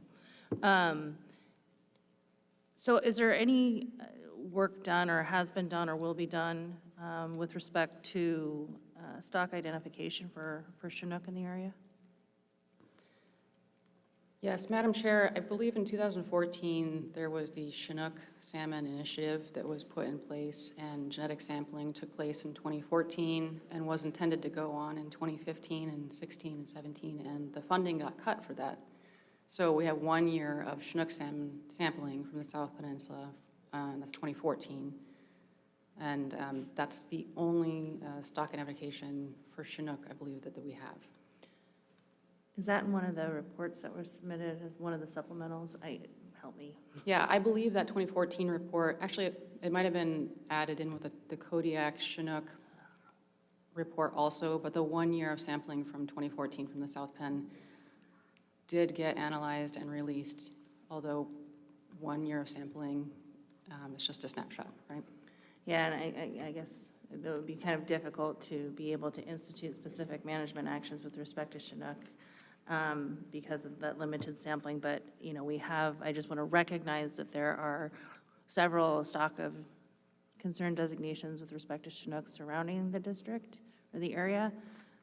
You know, we just learned more about the action plan related to the Chignik management area, Chinook stock of concern. We have one in the Nushagak, AYK. So I would just encourage the department to look more closely as you have done. And I thank you for the work that has been recently done on the chum. But I think the Chinook are ripe for some additional work as well if possible, because we do have, we're going to be making some difficult decisions in the near future. With respect to the Kings, I would just kind of open it up and see if you had any other comments that you would offer to the board. If not, that's fine. No, I mean, not anything extra compared to what you already know. I mean, there's, in the annual management report, there's a longer series of harvest for all the different species, and Appendix B has all the June harvest. Every once in a while, there'll be a spike in king salmon harvest that will kind of pop up in the Kodiak fishery, and it'll pop up in the Chignik fishery, it'll pop up in the South Peninsula fishery, but a lot of times that's thought to be linked to production of hatchery fish from Pacific Northwest. But other than that, just, yeah, that harvest seems to just kind of fluctuate depending on where the fish are swimming through the June fishery. Thank you. Any other questions? Mr. Zure, and then Mr. Abong. Yes, hello. Thank you, Madam Chair. Is there a problem with distinguishing discrete king stocks? Isn't that part of the problem why there hasn't been, you know, why there's no data on that, you know? Maybe I can answer. We can distinguish king stocks with almost really good certainty because there's a lot of genetic differentiation in king salmon stocks, unlike chum salmon stocks, which we cannot distinguish. But I am guessing that that is a mixture of stocks along the South Alaska Peninsula, that it probably includes fish from the entire Pacific coastline that is caught in that fishery. Mr. Abong. Yeah, Mr. Bowers just reminded me that additional report number 12 is the report that Ms. Fox was referring to, and it's on the website, on the board meeting site, excuse me. Thanks. There's a few of them. There's making my eyes cross. All right. Any other questions? Thank you for your presentation today.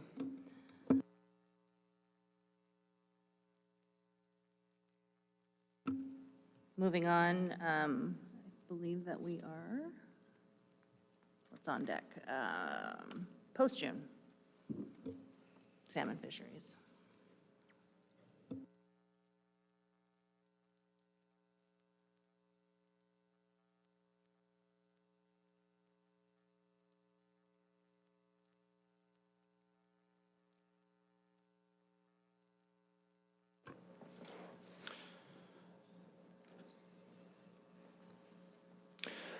Madam Chair and members of the board, my name is Tyler Lawson. I am the Cold Bay Assistant Area Management Biologist for the South Alaska Peninsula and Aleutian Islands.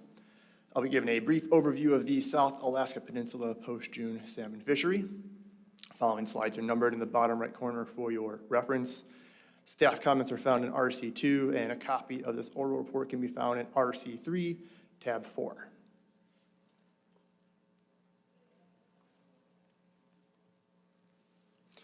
Topics which will be discussed include the location of the post-June fishery, the economic importance to the South Alaska Peninsula, a brief history of the fishery, current regulations in the post-June management plan, 2019 through 2022 season summaries, and an overview of proposals that will be before the board at this meeting.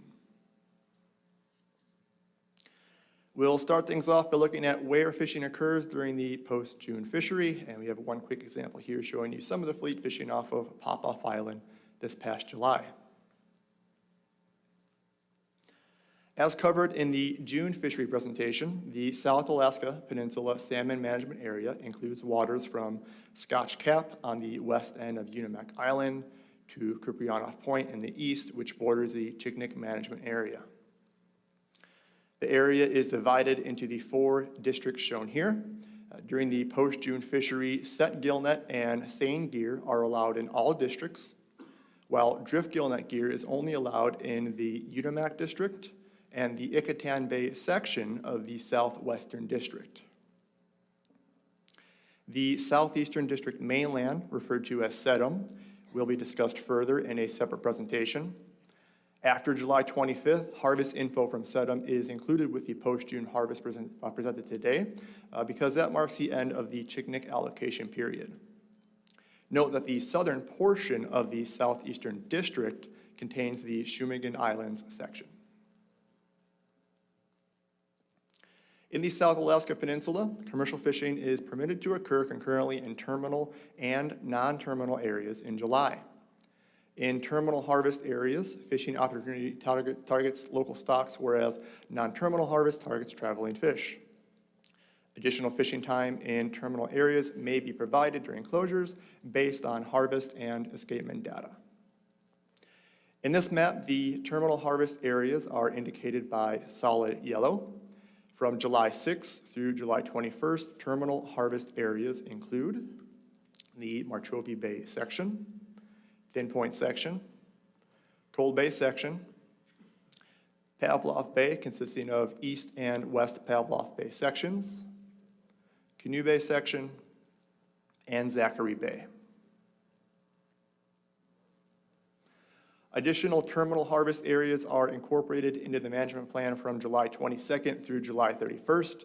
These areas are included at this time due to the late run timing of salmon in these areas. These areas include the Deer Island section, Belkovsky Bay section, and Minnow Creek Little Cold Bay section. As covered in the June presentation, the Dolgoy Island area sockeye salmon harvest limit is still in effect until July 25th, or the 191,000 sockeye salmon harvest limit is reached. In July, sections of the Dolgoy Island area are managed based on returning local stocks in terminal harvest areas, including Pavlov Bay, Canoe Bay, Minnow Creek Little Cold Bay, and Belkovsky Bay sections.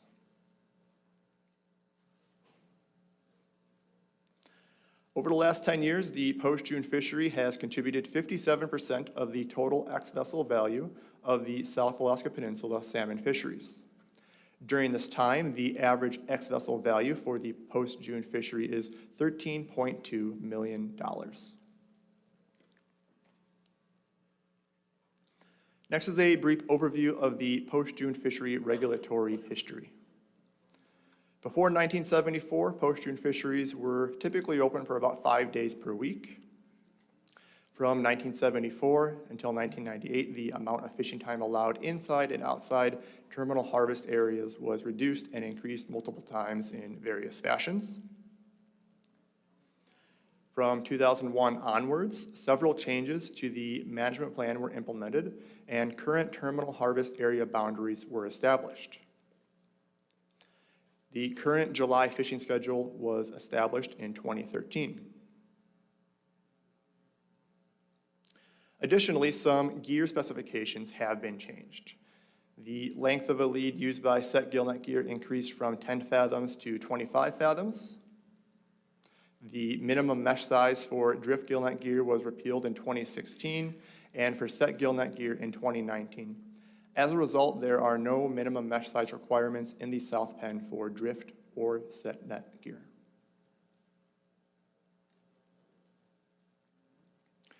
This graph and following graphs depict salmon harvest per year in the post-June fishery from 1992 through 2022, with year on the horizontal axes and the number of salmon harvested on the vertical axes. The most recent 10-year average harvest for 2013 through 2022 is shown towards the far right of each chart as represented by a horizontal black bar. For instance, here we see the 10-year average harvest of king salmon is about 9,200. King harvest the past several years has been above average. However, king harvest has never represented more than 1% of the post-June harvest. As mentioned previously, there are no escapement data for South Alaska Peninsula king salmon, as there are no major king salmon systems in the area.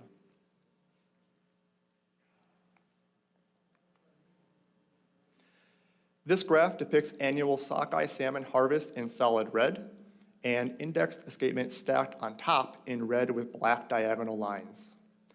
Note that the number of salmon on this y-axis are in the millions of fish. The 10-year average harvest is approximately 877,000 sockeye salmon.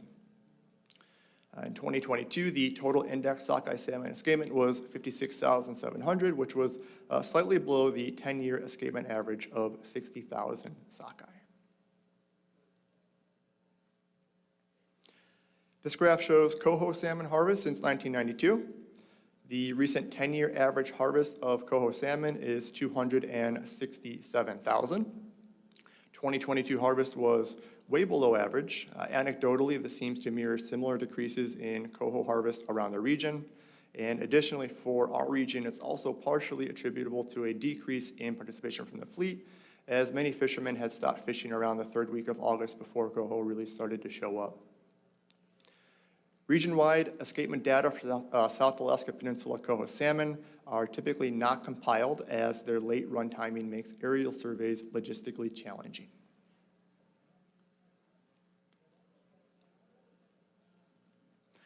This graph presents annual pink salmon harvest in solid pink and escapement stacked on top in pink with black diagonal lines.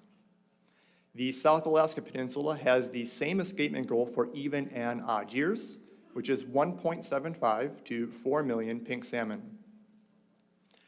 After falling short of the lower SEG in 2016 and 2018, 2020 and 2022 saw the strongest even-year pink escapements in over a decade.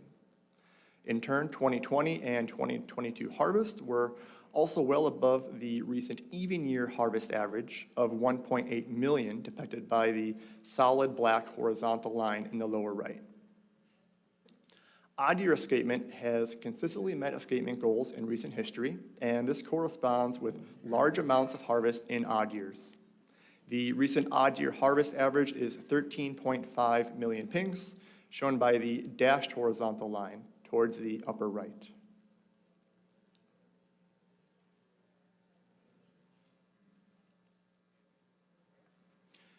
This graph depicts annual chum salmon harvest in solid green, and escapement is stacked on top in green with black diagonal lines. Chum escapement during early August does tend to lag behind pink salmon escapement, and thus the department often closes some sections in early August until chum escapement goals are met. That being said, over the last decade, chum salmon escapement goals for the South Alaska Peninsula have been achieved every year except for 2014. The chum salmon total index escapement average for the last 10 years is 624,000 fish. The recent 10-year average harvest is about 539,000 chum salmon.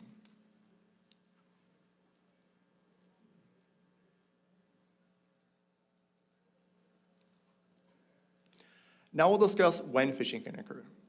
Commercial salmon fishing may begin as early as July 6. The schedule from July 6th through July 31st allows a total of 249 hours of fishing time during 7 openings. All periods start at 6 a.m. The first fishing period on July 6th is 33 hours in length, followed by a 63-hour closure. The remaining 6 periods are 36 hours in length, followed by 60-hour closures. The districts open to fishing by gear type can vary depending on the results of the Shumigan Islands immature salmon test fishery, which will be discussed next. Note that proposals 145 through 147 seek to modify the openers shown here. This map depicts the location of the post-June immature salmon test fishery on the east side of Popoff Island in the Shumigan Island section. Typically, the test fishery makes 2 per seine sets at each of the locations seen here: Popoff Head, Middle Set, and Red Bluff. It's not a test fishery spot, but I will quickly point out Dark Cliffs, as you'll see it mentioned as a regulatory boundary in a later slide. Concerns of fishery-dependent mortality of immature salmon in the South Alaska Peninsula was first brought to the department's attention in 1963. Historically, immature salmon are most prevalent in the Shumigan Island section, and are most often harvested by the purse seine fleet due to their smaller mesh size. Prior to any fishing periods in July, the department conducts a test fishery to determine the presence and abundance of immature salmon in order to reduce incidental harvest. The test fishery is normally conducted July 2nd, 3rd, and 5th. Additional test fishing days are warranted when high numbers of immature salmon are present. Immature salmon are defined as the number of king, sockeye, coho, and chum salmon observed to be gilled in the seine web. Pink salmon are not part of the definition due to the fact that adult pink salmon can be gilled in the seine web. This definition, in particular the words observed to be gilled, was guided by department research done in the Schumigans concerning the most time and cost-effective ways to define immature salmon for in-season management purposes. Based on that research, the Board of Fish adopted this definition as shown back in 2001.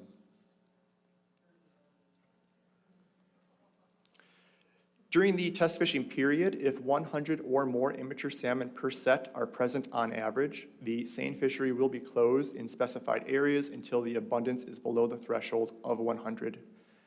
If an area is closed to seine gear due to the presence of immature salmon, set gillnet gear will still be allowed to fish in that area between Pop-Off Head and Dark Cliffs.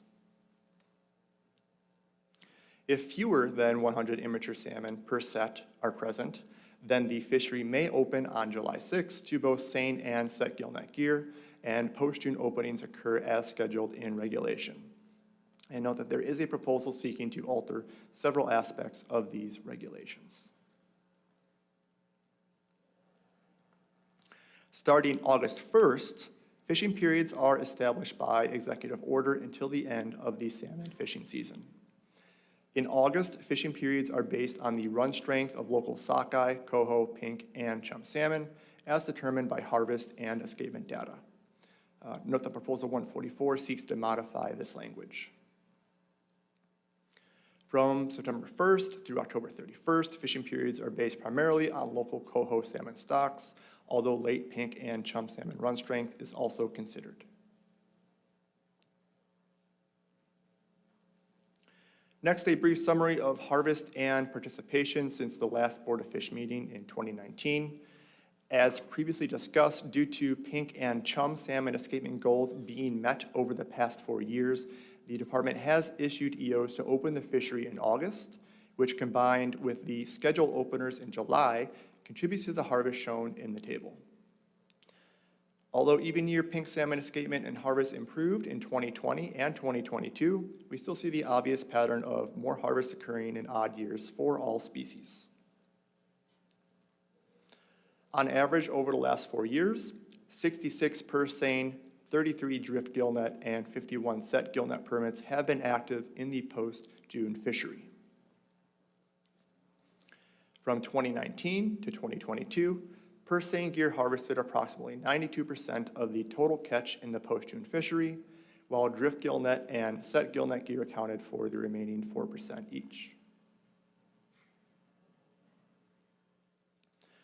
To close out the presentation, I will quickly highlight proposals that we brought before the board related to the post-June fishery.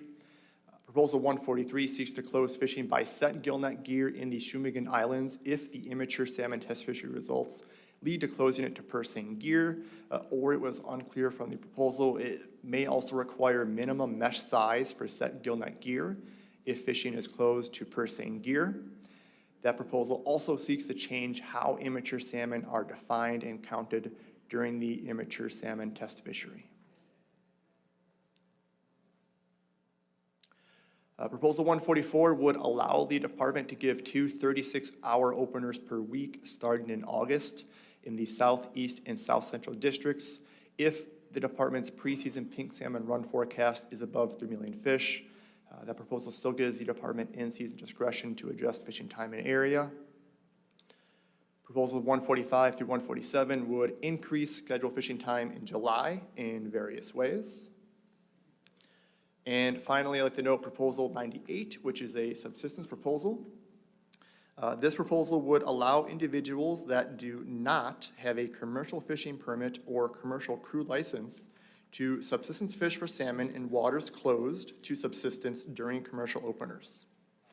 On this map, the areas in black are closed to commercial salmon fishing, and current regulations tie these closed areas to subsistence salmon fishing anytime there is a commercial opener. This proposal would open closed areas for the season to subsistence users that are not otherwise engaged in the commercial salmon fishery. And one area where users have asked for improved access is Kinzaroff Lagoon, which is on the north end of Cold Bay. This is an area where users from Cold Bay and King Cove go to harvest sockeye salmon. This concludes the South Alaska Peninsula post-June salmon fishery presentation, and if there are any questions, I would be happy to answer them at this time. Thank you, Tyler. I appreciate the excellent presentation. Are there any questions from the board?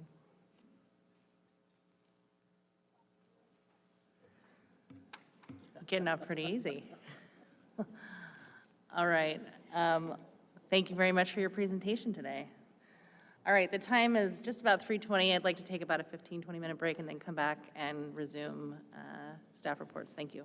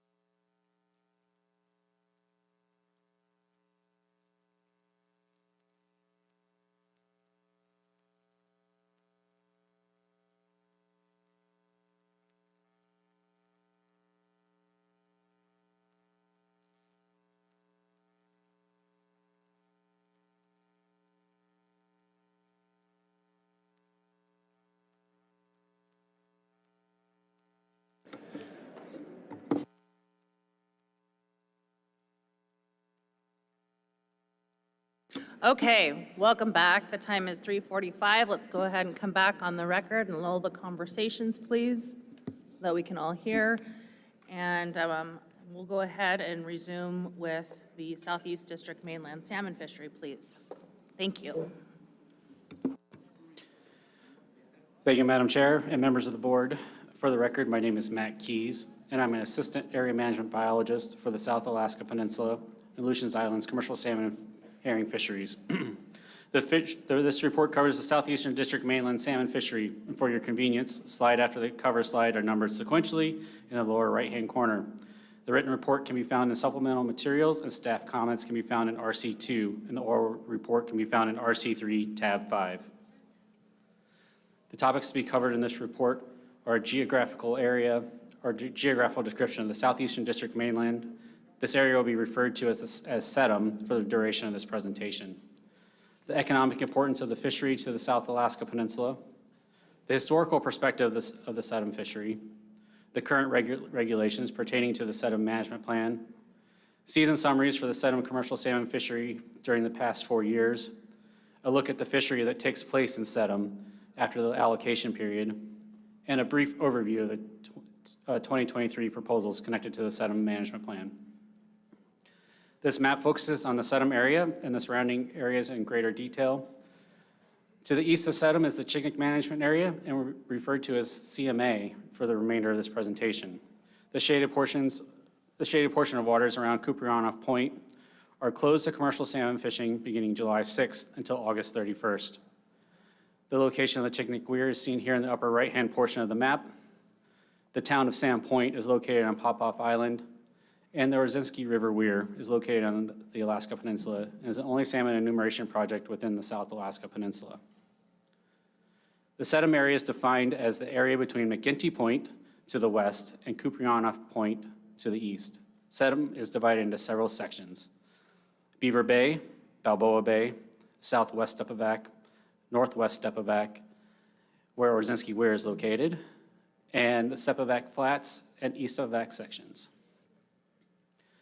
SEDM has been a historically important economic fishery for the South Alaska Peninsula management area, though over the recent 5 seasons, little to no commercial salmon fishing has occurred during the allocation period, except within Orzinski Bay, due to poor sockeye salmon runs to the Chignik drainage. The allocation period occurs from June 1st through July 25th for set gillnet gear, and from July 11th through July 25th. Purse-seine gear is also permitted to fish it within SEDM. This graph illustrates the total annual ex-vessel value over the past 10 years for all salmon species and all gear types in the SEDM fishery during the allocation period. The annual total ex-vessel value of purse-seine gear is represented by the portion of the vertical bars with orange and diagonal lines, and set gillnet gear value is represented by the solid blue portion of the bars. The vertical axis represents millions of dollars, and the horizontal axis represents years. There was no commercial salmon fishing in SEDM during the 2014 and the 2018 through 2020 seasons due to poor sockeye runs in Chignik. The harvest in 2021 and 2022 only occurred in the Northwest Stepovac section within Orzinski Bay after July 1st, which is considered a local sockeye salmon run and not part of the Chignik allocation. Oops, sorry, I looked too far ahead. The harvest in the 2021 and 2022 only occurred in the Northwest Stepovac section within Orzinski Bay after July 1st, which is considered a local sockeye salmon run and not part of the Chignik allocation. Sorry. In the years that SEDM fishery was occurred from June 1 through July 25th, the average ex-vessel value from 2013 through 2022 was approximately $943,000, with set gillnet gear earning approximately $762,000, or 68% of the total SEDM fishery, and the purse-seine gear earning approximately $361,000, or 32% of the total SEDM fishery. The SEDM fishery attributes approximately 4% of the total ex-vessel value for the South Alaska Peninsula. In 1980, the board formally adopted the Southeastern District Mainland Salmon Management Plan. This management plan established that 80% of the sockeye salmon harvest in the SEDM fishery are considered to be destined for the Chignik watershed based on several mark recapture tagging studies conducted in the South Alaska Peninsula.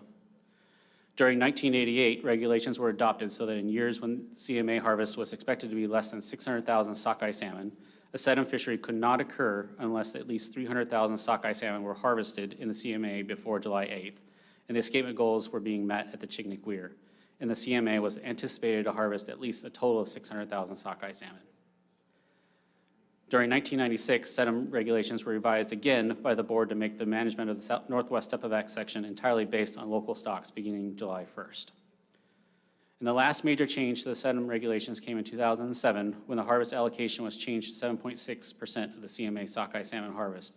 For additional detailed information on the history of the sedum fishery, please refer to Appendix C3 of the South Alaska Peninsula Annual Management Report. This graph is providing the sedum and Chignik harvest from 1980 to 2022. The vertical axis shows the number of sockeye salmon harvested in millions, with the year displayed on the horizontal axis. The solid red bars depict the number of sockeye salmon considered to be Chignik bound that are harvested in the sedum fishery. The most recent 10-year average harvest within sedum is represented by the solid black line and does not include years when the fishery did not occur. It is approximately 102,000 Chignik bound sockeye salmon.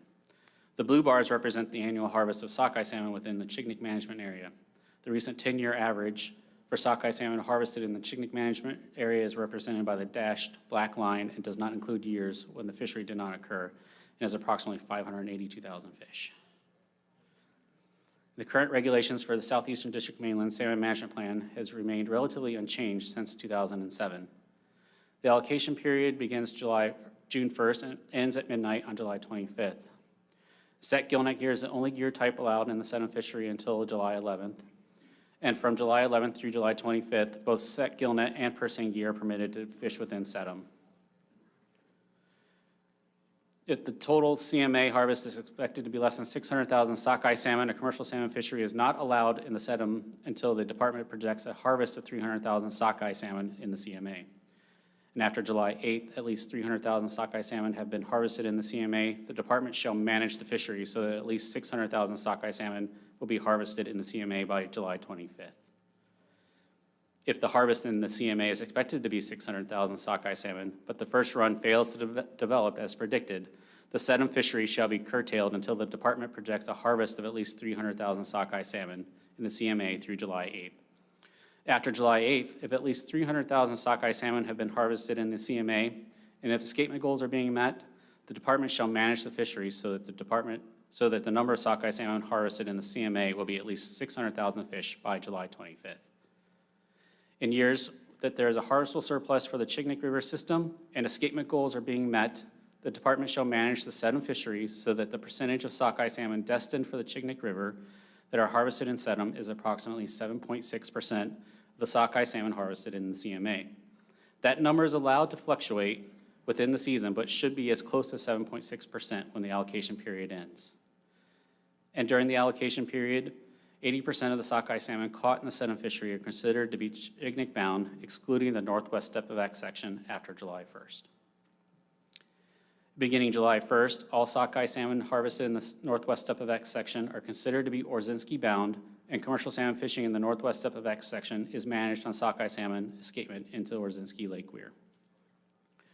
If Orzinski escapement meets or exceeds 25,000 sockeye salmon, the northwest Stepavac section and Orzinski Bay may be open concurrently as follows.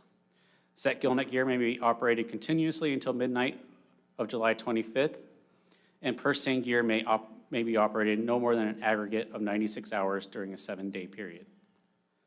After the allocation period, from July 26th through October 31st, the fishery is managed for local pink, chum, and coho salmon stocks. If a commercial salmon fishery is allowed during this time, the fishery will be closed for at least one 36-hour period within a 7-day period. This is a summary of the past 4 seasons in the sedum fishery during the allocation period. The table at the top depicts the amount of harvest for all salmon species. The harvest of sockeye salmon is given in the amount that were considered to be Chignik bound, and there was no harvest during the allocation in 2019 and 2022 within sedum. As previously mentioned, during 2021 and 2022, the only harvest to occur during the allocation period was within Orzinski Bay or the northwest Stepavac section after July 1st. The harvest of sockeye salmon within the northwest Stepavac section after July 1st are considered to be local stocks of Orzinski Bay. The table at the bottom left of the page shows the amount of effort for both gear types. Only set gillnet gear has operated during the allocation period within the Northwest Stepavac section after July 1st. And on the bottom right of this page is the most recent 4-year harvest allocation. From 2019 through 2022, fishing did not occur within the sedum and therefore did not take a percentage of the sockeye salmon harvest considered to be bound for Chignik River drainage. Orzinski Lake Weir is the only salmon enumeration project within the South Alaska Peninsula and has operated seasonally since 1990. The recent 10-year average escapement is 15,511 sockeye salmon.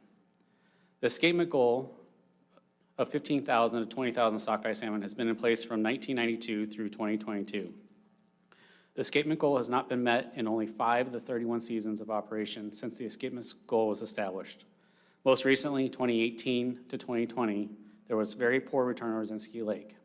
However, in 2021, the escapement goal of 20,000 sockeye was exceeded, and the escapement during the 22 season was within the escapement goal range. The new escapement goal range for Orzinski Lake is 14,000 to 28,000 sockeye salmon. The main management implication that this change has is there is a threshold escapement of 25,000 sockeye salmon that is used to liberalize opening the Northwest Stepavac section.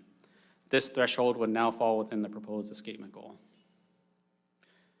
After the allocation period ends on July 25th, the sedum fishery switches to local salmon stock management, and biologists conduct aerial surveys of the area to determine if local escapement goals for pink and chum salmon are being met. This graph depicts salmon harvest from 2003 to 2022 in the sedum fishery beginning on July 26th. The amount of harvest is shown on the vertical axis in millions of fish, and the years along the horizontal axis. Sockeye salmon are represented by the red bars, pink salmon harvest is represented by the pink bars, and chum salmon harvest is represented in green bars. Sockeye and chum salmon harvest is relatively small in the post-allocation fishery. Pink salmon has had a 10-year average of approximately 615,000 fish, represented by the black line. This average does not include years when zero harvest occurred. And there are 6 sedum-related proposals during this board cycle. The first 3 address Southeastern District Salmon Management Plan, and the next 3 proposals address miscellaneous aspects of the Southeastern District mainland. Proposal 130 would allow commercial salmon fishing to be open continuously in Orzinski Bay if the escapement objectives into Orzinski Lake are being met.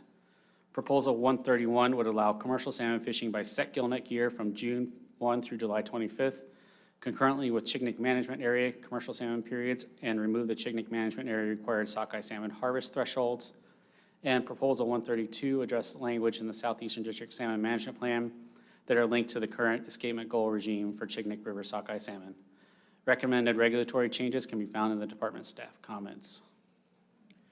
And Proposal 150 would move the Volcano Bay section into the South Central District and include the Volcano Bay section and East and West Havelock Bay sections within the Southeastern District Salmon Management Plan. Proposal 151 seeks to use 225 fathoms of seine webbing lead attached to the shoreward end of the anchored set net in the Unimac, Southwestern, South Central, and Southeastern districts. And Proposal 152 would reduce the closed waters in the Stepavac Flats section of the Southeastern District. And this concludes my presentation at this time, and we'll be happy to answer any questions you may have. Thank you, Matt. Mr. Heimbach. Just a real quick question. Does sedum in general extend all the way out to Kupriyanov Point, or does it stop at Island Bay, Fox Bay for any of the particular gear types? There is a period in which the Kupriyanov will, sorry, Madam Chair, Mr. Heimbach, there is a section that does close down. I'm trying to get to the map for you. That shaded area around Kupriyanov Point does close as well from July 6th through August 31st to all gear types. And like I said, set gillnet gear is only set gillnet gear is permitted in sedum fishery from June 1st through July 11th. And then after that point, it's purse seine gear purse seine and set gillnet gear from July 11th through July 25th. And then after that, both gear types are permitted for. And how far is the crow flies from Orzinski to the eastern side of the Northwest District of Stepavac?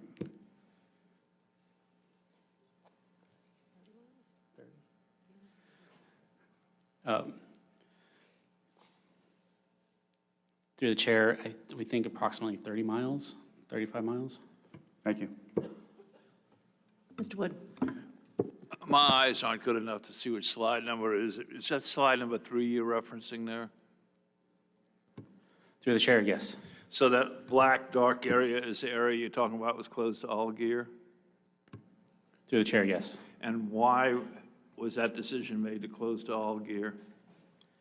Through the chair, I believe it was to reduce conflicts between the two areas, between Area M and Area L. There used to be some fairly large conflicts in that area. Can't imagine that. Okay, thank you. Mr. Carpenter? Thank you, Madam Chair. Question specific to Orzinski Lake. The escapement goals there was 15,000 to 20,000 for about 30 years. And understanding that those escapement goals have now changed from 14 to 28,000.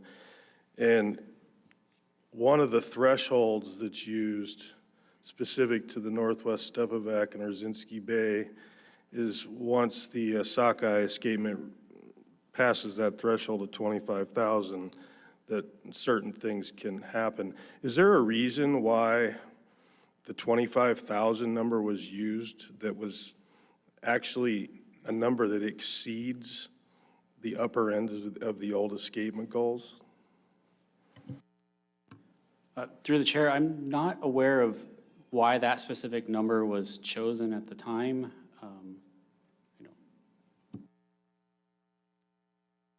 I think it's just because it is exceeding the escapement goal and trying to make sure that we don't get too many more fish above that escapement goal, that upper end of that escapement goal.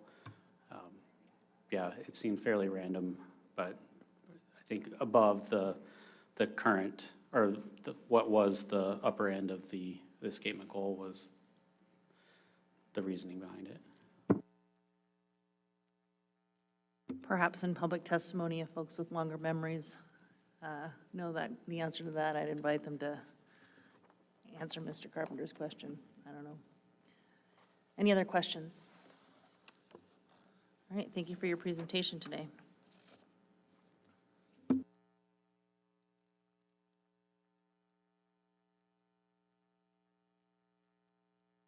Next up, we'll hear about the North Alaska Peninsula salmon fisheries.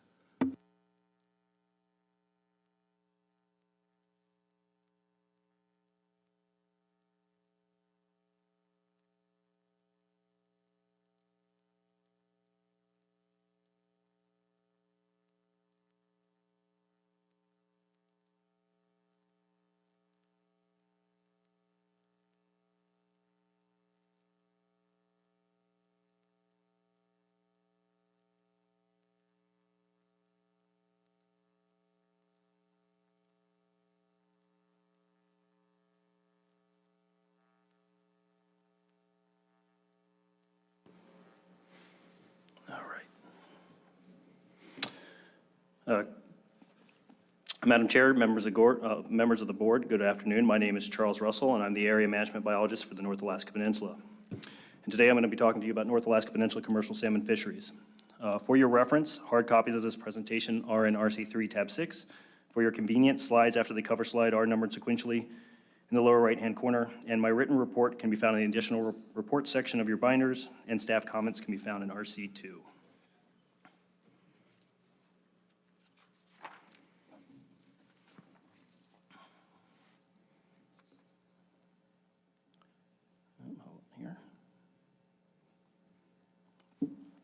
Today, I'll start out with an overview of the North Peninsula area, continuing into North Peninsula fishery assessment tools and salmon management, followed by a brief summary of relevant salmon harvest and escapement information, and finally, an overview of the proposals before you today.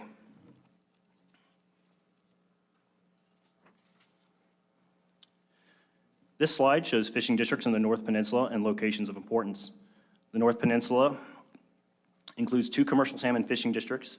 The Northwestern District, shown here in yellow, the Northwestern District encompasses the coastal waters from Cape Sarachiff to Moffett Point and includes areas such as Urilla Bay, Swanson Lagoon, and Eisenbeck Moffin Bay. The Northern District, shown here in blue, encompasses waters from Moffett Point to Cape Minchkoff, which is the northern boundary line with Area T, or the Bristol Bay Management Area. This area includes the communities of Port Hyden, Nelson Lagoon, and Port Moller, and I've also included relevant geographical points such as Cape Cynabin, Unagashak Bluffs, and Stroganoff Point for reference. Sockeye salmon are the dominant species along the North Peninsula, and there are 6 major sockeye producing systems in the Northern District seen here highlighted in blue. They are the Nelson River, the Bear River, Sandy River, Ilnik River, Meshik River, and Cinder River. In addition to those listed above, there are numerous small producing sockeye systems throughout the area as well. This map shows the Northern District sections and is where most of the sockeye salmon harvest occurs on the North Peninsula. For reference, the areas in black are closed to commercial salmon fishing year-round, and the date next to each section is the earliest possible opening dates.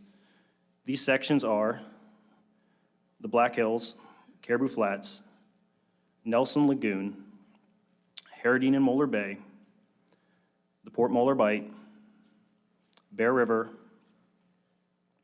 Three Hills, Southwest Ilnik and Northeast Ilnik, the Inner Port Hyden, the Outer Port Hyden, and the Cinder River. Most of the proposals before you today address Nelson Lagoon, Bear River, Three Hills, Ilnik, Outer Port Hyden, and the Cinder River sections. The predominant gear types used in the North Alaska Peninsula are drift and set gill nets, though purse seine and hand seines are legal gear types in some areas. Areas open to all gear types are shown here in blue, and those include the Northwestern District, and in the Northern District, the Herodine, Molar Bay, and Port Molar Bight sections. The Bear River section is the only area open to drift gill net, purse seine, and hand seine gear groups, and is shown in yellow. Areas open to drift and set gill net are shown in red, and these include the Black Hills, Nelson Lagoon, Ilnik, Inner Port Hyden, and Cinder River sections. And finally, areas open exclusively to drift gill net are shown in green, and those are the Three Hills and Outer Port Hyden sections.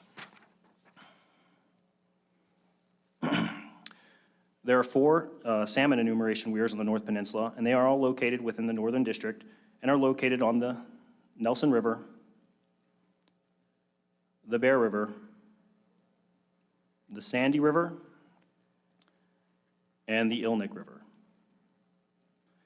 These weirs operate approximately from late May through the end of July, except for the Bear River, which operates till the end of August. The rest of the area's rivers and streams are monitored by aerial survey, and aerial surveys are the primary source of in-season data for monitoring Chinook, pink chum, and coho escapements.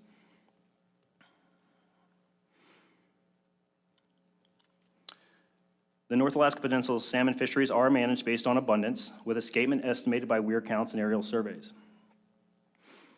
The underlying premise is simple on the North Peninsula. As weir and aerial survey counts approach or exceed anticipated counts, areas may be open to commercial fisheries. Areas with counts behind anticipated levels may remain closed to fishing. And time and area provided for commercial fisheries are also dependent on other factors, such as commercial harvest, which is reported daily to ADF&G, allowing managers to monitor harvest trends and fleet distribution closely. Test fisheries, which are also used to determine salmon abundance, is a common tool used in August during the Bear River late run. And finally, biological sampling programs such as age, sex, and length data round out our understanding of the fishery. This slide shows the 5 main sections of the northeast of Port Molar and the stocks currently managed in these sections under the Northern District Salmon Fisheries Management Plan through July 20 and post-July 20. The Bear River section is managed based off abundance of Bear and Sandy River through July 20 and post-July 20. Three Hills section is managed based off the abundance of Bear, Sandy, and Ilnik rivers through July 20, and the abundance of Bear and Sandy post-July 20. In the Ilnik section, through July 20, the area southwest of Unagashak Bluffs is managed based off abundance of Ilnik and Ugashik River sockeye salmon, and the area northeast of Unagashak Bluffs is managed based on Meshik, Ilnik, and Ugashik River sockeye salmon. Post-July 20 through August 15th, the Ilnik section is managed based on the abundance of late-run Bear River sockeye salmon. In the Outer Port Hyden section, it's managed based off the abundance of Meshik and Ugashik rivers through July 20, and post-July 20 is managed based on the abundance of Meshik River sockeye salmon.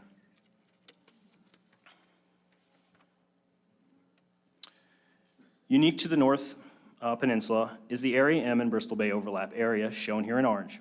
The overlap area was created shortly after statehood to allow Port Huyton and Pilot Point residents who fished in Bristol Bay to continue fishing in waters of Area M that they have historically fished in the past, either for Chinook salmon during May and June or for coho salmon during August and September. This area allows Bristol Bay permit holders to fish during specific times within these areas. In 2016, the board allowed Area T permit holders to fish in the inner Port Huyton and Cinder River sections for salmon year-round. It should be noted that during June and July, the Cinder River Lagoon, shown here in green, is open, or only the Cinder River Lagoon, shown here in green, is open in the Cinder River section. In the Ilnik Lagoon portion, shown here in red, of the Ilnik section, Bristol Bay permit holders are allowed to commercial fish for salmon from August 1st through December 31st. In recent years, little or no fishing effort from Bristol Bay permit holders has occurred in the inner Port Huyton and Cinder River sections, and it has been many years since Bristol Bay permits have fished inside Ilnik Lagoon. More details about this area are available in the written report. This graph shows the number of permits fished in the Bear River, Three Hills, Ilnik, and Outer Port Huyton sections from 2002 through 2022, as well as the total number of permits fished. Overall, the number of permits fished since the early 2000s has been steadily increasing, and over the past 5 years, approximately 138 permits have fished on average throughout this area. As you can see from the graph, the Ilnik and OPH section typically has the most permit participation year to year, while the Bear River and Three Hills sections can vary depending on the sockeye salmon returns to the Bear and Sandy River systems.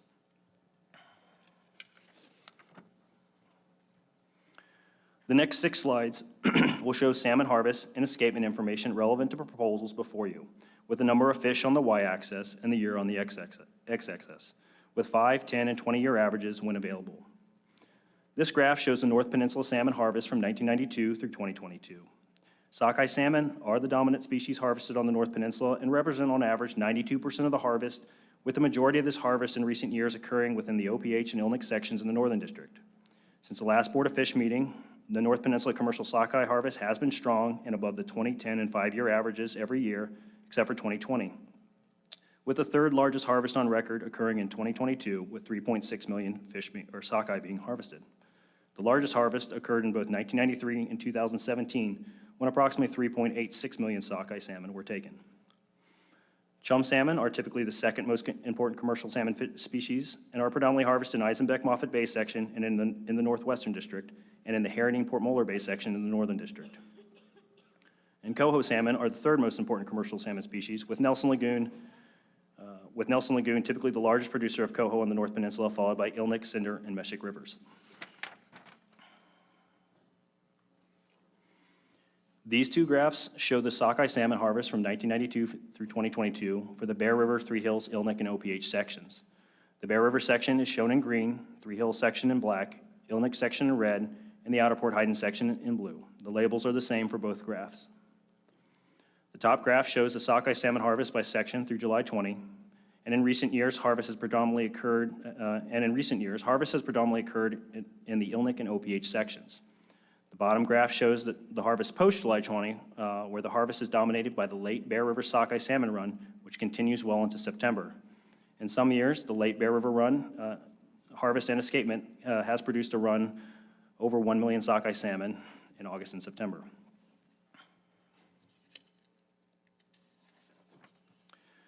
This graph shows the Outer Port Huyton sockeye salmon harvest since 2007, which is when a portion of the Outer Port Huyton area was reopened to commercial salmon fishing.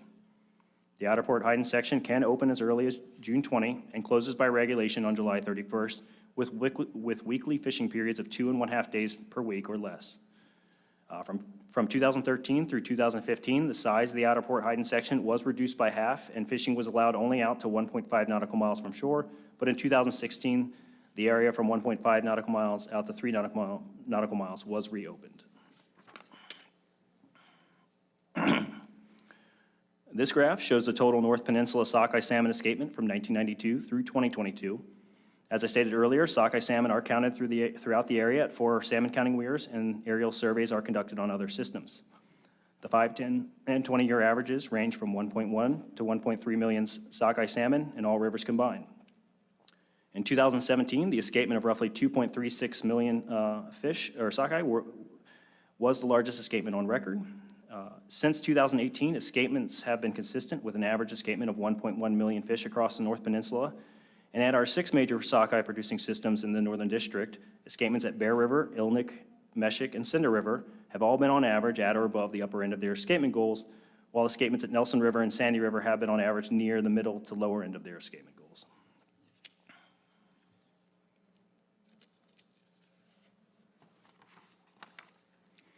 These two graphs show the sockeye salmon escapement at Cinder and Meshick River from 1992 through 2022.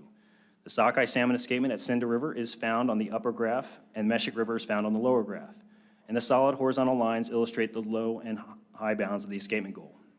As you can see, since 2003, the Cinder River escapement has been consistently at or above the upper level of the escapement goal, except for 2021. And additionally, the Cinder River sockeye salmon run has not had a directed salmon harvest sockeye salmon harvest in many years. And again, in 2007, the board opened a portion of Outer Port Heiden section to provide harvest opportunity on Meshick River sockeye salmon. Prior to that time, there was excessive escapement into Meshick River and its tributaries. And since 2007, when the fishery was reopened, the Meshick River escapements have been closer to the escapement goals. But since 2015, the Meshick River has exceeded the upper escapement goal bound every year except for 2020.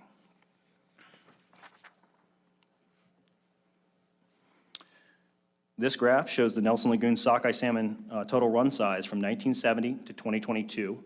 The total run is broken into harvest, shown here in red, and escapement shown in blue, which includes Nelson River weir numbers and the aerial survey data from David and Caribou River drainages. As you can see, 2004 run of well over 1 million Nelson River sockeye salmon was the largest return on record and had a harvest of over 500,000 fish and an escapement of over 500,000 fish as well.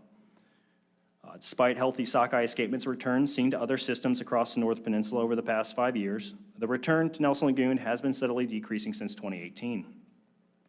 With the 2022 sockeye run well below the 20, 10, and 5-year average return, and the 2022 harvest being the lowest since 1974, and the 2022 escapement being the lowest since 1976.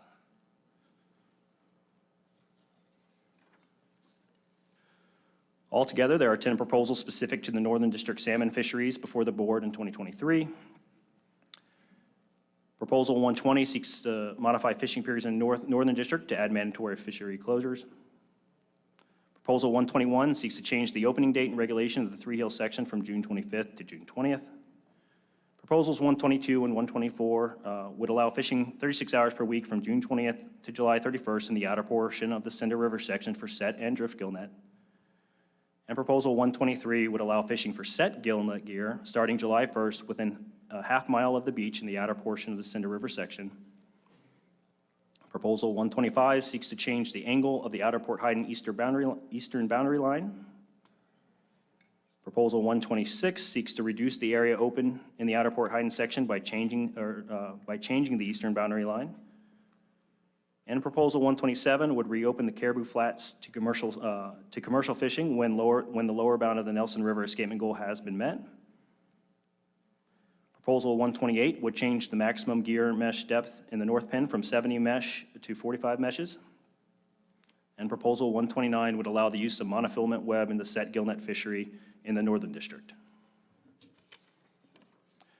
This concludes my presentation, and I would like to thank ADF&G Comfish staff and the following individuals. And with that, I can take your questions. Thank you, Charles. Looks like Mr. Wood has a question. Thank you, Charles. I told you it wouldn't be so bad testifying your first time. When you were reading from your script on slide 16, you were throwing out a bunch of figures over what happened the last few years, Nelson Lagoon. Would you make a copy of that and get it to me? Through the chair, yes, I can. Okay. And one of the statements made in one of the PCs that we received said that Nelson Lagoon had reached their escapement goals 49 out of the last 50 years. That does not appear to be the case. The Nelson Lagoon escapement goal has been met. I believe that's correct. The last year it wasn't met was, I believe it was 2012, but I'd have to check. Would you confirm that for me? Through the chair, yes, I can. Thank you. Ms. Mitchell. Thank you, Madam Chair. My question kind of piggybacks on Member Wood's question, and I just didn't see the escapement goal for this river in the staff comments or in the presentation right now. What is the goal? The escapement goal for Nelson River is 98,000. The lower end is 97,000 through 200 and,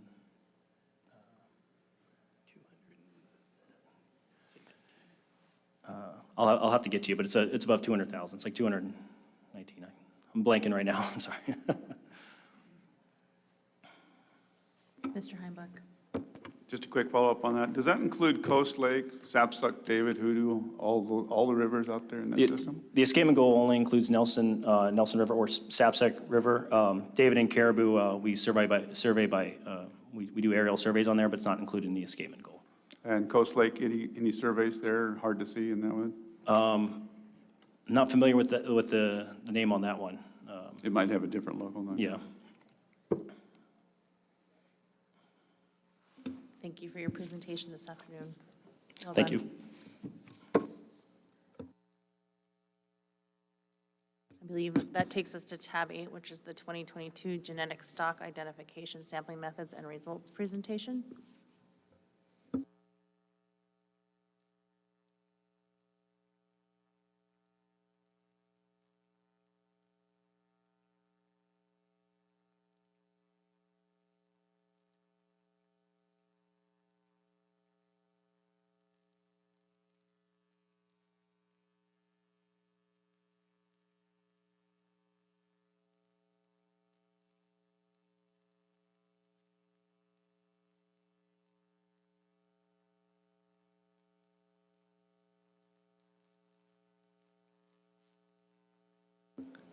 Welcome, gentlemen. Whenever you're ready, please put yourself on the record and begin.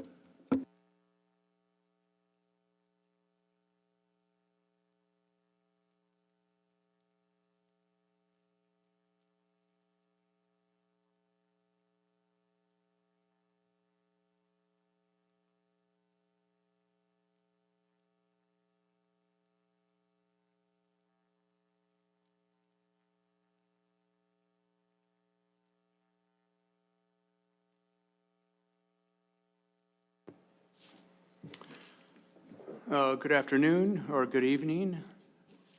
For the record, my name is Birch Foster. Madam Chair and members of the board, I'm a regional research biologist for salmon and herring fisheries. Today, I'll give an overview of the South Alaska Peninsula chum salmon harvest genetic sampling. For your reference, the following slides in this report are numbered in the lower right part of the slide, and this oral report is located in RC3 tab 8.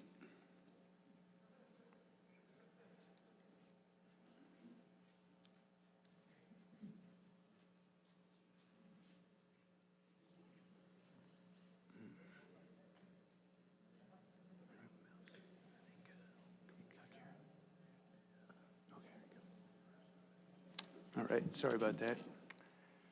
So as an overview of the presentation, I will first discuss background information, then highlight some traditional fisheries and research in the area. At that point, touch on objectives, study design, sampling areas, sample determination, sample collection, and results. So unusually high harvest of chum salmon in South Alaska Peninsula fisheries occurred in 2021 with about 1.16 million fish harvested. At the same time, poor returns of chum salmon to AYK has raised concerns amongst some stakeholders about the stock-specific harvest in South Alaska Peninsula fisheries. This study was designed to estimate stock compositions and stock-specific harvest in the fishery, which were last estimated as part of the Western Alaska Salmon Stock ID program for chum salmon that was 2007 to 2009. Historical records of the South Alaska Peninsula commercial fishery go back to 1908. While the stock composition of 2021 South Peninsula fisheries is not known, there is a long history of studies to determine chum salmon stock of origin in the area. Various chum salmon tagging experiments have been conducted within the area dating back a century. In addition, genetic stock composition studies have taken place variably since the 1990s. The studies have demonstrated a high abundance of non-local chum in June and in early July. The primary objectives of this study were to sample, genotype, and estimate the stock composition and stock-specific harvest of the chum salmon commercial fisheries of the South Alaska Peninsula in 2022. So in the design, the plan entails 2 sampling areas, Unimac and southwestern districts, and southeastern and south central districts. Sampling occurred at processing facilities in Sand Point, King Cove, and False Pass.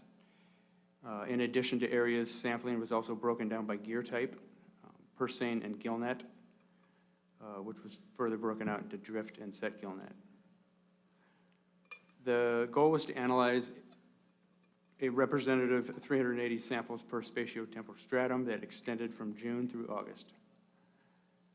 So for purse seine gear, there were 9 temporal strata, drift gillnet had 8 temporal strata, set gillnet had 5 temporal strata within the June to August timeframe.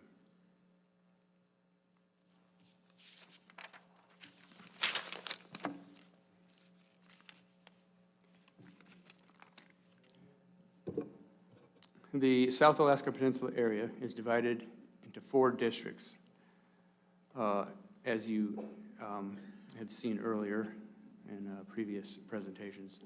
The Unimac District in purple, the Southwestern District in blue, South Central District in yellow, and the Southeastern District in orange.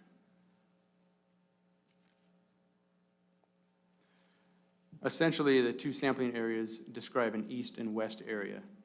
To the west, you have Unimac Southwestern Districts, and the gear type stratification was by purse seine and drift gillnet. And to the east, you have Southeastern and South Central Districts, which is stratified by purse seine and set gillnet gear. I will not describe in detail the fishery itself, as that has already been covered by the management biologist. There are, of course, changes in time area gear over the course of the season, June and post-June, but these sampling areas stay consistent over the sampling season. A small exception is when there was some set gillnet effort that extended into Southwestern District. In that case, we targeted that when it was available. So department technicians coordinated with processing plants to locate deliveries needed for sampling. Statistical fishing areas and gear types were confirmed with fish tickets and interviews. Samples were primarily targeted from tenders unloading at the shore-based processors. And the date of harvest and sampling date were also recorded. The tissue collected for the genetic analysis was a piece of the pelvic fin. Between 40 and 240 tissues collected per sampling event, depending on the sampling targets for the day.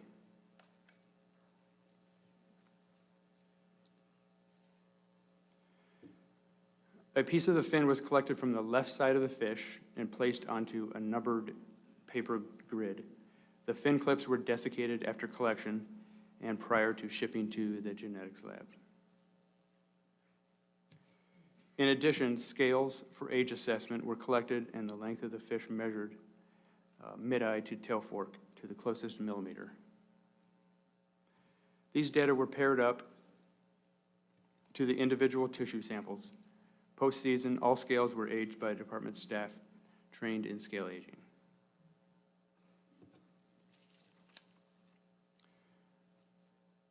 So in total, we collected 14,869 samples. For comparison, this number is similar to the average number of chum collected in the area during WASP. The lengths ranged from 396 to 720 millimeters and averaged 554 millimeters. A total of 12,810 of the chum salmon were successfully aged.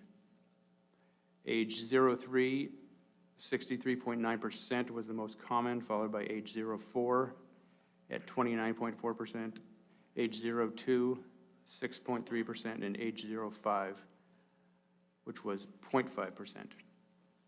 As a note, these age compositions are typical for the age of adult chum salmon escapements throughout Alaska systems.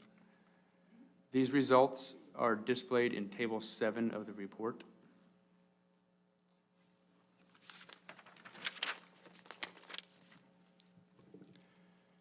To give you a visual of the sampling design hierarchy, here's how the June fishery sampling was laid out, with 4 temporal stratum for seine and drift gillnet by area, and 1 for set gillnet. For seine and drift, these 4 temporal strata align with the 4 main scheduled openings.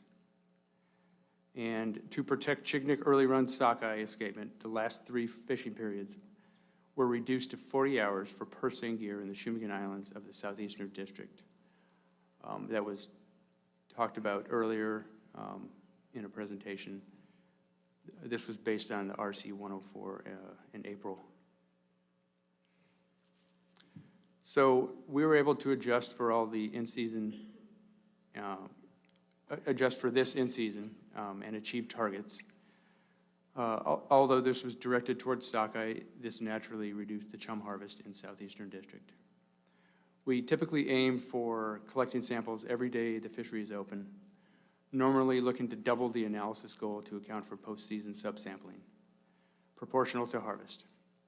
We successfully reached all of our target minimums in June, and in total, we collected 7,738 samples. So these are the chum salmon harvest heat maps, we're calling them. They will also be shown later in the genetics presentation by Tyler. They depict the magnitude of chum salmon harvest in statistical areas. And in June 2022, chum harvest was primarily centered in Cape Lukey section of Unimak District and Icatan of Southwestern District and the Shumagon Islands, Shumagon Island area of the Southeastern District. Seine harvest was approximately 489,000 and gillnet harvest was approximately 55,000 chum salmon. We had planned to have 3 temporal strata for all areas in July. However, harvest declined significantly, as did effort, especially in Unimak Southwestern area, partly due to the departure of the drift gillnet fleet to the north.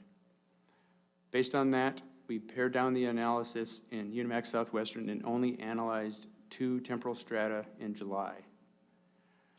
But the minimum targets were reached for all others, and in total we collected 5,389 samples in July.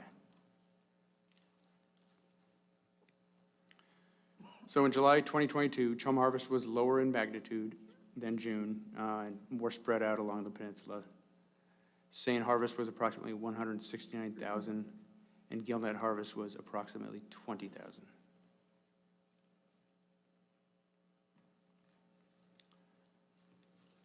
In August, there were 2 strata for seine and 1 each for drift and set gillnet. Low water and poor survey conditions prevented commercial openers in early August. Fishing opened on August 15th in the major fishing areas. Once fishing resumed, all minimum analysis targets were reached with the exception of Unimak Southwestern drift gillnet, where we only collected 16. Again, harvest and effort were minimal there. So those were pooled with the Southeastern South Central set gillnet in August to create a South Penn gillnet stratum. And in total, we collected 1,742 samples in August.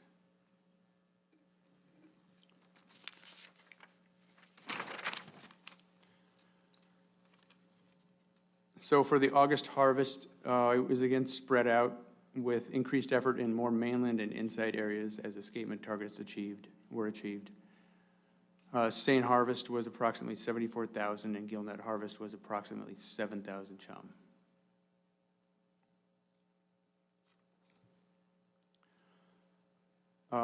The entire ADF&G management staff on the peninsula made the logistics of this possible.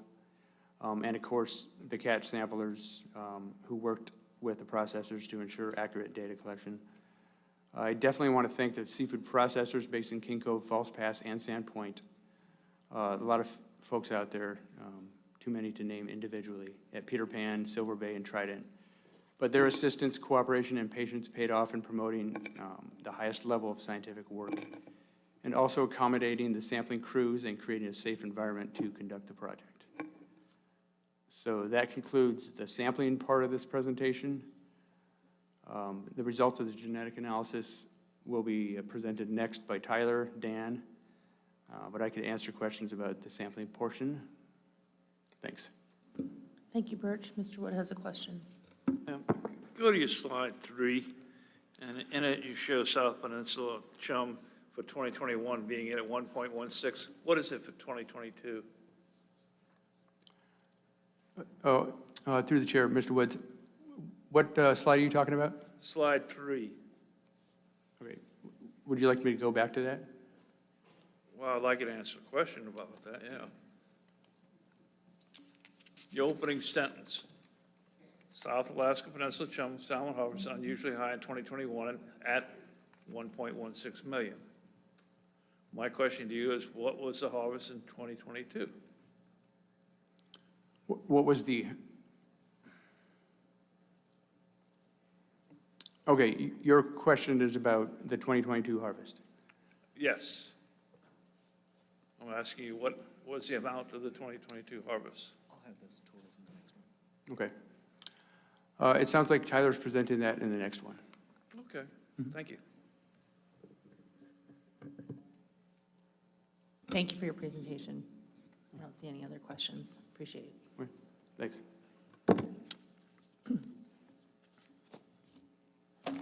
Okay, Tyler, you're on deck.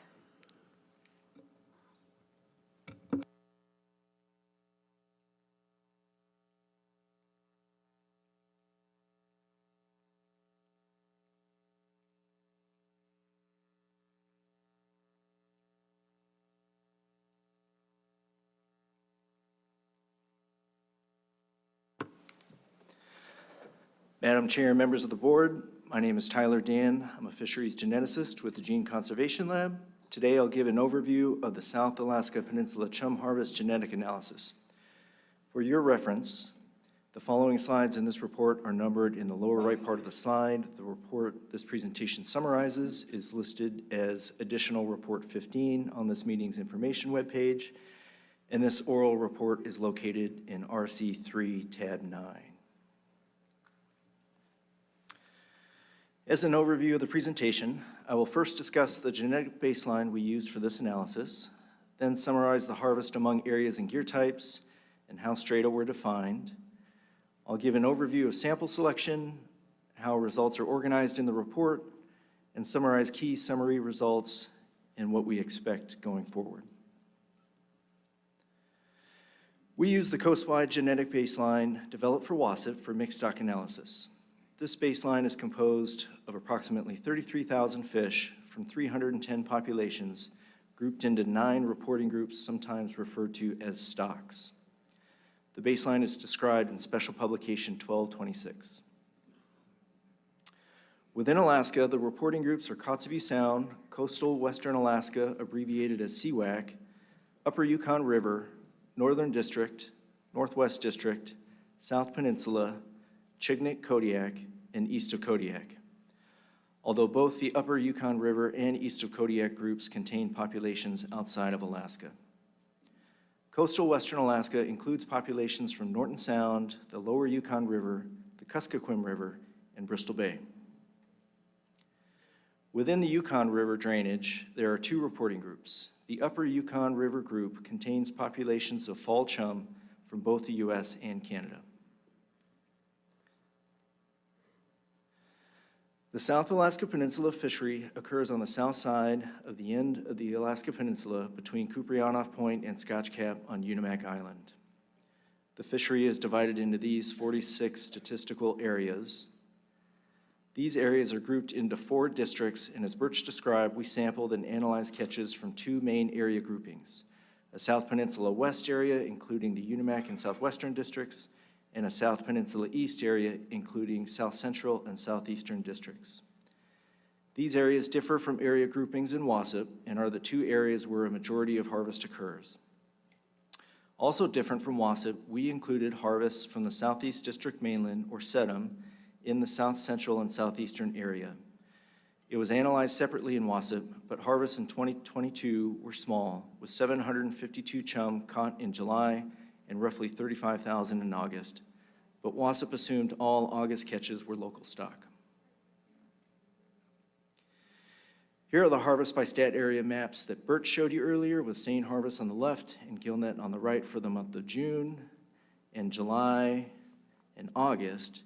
And I'm going to go through them a few times to highlight that a majority of harvest occurred in June and were highest in the seine fishery in the Unimac and southwestern districts, and we'll focus on results from the June Unimac seine fishery later.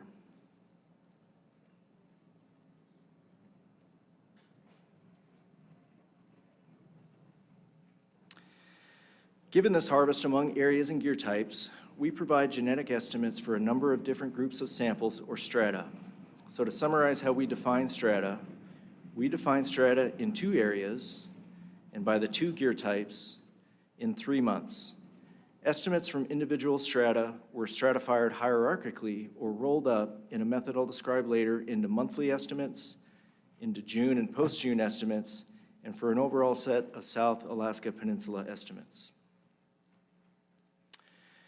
Going to describe our method for sample selection using June Unimac seine as an example.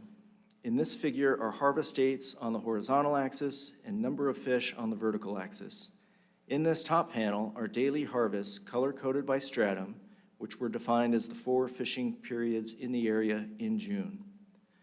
Note that the earliest days catch were from a fleet test fishery and that harvests were greater in the 2nd and 3rd stratum than the 1st or the last.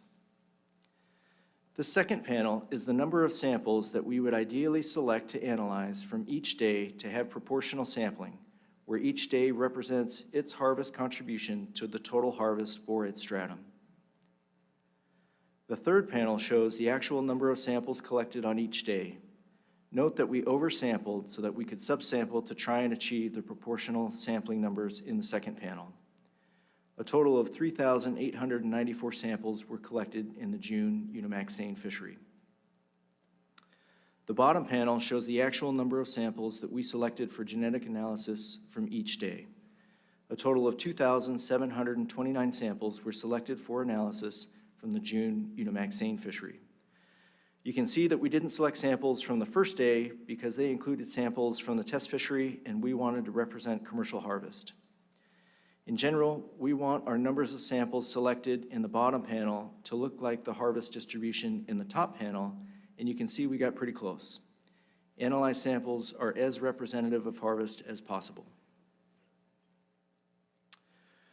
So we collected genetic data from the 10,000 fish that we selected for analysis. We compared that data with the genetic baseline in a process called mixed stock analysis to generate stock composition estimates for each stratum. These estimates represent what percent of each catch sample was contributed by each of the 9 reporting groups or stocks. When multiplied by the harvest total that each catch sample represented, we calculated stock-specific harvest estimates in numbers of fish. We report percent and stock-specific harvest in this presentation. The estimates of stock-specific harvest from this analysis feed into the harvest rate analysis that Andrew will present next. We used a hierarchical design to weight each set of stock composition estimates by the harvest they represented to summarize stock composition and stock-specific harvest at higher levels of the fishery.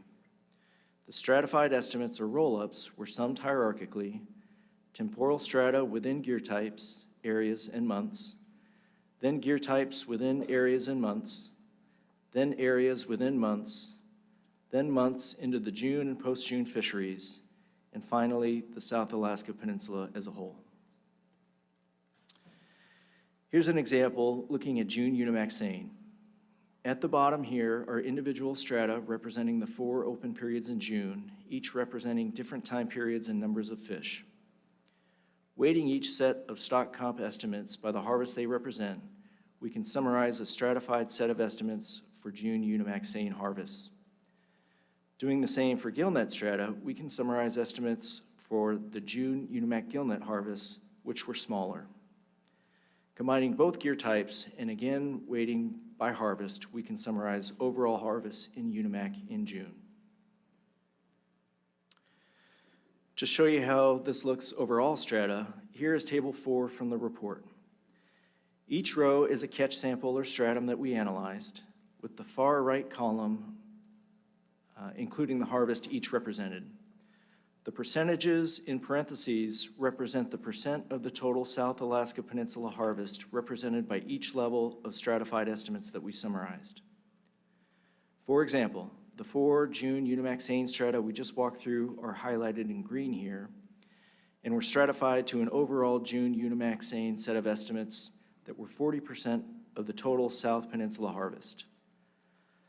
Summarizing seine and gillnet together, we can estimate June UNIMAC harvests, which combined with southeastern and south central harvests lets us estimate the total June composition, which was 2/3 of the total.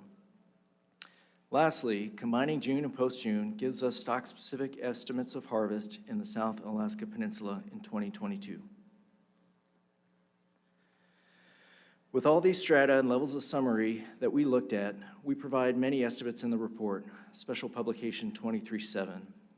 Instead of walking through every result, I'll provide a guide to the types and locations of results in the report before presenting some key summary results. To begin with, there's a set of organizational tables.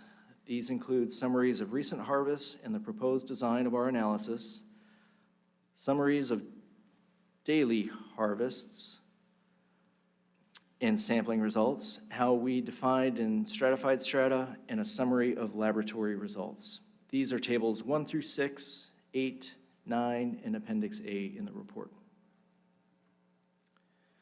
Then there's a series of age and length composition results, some of which Birch presented. Here's an example table of age and length composition with age compositions on the left and length summaries on the right. These are Table 7 and Appendix C in the report. There are 28 tables of single stratum estimates of stock composition and stock-specific harvests in Appendix B. Here's an example of those tables with stock composition estimates as percentages in the columns on the left and stock-specific harvests on the right. There are 18 sets of stratified estimates of stock-specific harvest, or the roll-ups. These are tables 10 to 27 in the report. Here's table 14 with the same example that we've been looking at, June UNIMAC seine, again with percentages on the left and stock-specific harvest on the right. We also summarized total harvest of chum salmon from the Asia and coastal Western Alaska reporting groups, as they were the 2 dominant stocks observed in the June fishery during the wassup years. We calculated the ratio of Asia to CWAC harvests among strata and in the South Alaska Peninsula fishery as a whole to compare with results from wassup. We also tabulated how much of each stock's total estimated harvest in the South Alaska Peninsula fishery in 2022 was harvested in each strata. This is Table 28 in the report. Lastly, we summarized June and post-June estimates to compare with results from the wassup years in Table 29. Now we'll take a look at some key summary results. We'll start again with June UNIMAC seine. Those 4 strata highlighted here in green together represented 40% of the total harvest in the South Alaska Peninsula in 2022. To visualize those results, here is Figure 10 from the report with each of the 9 reporting groups on the horizontal axis and the median and 90% credible intervals along the vertical axis. The top panel shows stock composition estimates as percentages, and the bottom panel shows stock-specific harvest in thousands of fish for each of the 4 strata in June. Here are the results as percentages of each catch sample, and you can see that the Asia contributed more to each stratum than any other stock. Coastal Western Alaska was second, and most of the remainder came from east of Kodiak. The Asia group contribution increased through time before falling off slightly in the last stratum, while the CWAC contribution decreased through time. Weighted by the harvest they represent, you can see that again, Asia contributed a majority of the harvest, followed by CWAC and east of Kodiak, and that the 2nd and 3rd strata had greater harvest than the 1st and 4th. If we sum those estimates together with our stratified estimator approach, we can summarize the stock composition and stock-specific harvest of June Unimax seine as a whole. The total chum harvest in the June Unimax seine fishery was 321,544 fish. The Asia group comprised the majority of the harvest with an estimated 199,000 or 62% of the total. The CWAC group contributed an estimated 56,000 fish or 17%, and the east of Kodiak contributed an estimated 33,000 or 10% of the harvest. No other groups contributed more than 5% of the June seine harvest. If we summarize up to the June and post-June levels, where about 2/3 of the total harvest took place in the June fishery and 1/3 in the post-June, we can compare estimates with WASP. To visualize those results, here is a similar figure with reporting groups along the horizontal, but stock-specific harvest in tens of thousands of fish on the y-axis. Results for the June fishery are in the top panel and for the post-June in the bottom. Each color represents annual totals for each fishery for the WASP years in shades of red and 2022 in blue. Averaging across the 3 WASP years, the coastal Western Alaska group averaged 57% of the June harvest and was 18% of the June harvest in 2022.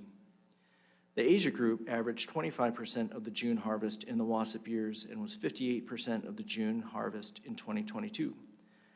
The east of Kodiak group averaged 8% in the WASP years and 13% in 2022. All other groups contributed less than 5% to the June harvest. Averaging across WASP, the South Peninsula group averaged 70% of the post-June harvest and was 35% in 2022. The Chignik Kodiak group averaged 11% of the post-June harvest in WASP and was 23% in 2022. The east of Kodiak group averaged 4% in WASP and was 24% in 2022. The Asia group averaged 9% in WASP and was 11% in 2022, and all other groups contributed less than 5% to the post-June harvest. Since Asia and CWAC were the main contributors to the June fishery in WASP, and 2022 results differed substantially from WASP, we calculated the ratio of annual Asia to CWAC harvest as another way to look at the relationship between these two groups. In this figure, we have years along the horizontal and the ratio of Asia to CWAC on the vertical, which is calculated as the total Asia harvest divided by the total CWAC harvest. The black line here at 1 represents an equal harvest of the two groups, with values below the line indicating smaller harvest of Asia than CWAC and values above indicating larger harvest of Asia than CWAC. Here are the ratios in the 4 years. You can see that the average ratio of Asia to CWAC in the WASP years was 0.56 and was 3.3 Asia fish for every CWAC fish in 2022.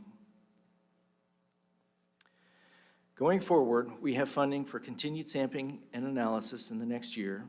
Additional years of sampling and analysis will allow for more direct and intentional analysis of age and stock compositions to inform management. We'd like to conduct some explicit modeling to estimate stock-specific cohort abundances to compare with similar estimates from other sampling platforms. Lastly, an updated baseline is in development and may allow for more accurate and precise estimates of stock-specific harvest in the future. In conclusion, total South Peninsula harvest in 2022 was 817,279 chum, which was 158% of the 10-year average.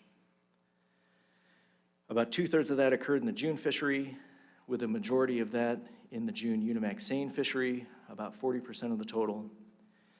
Groups greater than 5% included Asia at 58%, coastal Western Alaska at 18%, and east of Kodiak at 13%.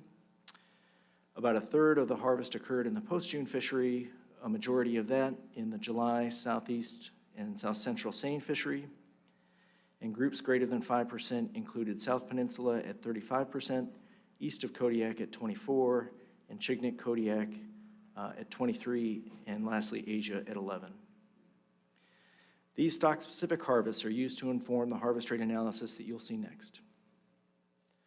We thank the previously recognized samplers and processors for collecting quality tissues and the dedicated ADF&G staff for producing large quantities of high-quality data in a compressed timeframe so that results from this year would be available for this meeting.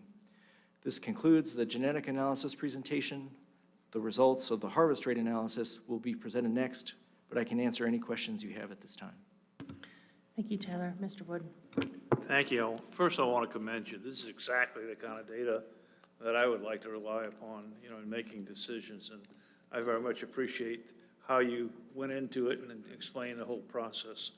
I just want to confirm so that I'm crystal clear, because I've been meeting with a bunch of people talking about a volunteer program related to chum, but nonetheless, the figure that you gave of $817,279, that's for all harvesting of chum in South Peninsula, correct, for that year? That's correct. And the earlier figure given in the presentation before you of 1.16 million, that's the same thing, it's all harvesting of chum. I believe that's correct. Okay, because from that I can figure out what the 10-year average is and what the difference is. Apparently, there's some belief that they caught 500 and something thousand. I'll go back on my records to take a look at it and do the math and try and figure out how effective last year's volunteer program really was. Do you have any feeling of that? Yeah, apologies through the chair. I believe the 544,000 was the harvest in the June fishery, and the 817 is the total, June and post-June total. Okay. Thank you very much.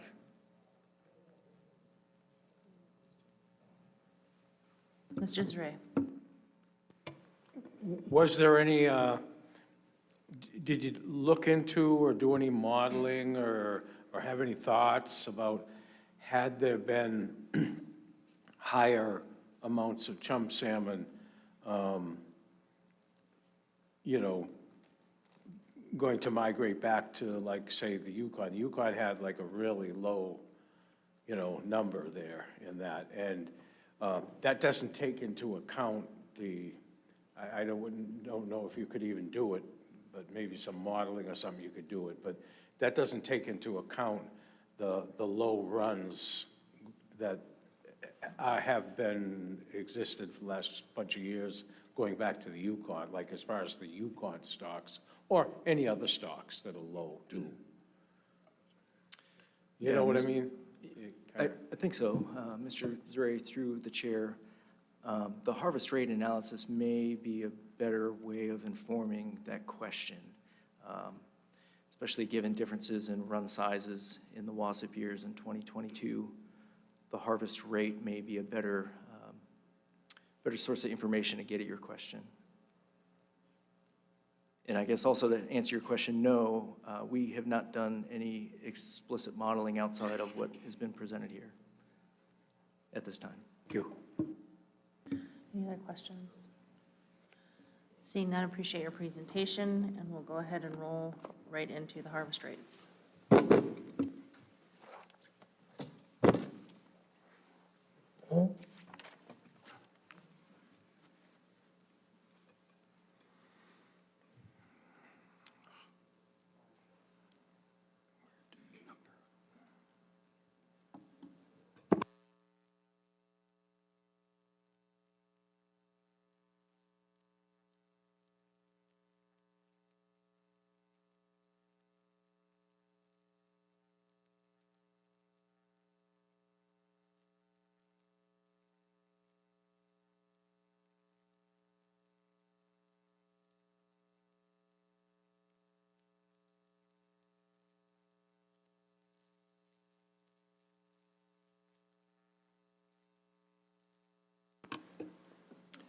Thank you for your patience. Madam Chair and members of the board, my name is Andrew Monroe. I'm a fisheries scientist with the Division of Commercial Fisheries. In this presentation, I will explain how we took the stock-specific harvest numbers from the South Peninsula fisheries presented to you by Tyler and calculated preliminary harvest rates. Harvest rate is the number of fish harvested from a specific stock that is divided by the total run for that same stock. In other words, harvest rate is the proportion of the total run captured in a given fishery. For your reference, the following slides in this report are numbered in the lower right of the slide, and this oral report is located in RC3, tab 10.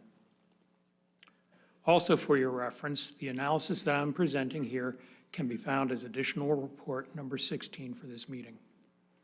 This is a separate report from the one that the previous two presentations were based upon. As an overview of the presentation, I'll first provide a brief background to the analysis. I'll then explain the parts of the harvest rate calculation and walk through components of the stock-specific total run estimates, which will be followed by a guide to the results in the report, as well as some key results. I will then end the presentation with a summary and an indication of the next steps. Stock-specific harvest estimates from the Genetic Stock Composition Report were used to calculate preliminary harvest rate estimates of chum salmon in the South Peninsula commercial fisheries for 2022. This analysis was not part of the original project plan, which is why it's being presented separately. As I go through this presentation, I'll also explain why the results are considered preliminary. The reporting groups used in this analysis are the same as in the previous presentation. However, total run estimates and harvest rates were not calculated for the Asia and East of Kodiak chum reporting groups, for reasons I'll explain in my next point. This analysis followed the methods used in WASP as closely as possible. Documentation of the WASP methods can be found in Eggers et al. 2012 and Monroe et al. 2012. Complete references are provided on the final slide. However, in some cases, changes over the past decade required adjustments to the methods used in WASP. These deviations are detailed in the accompanying report.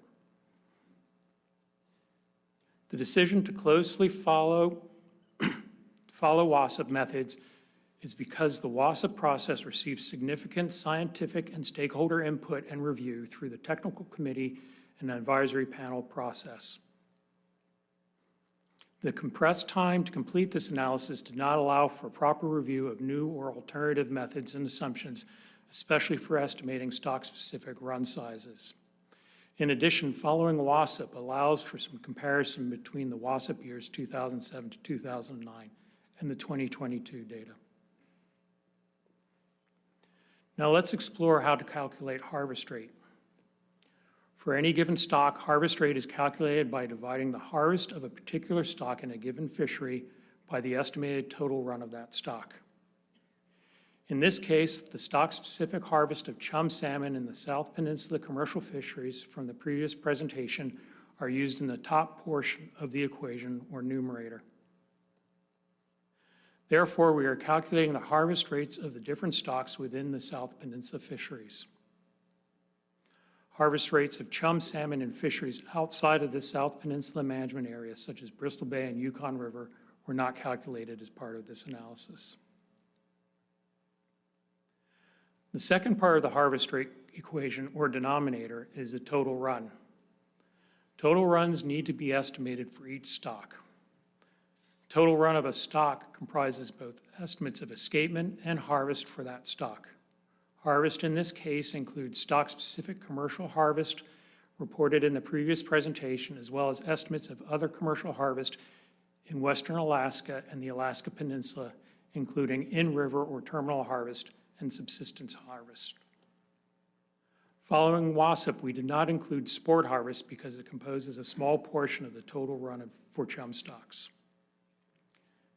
Now let's dive into the process used to estimate the total run for each stock needed to be able to do the harvest rate calculations. I'm going to start with the estimation of escapements for each of the stocks. Shown here is a crude representation of the areas that encompass the stocks included in this analysis. These are the same stocks that were included in the previous presentation, with the exception of Asia and East of Kodiak reporting groups. These are also the same stocks that were included in WASP. Estimating total escapement of chum salmon presents challenges throughout Alaska, especially in Western Alaska and the Alaska Peninsula. Regional estimates of total escapements are not commonly calculated, with WASP being one notable exception where this was done. Some of the challenges include the lack of complete assessment in all river systems with chum salmon populations and the ability to count all fish. For example, estimates based on aerial surveys usually observe a subset of streams within an area and serve as an index of escapement for that area and not an estimate of total escapement.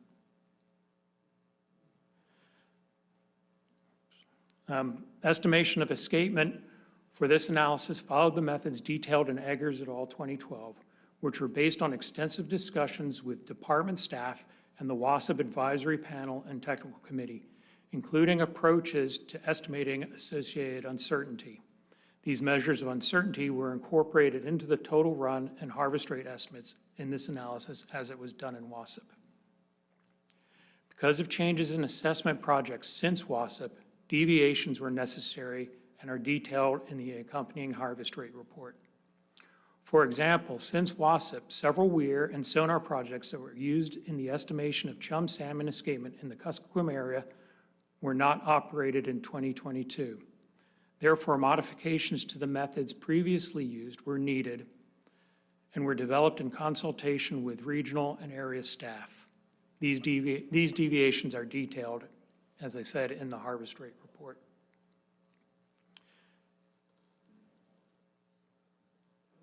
Tables 9 through 20 in the accompanying report provide all the escapement estimates and associated uncertainties that were used in the estimation of stock-specific total runs. Here's a figure that I'll return to as I add different components of the total run estimates. The x-axis is the reporting group or stock that total runs are estimated for, and the y-axis is the number of fish in millions. The data displayed are the first component of the total run, aggregated escapement estimates for each stock. Because coastal Western Alaska reporting group comprises a large geographic area, the contribution of the escapement for the 4 main subareas are displayed here proportionally for reference. The next component is harvest, which, as I noted earlier, comprises commercial and subsistence harvest. For commercial harvest, there is, of course, the stock-specific harvest estimates in the South Peninsula fisheries that were presented previously. Those estimates were used in this analysis. Then there's the commercial harvest outside of the South Peninsula. For this component, the commercial harvest for non-South Peninsula fisheries included in the area covered by WASP, that is from Chignik to Kotzebue Sound, were used. And those areas are shown here in light blue on this map. It should be noted that chum salmon harvest in the Kodiak management area was not included in this analysis, as was the case with WASP. Because this harvest component, as well as other harvest outside of the WASP area, were not included in the total run estimates, total runs are likely biased low, and therefore harvest rates are more likely biased high. This issue was also recognized in WASP and commented on in the WASP chum salmon harvest and harvest rate report.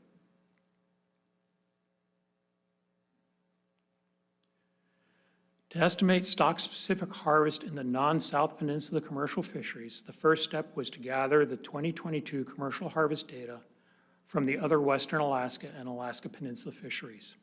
To do this, WASP methods were followed by compiling the number of chum salmon harvested in 2022 from the same fisheries that were included in the WASP analysis. The next step was to take the harvest from each fishery not included in the South Peninsula study and estimate how many fish from each reporting group was caught in these fisheries. The challenge here is that outside of the South Peninsula study, there was no stock-specific composition information available for 2022. However, these fisheries were sampled as part of WASP, and stock composition estimates from 2007 through 2009 were available to apply to the 2022 harvest. In order to use all the available data and capture the variability among the WASP years, we combined available stock composition estimates for each of the spatial temporal stratum in WASP to create a proxy stock composition that was based upon up to 3 years of available data.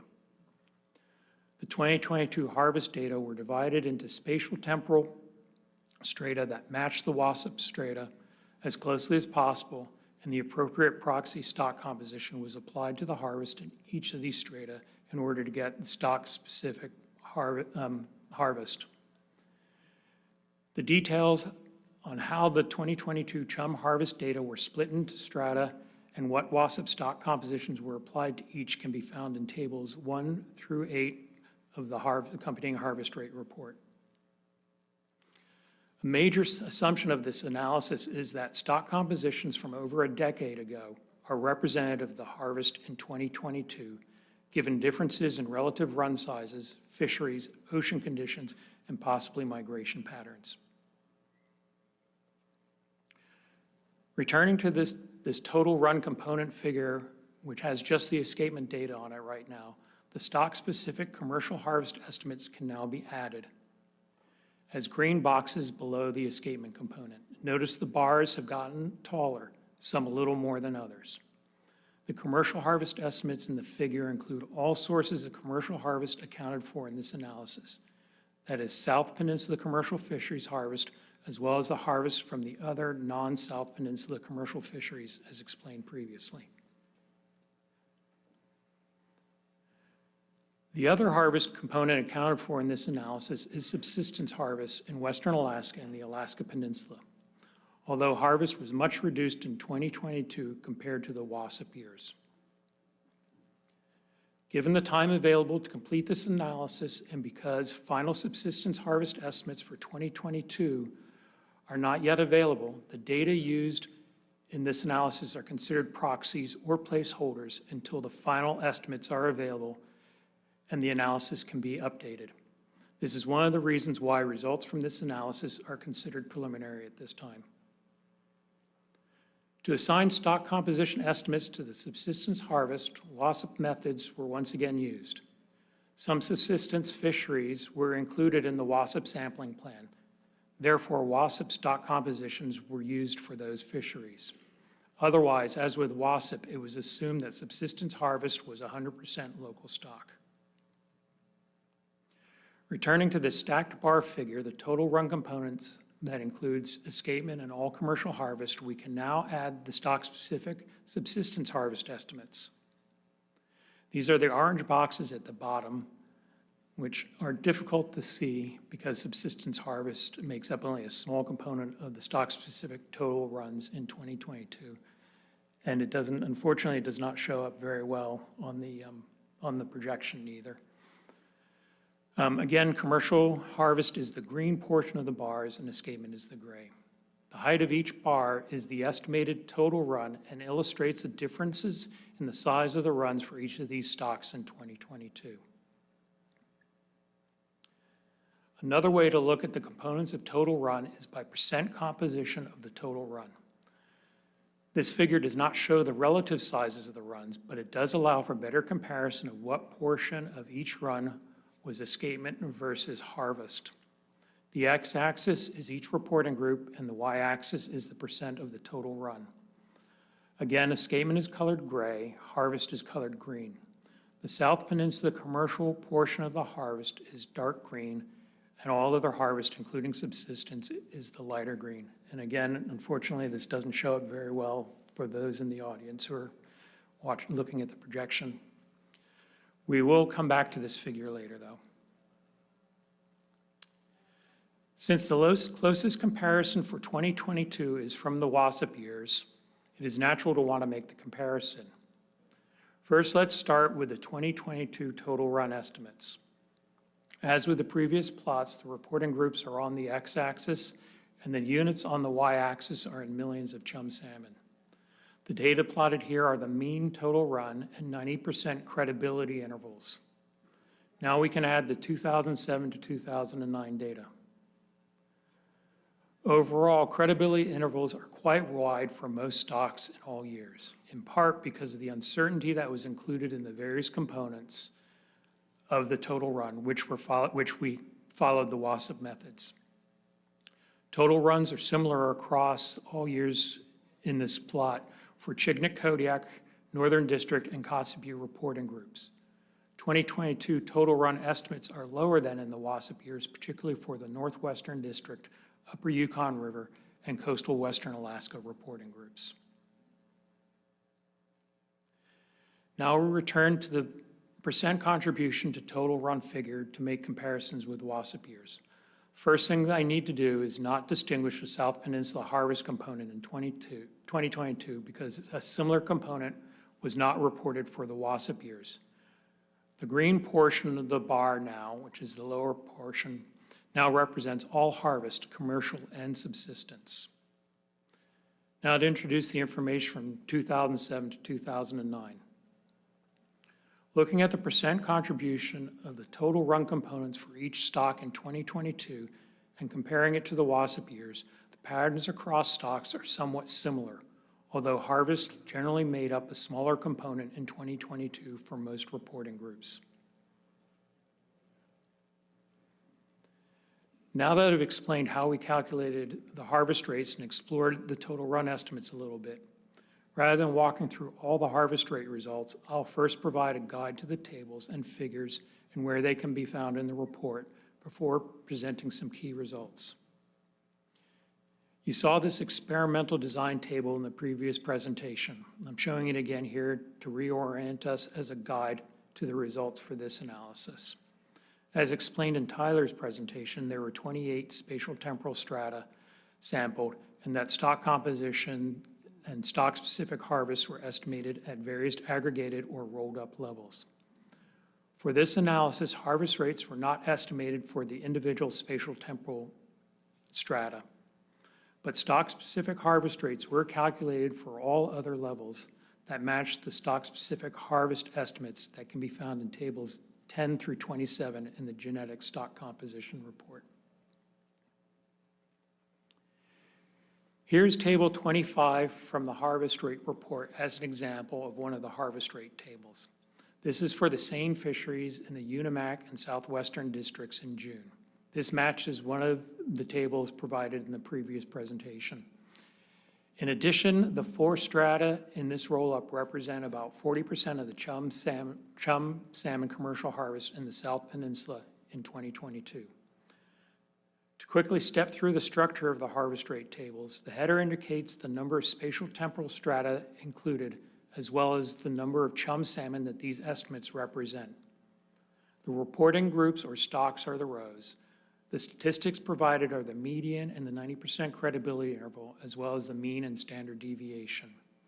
In addition, each table has a footnote that indicates the matching stock composition and harvest table in the genetic stock composition report, as well as other important notes, including interpretation of harvest rates, particularly for the Chignik Kodiak reporting group. I would encourage people to pay attention to these notes. While both the means and the medians are provided, as in WASP, we encourage the use of the median for the reasons described in detail in the beginning of the discussion section in the WASP chum salmon harvest and harvest rate report starting on page 30. The harvest rate results for this analysis can be found in tables 22 through 41 in the report that accompanies this presentation. Harvest rate figures for each of the rolled up strata are also provided and can be found in figures 2 through 21 of the harvest rate report. Also, footnotes with each figure indicate the corresponding stock composition and harvest figure in the genetic stock composition report. Shown here are the data from table 22 that I had just showed you previously as an example. Again, this is the harvest rates for the 2022 June seine fisheries in the Unimac and Southwestern districts. The x-axis are the reporting groups and the y-axis is the harvest rate in percent. The data plotted are the medians and the 90% credibility intervals. Note here that the scale on the y-axis goes to 20%.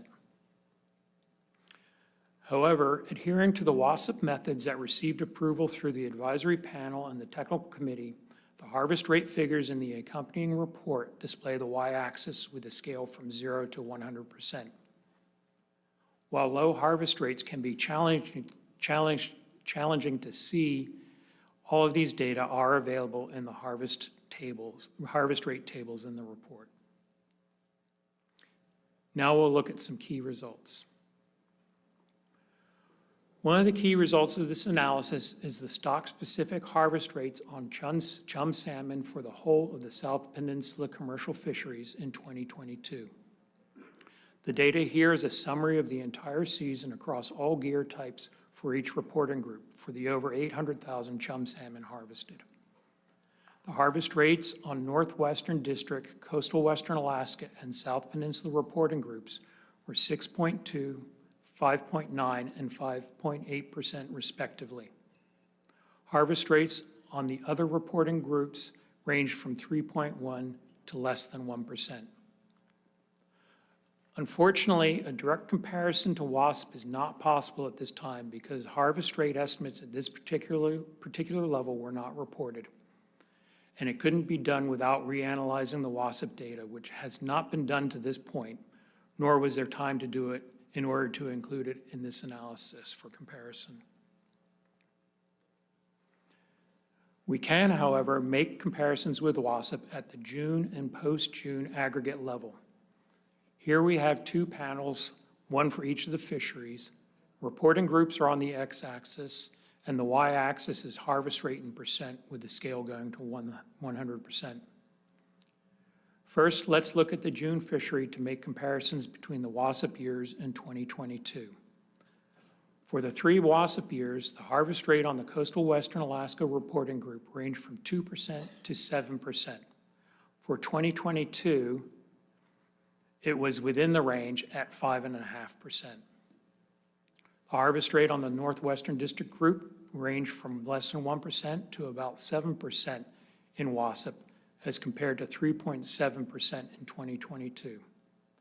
The harvest rate on all other Western Alaska and Alaska Peninsula reporting groups in the June fishery were generally 1% or less for the WASP years as well as for 2022.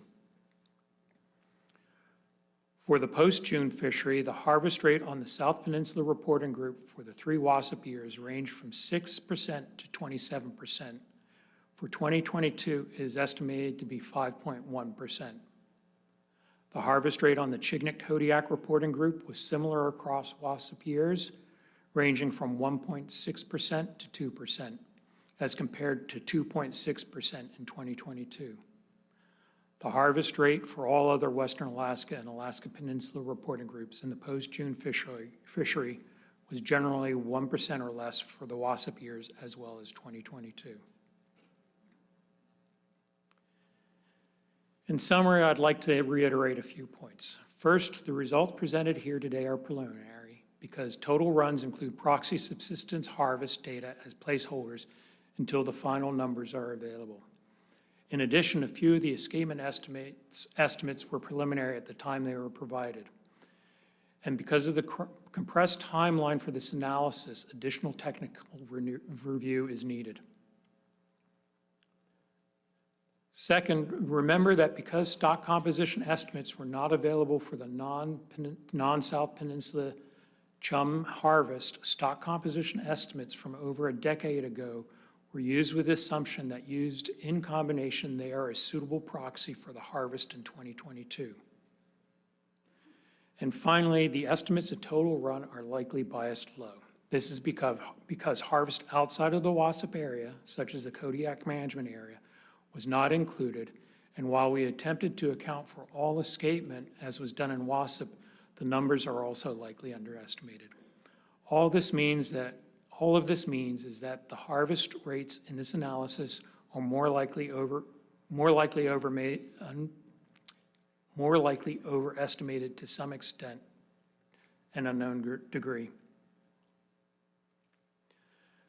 So what I've provided here today is a preliminary analysis that estimates the harvest rates on Western Alaska and Alaska Peninsula chum salmon stocks in the South Peninsula commercial fisheries for 2022. Looking ahead, this analysis will have to be updated once we have the final 2022 subsistence harvest estimates. In addition, a full technical review of the analysis and report will be needed to be done, and any new or additional information will be considered for inclusion. Finally, as Tyler indicated in his presentation, there is funding for continued sampling and genetic analysis. Estimation of harvest rates will be a component of these future analyses. Finally, this analysis was a collaborative effort among regional and headquarter personnel, and we want to thank the many staff in the AYK Westward and Central regions, the subsistence section, and the Gene Conservation Lab for their assistance in providing data or helping to complete this analysis within a short time frame so that results would be available for this meeting. This concludes the harvest rate presentation, and I'm happy to answer any questions you have at this time. Thank you. Thank you, Alan. Mr. Wood and Mr. Gamba. Thank you. Sure became apparent to me during your presentation that you eat and breathe this day in and day out. You know, I followed a lot of what you were saying, but a lot of times I was, whoa. So I want to see if I can't put it to my best use. Go to slide 22, if you would, for a moment.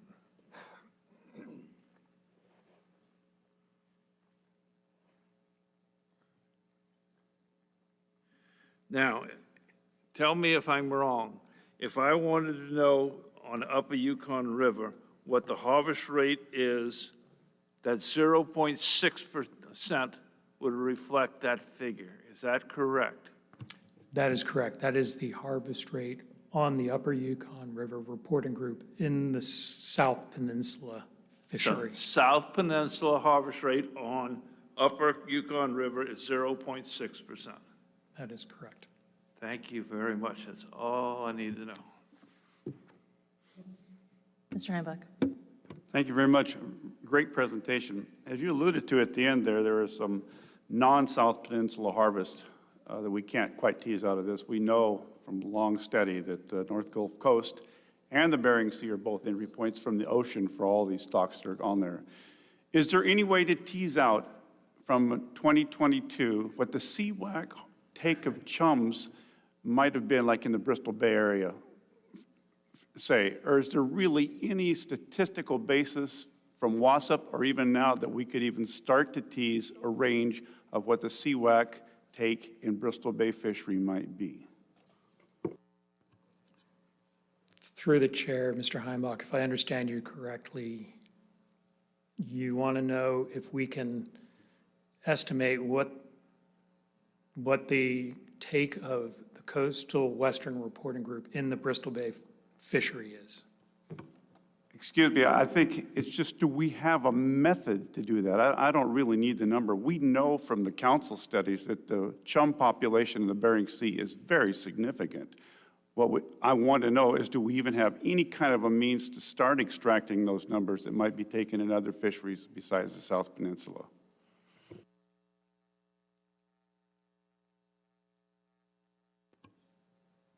Commissioner? Well, yeah, we could employ the same methodology we're employing in the South Penn fishery. We would have to sample chums in all the different districts in the Bristol Bay district and then use the same methodology that was just used in the South Penn here to come up with the harvest rates and harvest numbers for what's taken from each one of those reporting districts in the Bristol Bay fishery. We have no way of doing that now because we're not sampling them. Do you think it would be possible to get any analysis that was worth anything for Bristol Bay fish tickets? No, because we would have to sample the fish. Oh. Just as a reminder, Bristol Bay stocks are part of CWAC, so they would all be, well, a large portion would be CWAC stock. It's kind of the same as why we don't do scale samples on pink salmon. They're all the same age, if that makes any sense. Through the chair, yeah, you can, that is what Director Rainbug mentioned is correct, you know, and if you could go back to the WASUP study where we did sample the fisheries, and you can look at the Bristol Bay estimates of what was caught there, but the caveat being is that's part of Coastal Western Alaska Reporting Group. And so what's caught there, if you look there, I'd have to look at the numbers exactly, but I believe it's pretty high proportion of the Bristol Bay catch is assigned to Coastal Western Alaska Reporting Group. So following that up, is there any reason to assume that the South Peninsula catch of sea wax stuff has any more impact on what's going on up north than the Bristol Bay catch, if they're all in the same wash machine? That we don't know because they are part of, we can't break out that coastal Western Alaska group, which goes from Bristol Bay up to Norton Sound. Thanks. Couple quick questions, Ellen. Help remind me, did WASA do harvest rate analysis? Yes, it did. So, bear with me here, it's late in the day. Your assumption on page 11 that you emphasized in red, that the 2709 stock compositions are representative of harvest in 2022. Can you just walk me through that assumption a little bit, or one more time, please? Yes. Why it was made, how it was made, what the impacts are? Yes, because we don't have stock for the fisheries outside of the South Peninsula that was sampled as part of this study. We do not have any stock composition estimates for 2022. So all that we had available, the best information that we have available in order to be able to estimate stock-specific harvest in these non-South Peninsula fisheries is the information that we had from the WASP years. And so what we did was we took those stock composition estimates from 2007 to 2009 for each fishery and temporal strata. So within WASP, we had the sampling plan, and each fishery was divided into temporal strata. It would be up to 3 stock compositions for a given spatial temporal stratum. So from 2007, 8, or 9. Not every strata had samples for all 3 years. But what we did was we combined all 3 of those 3 years to come up with a new, what we're calling proxy stock composition, which is the best way we could try to account for whatever variability there would have been in the WASP years between 2009. And we apply that to 2022 data. And that caveat is that those 3 years, the stock compositions in those 3 years, that average that we put together is a good representation of what would have been caught, what was caught in 2022. Thank you, that's helpful. I guess what I'm getting at, I think was probably just sort of Mr. Zaray's question earlier, is that these represent sort of snapshots in time, so to speak, and that we have no idea what the historical impact, if you will, between the WASP data and 2022 may or may not have been on those coastal Western Alaska stocks, correct? That is correct. And a lot's changed in those. I mean, as we see, the relative run sizes are different. There are changes in fisheries since the WASP years. We have changes in ocean conditions, and we don't know whether migration patterns have changed either. So that's sort of the big assumption here. Thank you. Commissioner? So given that assumption, how much do you think that potentially impacts the harvest rates? 20%, 5%, 100%? Or can you even venture a guess? I don't think I'd want to venture a guess. That's kind of what I was getting at. Thanks. Mr. Carpenter? Thank you, Madam Chair. Just maybe you can clarify this for me. I've been thinking about this a little bit, and this is specific to the fall Yukon chums and kind of looking through this information that you presented today. Does the relatively small stock comp specific to the Yukon fall chums from this sample provide much clarity considering the small number of samples?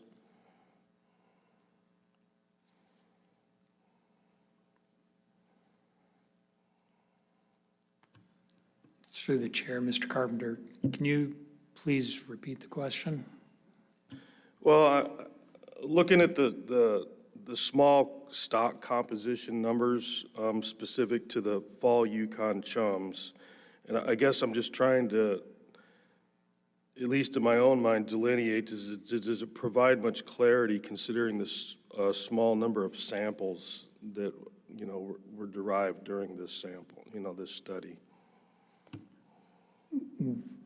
Through the chair, Mr. Carpenter, I think the samples for the study are, there's adequate sample sizes, as Tyler indicated.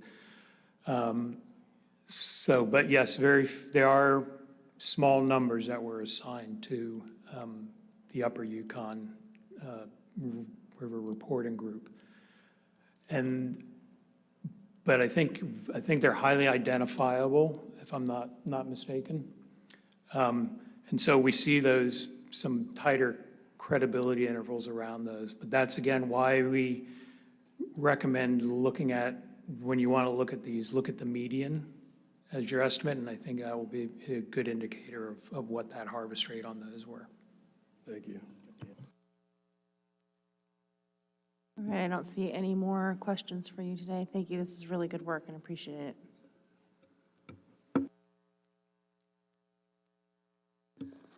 All right, last but not least, we have our AYK Chum Salmon Marine Research Report. Dr. Howard.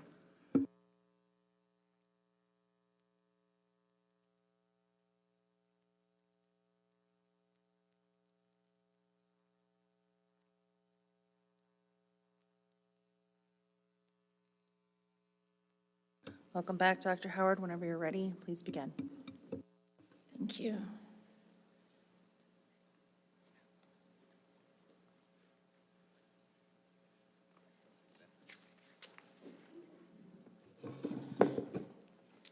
For the record, my name is Dr. Katie Howard. I lead the Salmon Ocean Ecology Program for Alaska Department of Fish and Game. At the AYK board meeting about a month ago, a presentation on AYK, Chinook, and chum salmon marine research was provided. That presentation did not directly address any of the proposals before the board at that meeting and was simply informational in nature. At this meeting, AYK chum salmon will again be discussed.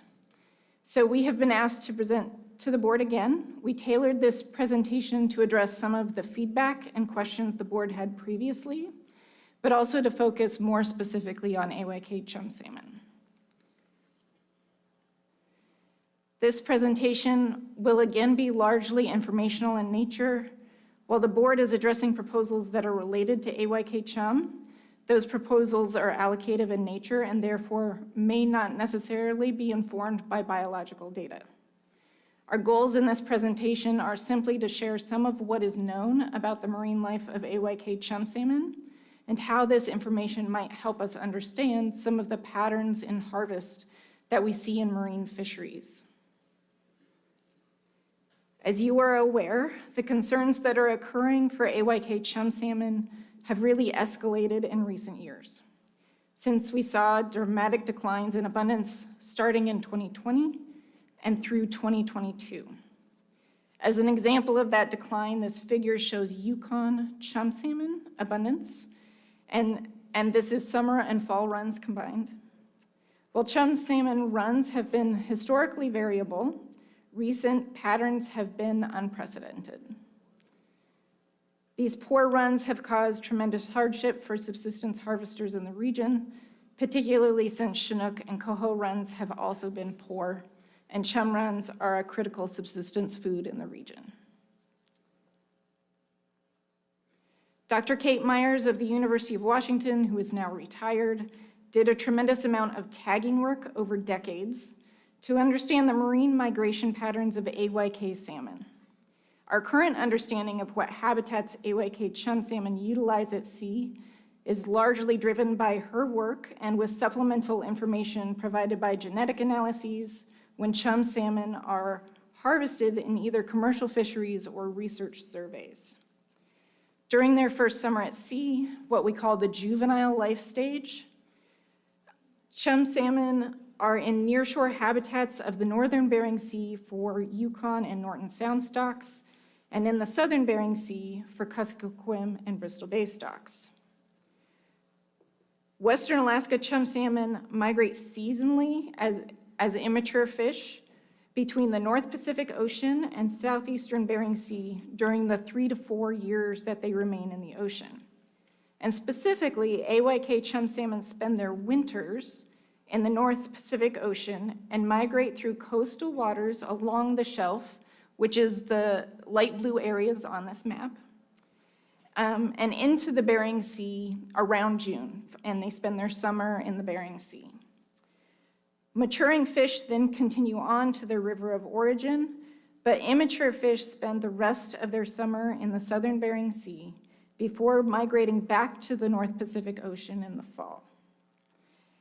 Asian chum obviously have different entry and exit points into the ocean, but between their second year at sea and their maturation year, Asian chum are believed to have a very similar seasonal migration pattern as AYK chum salmon have. And this knowledge provides a bit of context for some of the timing patterns that you saw in the previous presentations on stock composition data and in the commercial fisheries along the South Alaska Peninsula. We do know more about the marine life of AYK chum salmon than just their migration routes. One of the biggest contributors to this knowledge stems from the Northern Bering Sea Survey that monitors juvenile salmon and the ecosystem they live in. This project was initiated by NOAA in 2002, and ADF&G joined as a partner in 2010. We work collaboratively with NOAA and others to understand what these data can tell us about the marine life of salmon. The survey location is shown in the white box, which is the primary rearing habitat for juvenile salmon from the Yukon River and Norton Sound. And juvenile salmon are assessed in September of their first year in the ocean, just prior to their first winter at sea. Later in the fall, these fish will migrate down through the southern Bering Sea and out into the North Pacific Ocean for winter. To date, most of the time and energy that has been spent from ourselves and our collaborators to understand what these data teach us about the marine life of salmon has focused on Chinook salmon. Chinook have been chronically poor in abundance for some time, but after 2020, with the unprecedented poor chum runs, we redirected research efforts to focus on juvenile chum salmon as well. From these surveys, we can get an index of juvenile chum abundance, and this figure is shown an index of mixed chum salmon stocks from western Alaska rivers within the northern Bering Sea. The gray bars show the abundance index for that year, and the black line is the average of this index across the time series. There were no surveys in 2008 and 2020, which is why you don't see bars there. We are currently developing juvenile-based forecasts for chum salmon like we've established for Chinook, but it's already clear that interpretation of the chum data is far more complex. We know that a sudden and dramatic decline in chum salmon abundance was seen in adult runs from 2020 through 2022. The juvenile chum salmon that should have returned as adults in 2020 through 2022 were juveniles in 2016 through 2019. There is nothing in the abundance of these juvenile years that is alarming and would signal this very sharp decline. But there were some other indicators that these fish were in incredibly poor condition, and they were unlikely to survive their first winter at sea. One of the metrics we look at for the condition of juvenile salmon at sea is how much energy they have stored in their bodies. Since we are sampling them right before their first winter at sea, they should have a lot of energy stored, usually in the form of fat, to keep them going through the winter. On this figure, ED stands for energy density, and that is a measure of energy storage. And these analyses were conducted by NOAA's Auk Bay lab, which is why you see that logo there. The higher the data point on this figure, the more energy that those salmon have stored up. This figure shows energy storage in relation to sea surface temperature that these fish were experiencing, with values to the right indicating juveniles that experienced warmer temperatures. Now, you may hear ecologists talk about the Goldilocks effect, and that's essentially what we're seeing on this figure. On the left side of the figure, the porridge is too cold and fish aren't storing as much energy. On the right side of the figure, the porridge is too hot and they really aren't storing much energy. And in the middle, it's just right. Now with these stars, I'm identifying those juvenile years that we're concerned about, the ones that should have returned in 2020 through 2022. Now, while not all of these years were in very poor energy range, in many of these years, the porridge was too hot.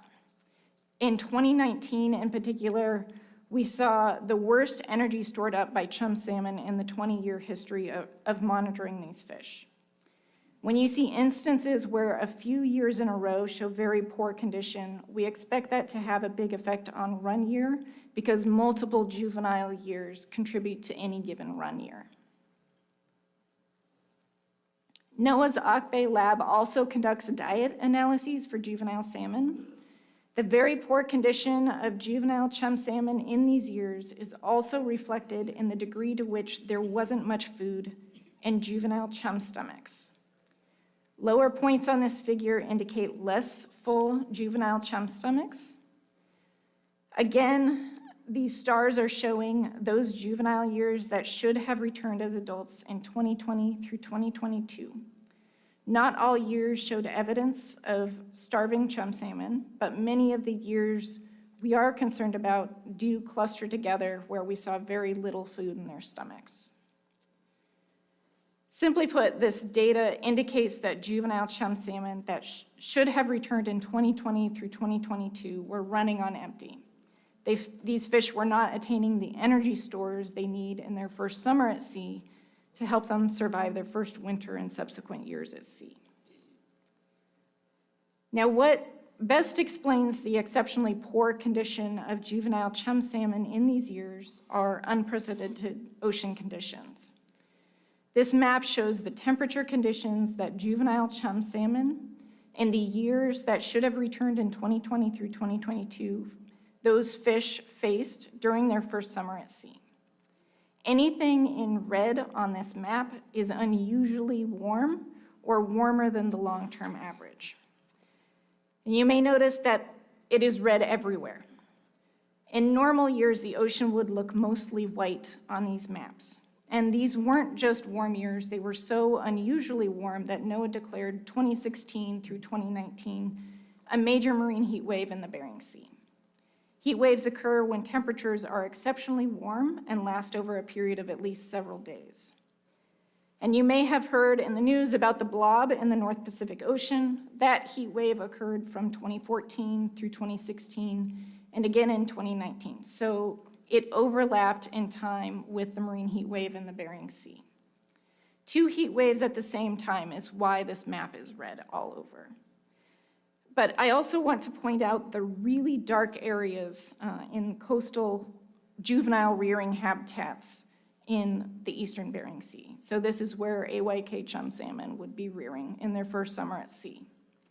These dark areas are 5 degrees Celsius warmer than the long-term average. And that is very significant. At 5 degrees in our daily lives doesn't seem like that big of a deal, but a few things to consider. Sea surface temperatures tend to be far more stable than air temperature. These are also degrees Celsius, which is 1.8 degrees large, or 1.8 times larger than a Fahrenheit degree. These are comparing averages. So these are really, really anomalous because when you have an average over a long period of time, that kind of evens out some of the day-to-day variation. And comparing these averages in these ways, 5 degrees is very, very significant.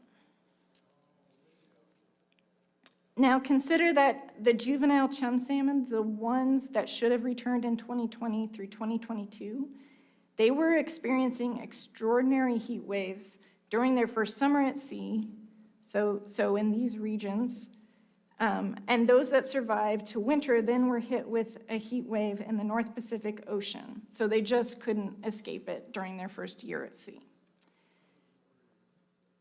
Thanks to these marine surveys, we now know that when sea surface temperatures increase, we see changes in several aspects of salmon biology in the Bering Sea ecosystem. We've seen chum salmon exhibit considerably poor condition in very warm years, and more fish have empty stomachs. We also see changes in the prey items eaten by salmon. Chum salmon shift their food from a really diverse suite of high-quality food items to less diverse and much poorer quality food items in these very warm years. We've also seen higher proportions of salmon and non-salmon species from the southern Bering Sea migrate into the northern Bering Sea in particularly warm years. There is quite a lot of evidence that these marine heat waves that occurred in the Bering Sea and the North Pacific Ocean were unprecedented in size, magnitude, and duration, and they did have profound impacts on juvenile chum and their ecosystems. But our job isn't done yet because there are other impacts that people are concerned about, like harvest, competition, and predation. And they might be less critical for driving this particular decline, but they're still legitimate concerns that people want answers to. We are looking into these concerns in several different ways. We observed changes to the health and condition of juvenile salmon that I just talked about, and those are fish right before their first winter at sea, but what happens to those fish after that point in their winter at sea? And one of the only sources of information on marine life of salmon in the winter is the International Year of the Salmon surveys that occurred in the Gulf of Alaska and North Pacific Ocean. Surveys occurred in 2019 and 2020 in the eastern Gulf of Alaska, and that's the light shaded gray area, with the grand survey design that included several boats with international partnerships occurring in 2020, and that is indicated by those areas in the white box. The department is collaborating on a project that leverages these winter survey samples to assess potential competition between AYK chum and other stocks and species in the winter. We will analyze distribution, genetics, diet, and condition during the winter, which will help us evaluate competition between and among species.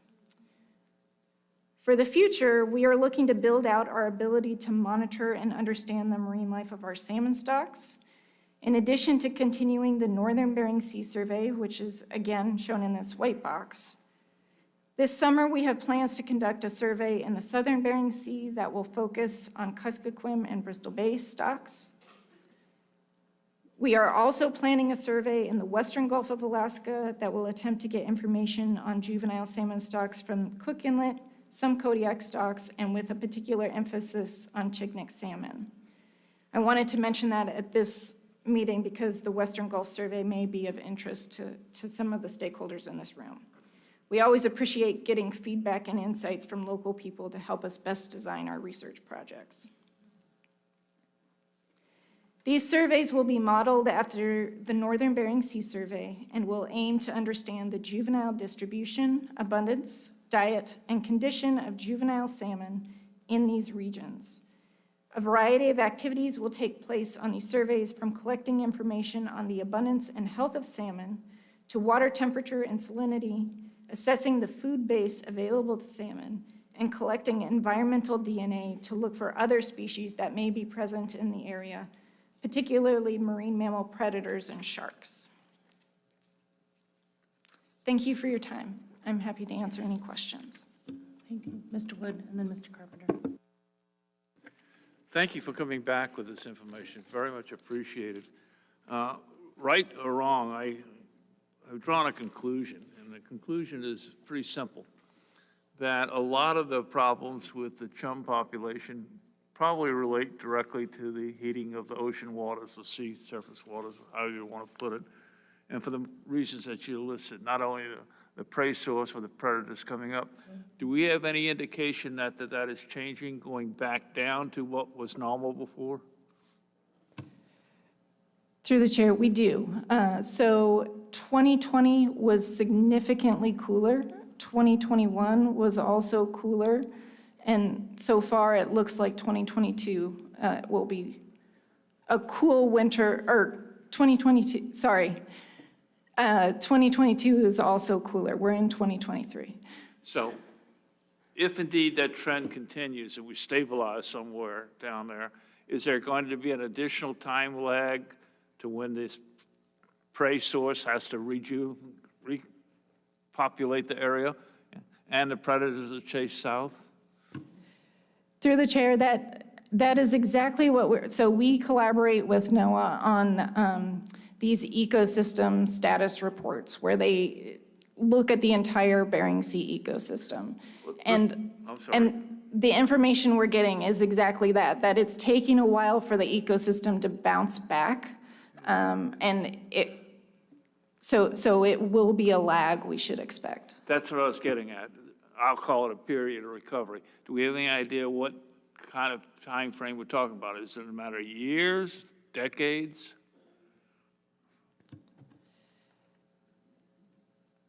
Through the chair, in the most recent survey that occurred in September of 2022, those juvenile salmon were in much, much better condition. So it was really encouraging that they were eating more normally, they were in better condition.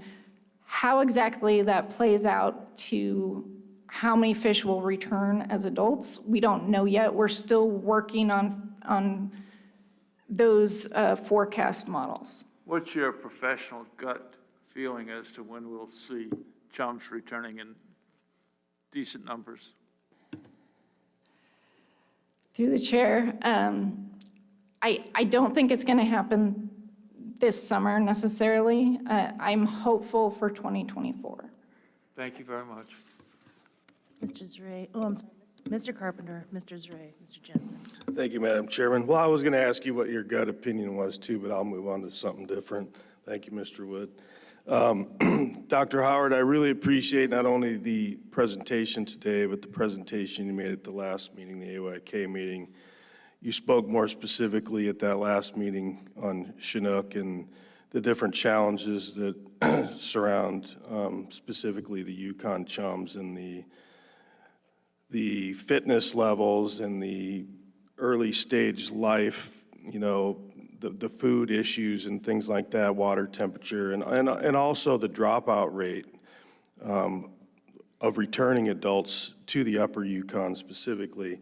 And I guess my question is, when I look at some of the information that's been presented and I look at that time frame of 2015-16 to 2020 when we had that really large warm water event that you talked about, and I think it's, relatively speaking, I think statewide we saw really depressed runs of chum salmon specifically, both hatchery fish and wild fish. But the interesting thing to me, and I'm just curious on your perspective, is that when you look at Kotzebue, which is, what, 300 miles, 400 miles north at the mouth of the Yukon River, is what's going on in the northern latitudes of the Bering Sea, the colder water, the more developed ice shelves, the more abundant food sources that are available when these fish emerge from their early life stages through when they outmigrate, is just that amount of latitude having that much more of an impact on fish like Kotzebue, because it seems when you look at the harvest rate specific to the upper Yukon chums and all these other fisheries, to me it really points to we have a really serious environmental condition going on, and it's really affecting those chums specifically. And so I'm just curious what your opinion might be there.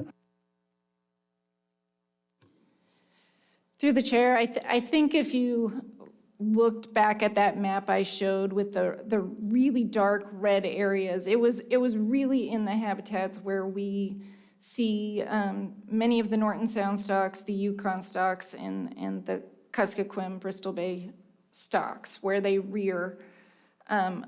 Kotzebue fish are really interesting because they're going through the Bering Strait, and in the Bering Strait there is a current that shoves north on the Russian side, the Anadyr current, and it brings all of these really good food source up through that current right where those Kotzebue fish are coming out. So when we catch juvenile kotzebue fish, they are full of food and they are in really good health. They have a lot of fat.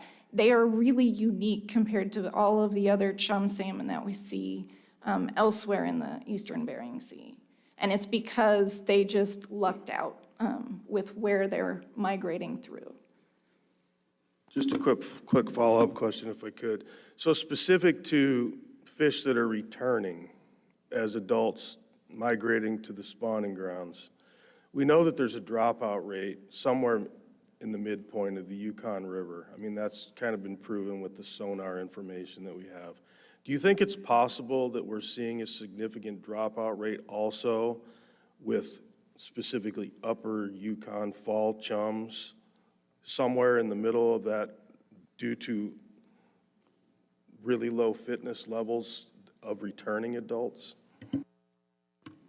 Through the chair, so you're talking about the dropout out of Chinook in the Yukon? And Excuse me, I was talking about that, but do you think that we're also having the same effect on returning chum salmon, where there's a dropout rate that's not accounted for? so through the chair, what really tipped us off about the dropout rate is the fact that we can apportion stocks at Pilot Station lower in the river and get an estimate of how many Canadian origin Chinook should be showing up at Eagle. And there was a big disconnect between those two numbers. My understanding is the biologists on the Yukon haven't seen the same disconnect between the fall chum they're estimating at Pilot Station and what is happening at Eagle, but I can follow up with those biologists to make sure that that's correct. Mr. Zray. Yes, thank you, Madam Chair.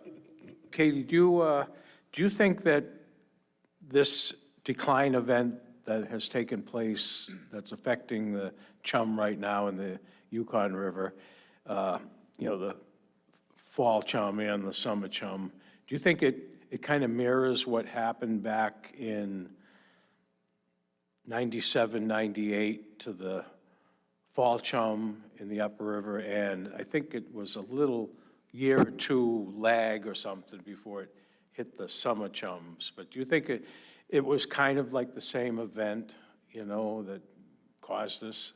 I mean, I do. Through the chair, my understanding is the hypothesis at that time was that there was this big coccolithophore bloom that really disrupted feeding and survival of chum salmon that were juveniles at that stage. There was not a marine heat wave to the scale that we saw in recent years, 2016 to 2019, but there could have been other early marine factors that were really coming to play at that time based on how big that coccolithophore bloom was.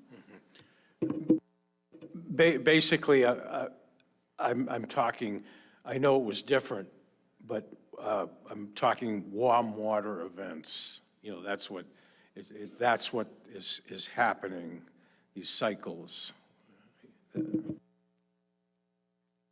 Couple quick questions. So I'm looking at that slide 11 and that heat map, and I'm just wondering, is there anything that's particularly compelling in that nearshore environment for these juvenile salmon aside from food availability? I mean, why would they stay there? If the potential for, other food sources were farther away, would they move? I'm just kind of curious. Why are they hanging out in that nearshore? And Through the chair, it just takes them a while to get further south. That's part of the answer. The chum salmon and the pink salmon distribute offshore, and sockeye salmon distribute offshore more quickly than the more predatory stocks like Chinook and coho. They really stay very, very close to shore. But even then, they're really subject to whatever zooplankton is out there to feed on. And what we're seeing in these really, really warm years, that instead of feeding on the copepods and the krill and stuff that they normally eat, they're eating these gelatinous food items, and that's something only chum do. The other species don't do this. And those gelatinous food, like jellyfish, they're very abundant. They're everywhere, but they really offer no caloric value. They're just, they fill their stomachs, but they don't really offer much energy.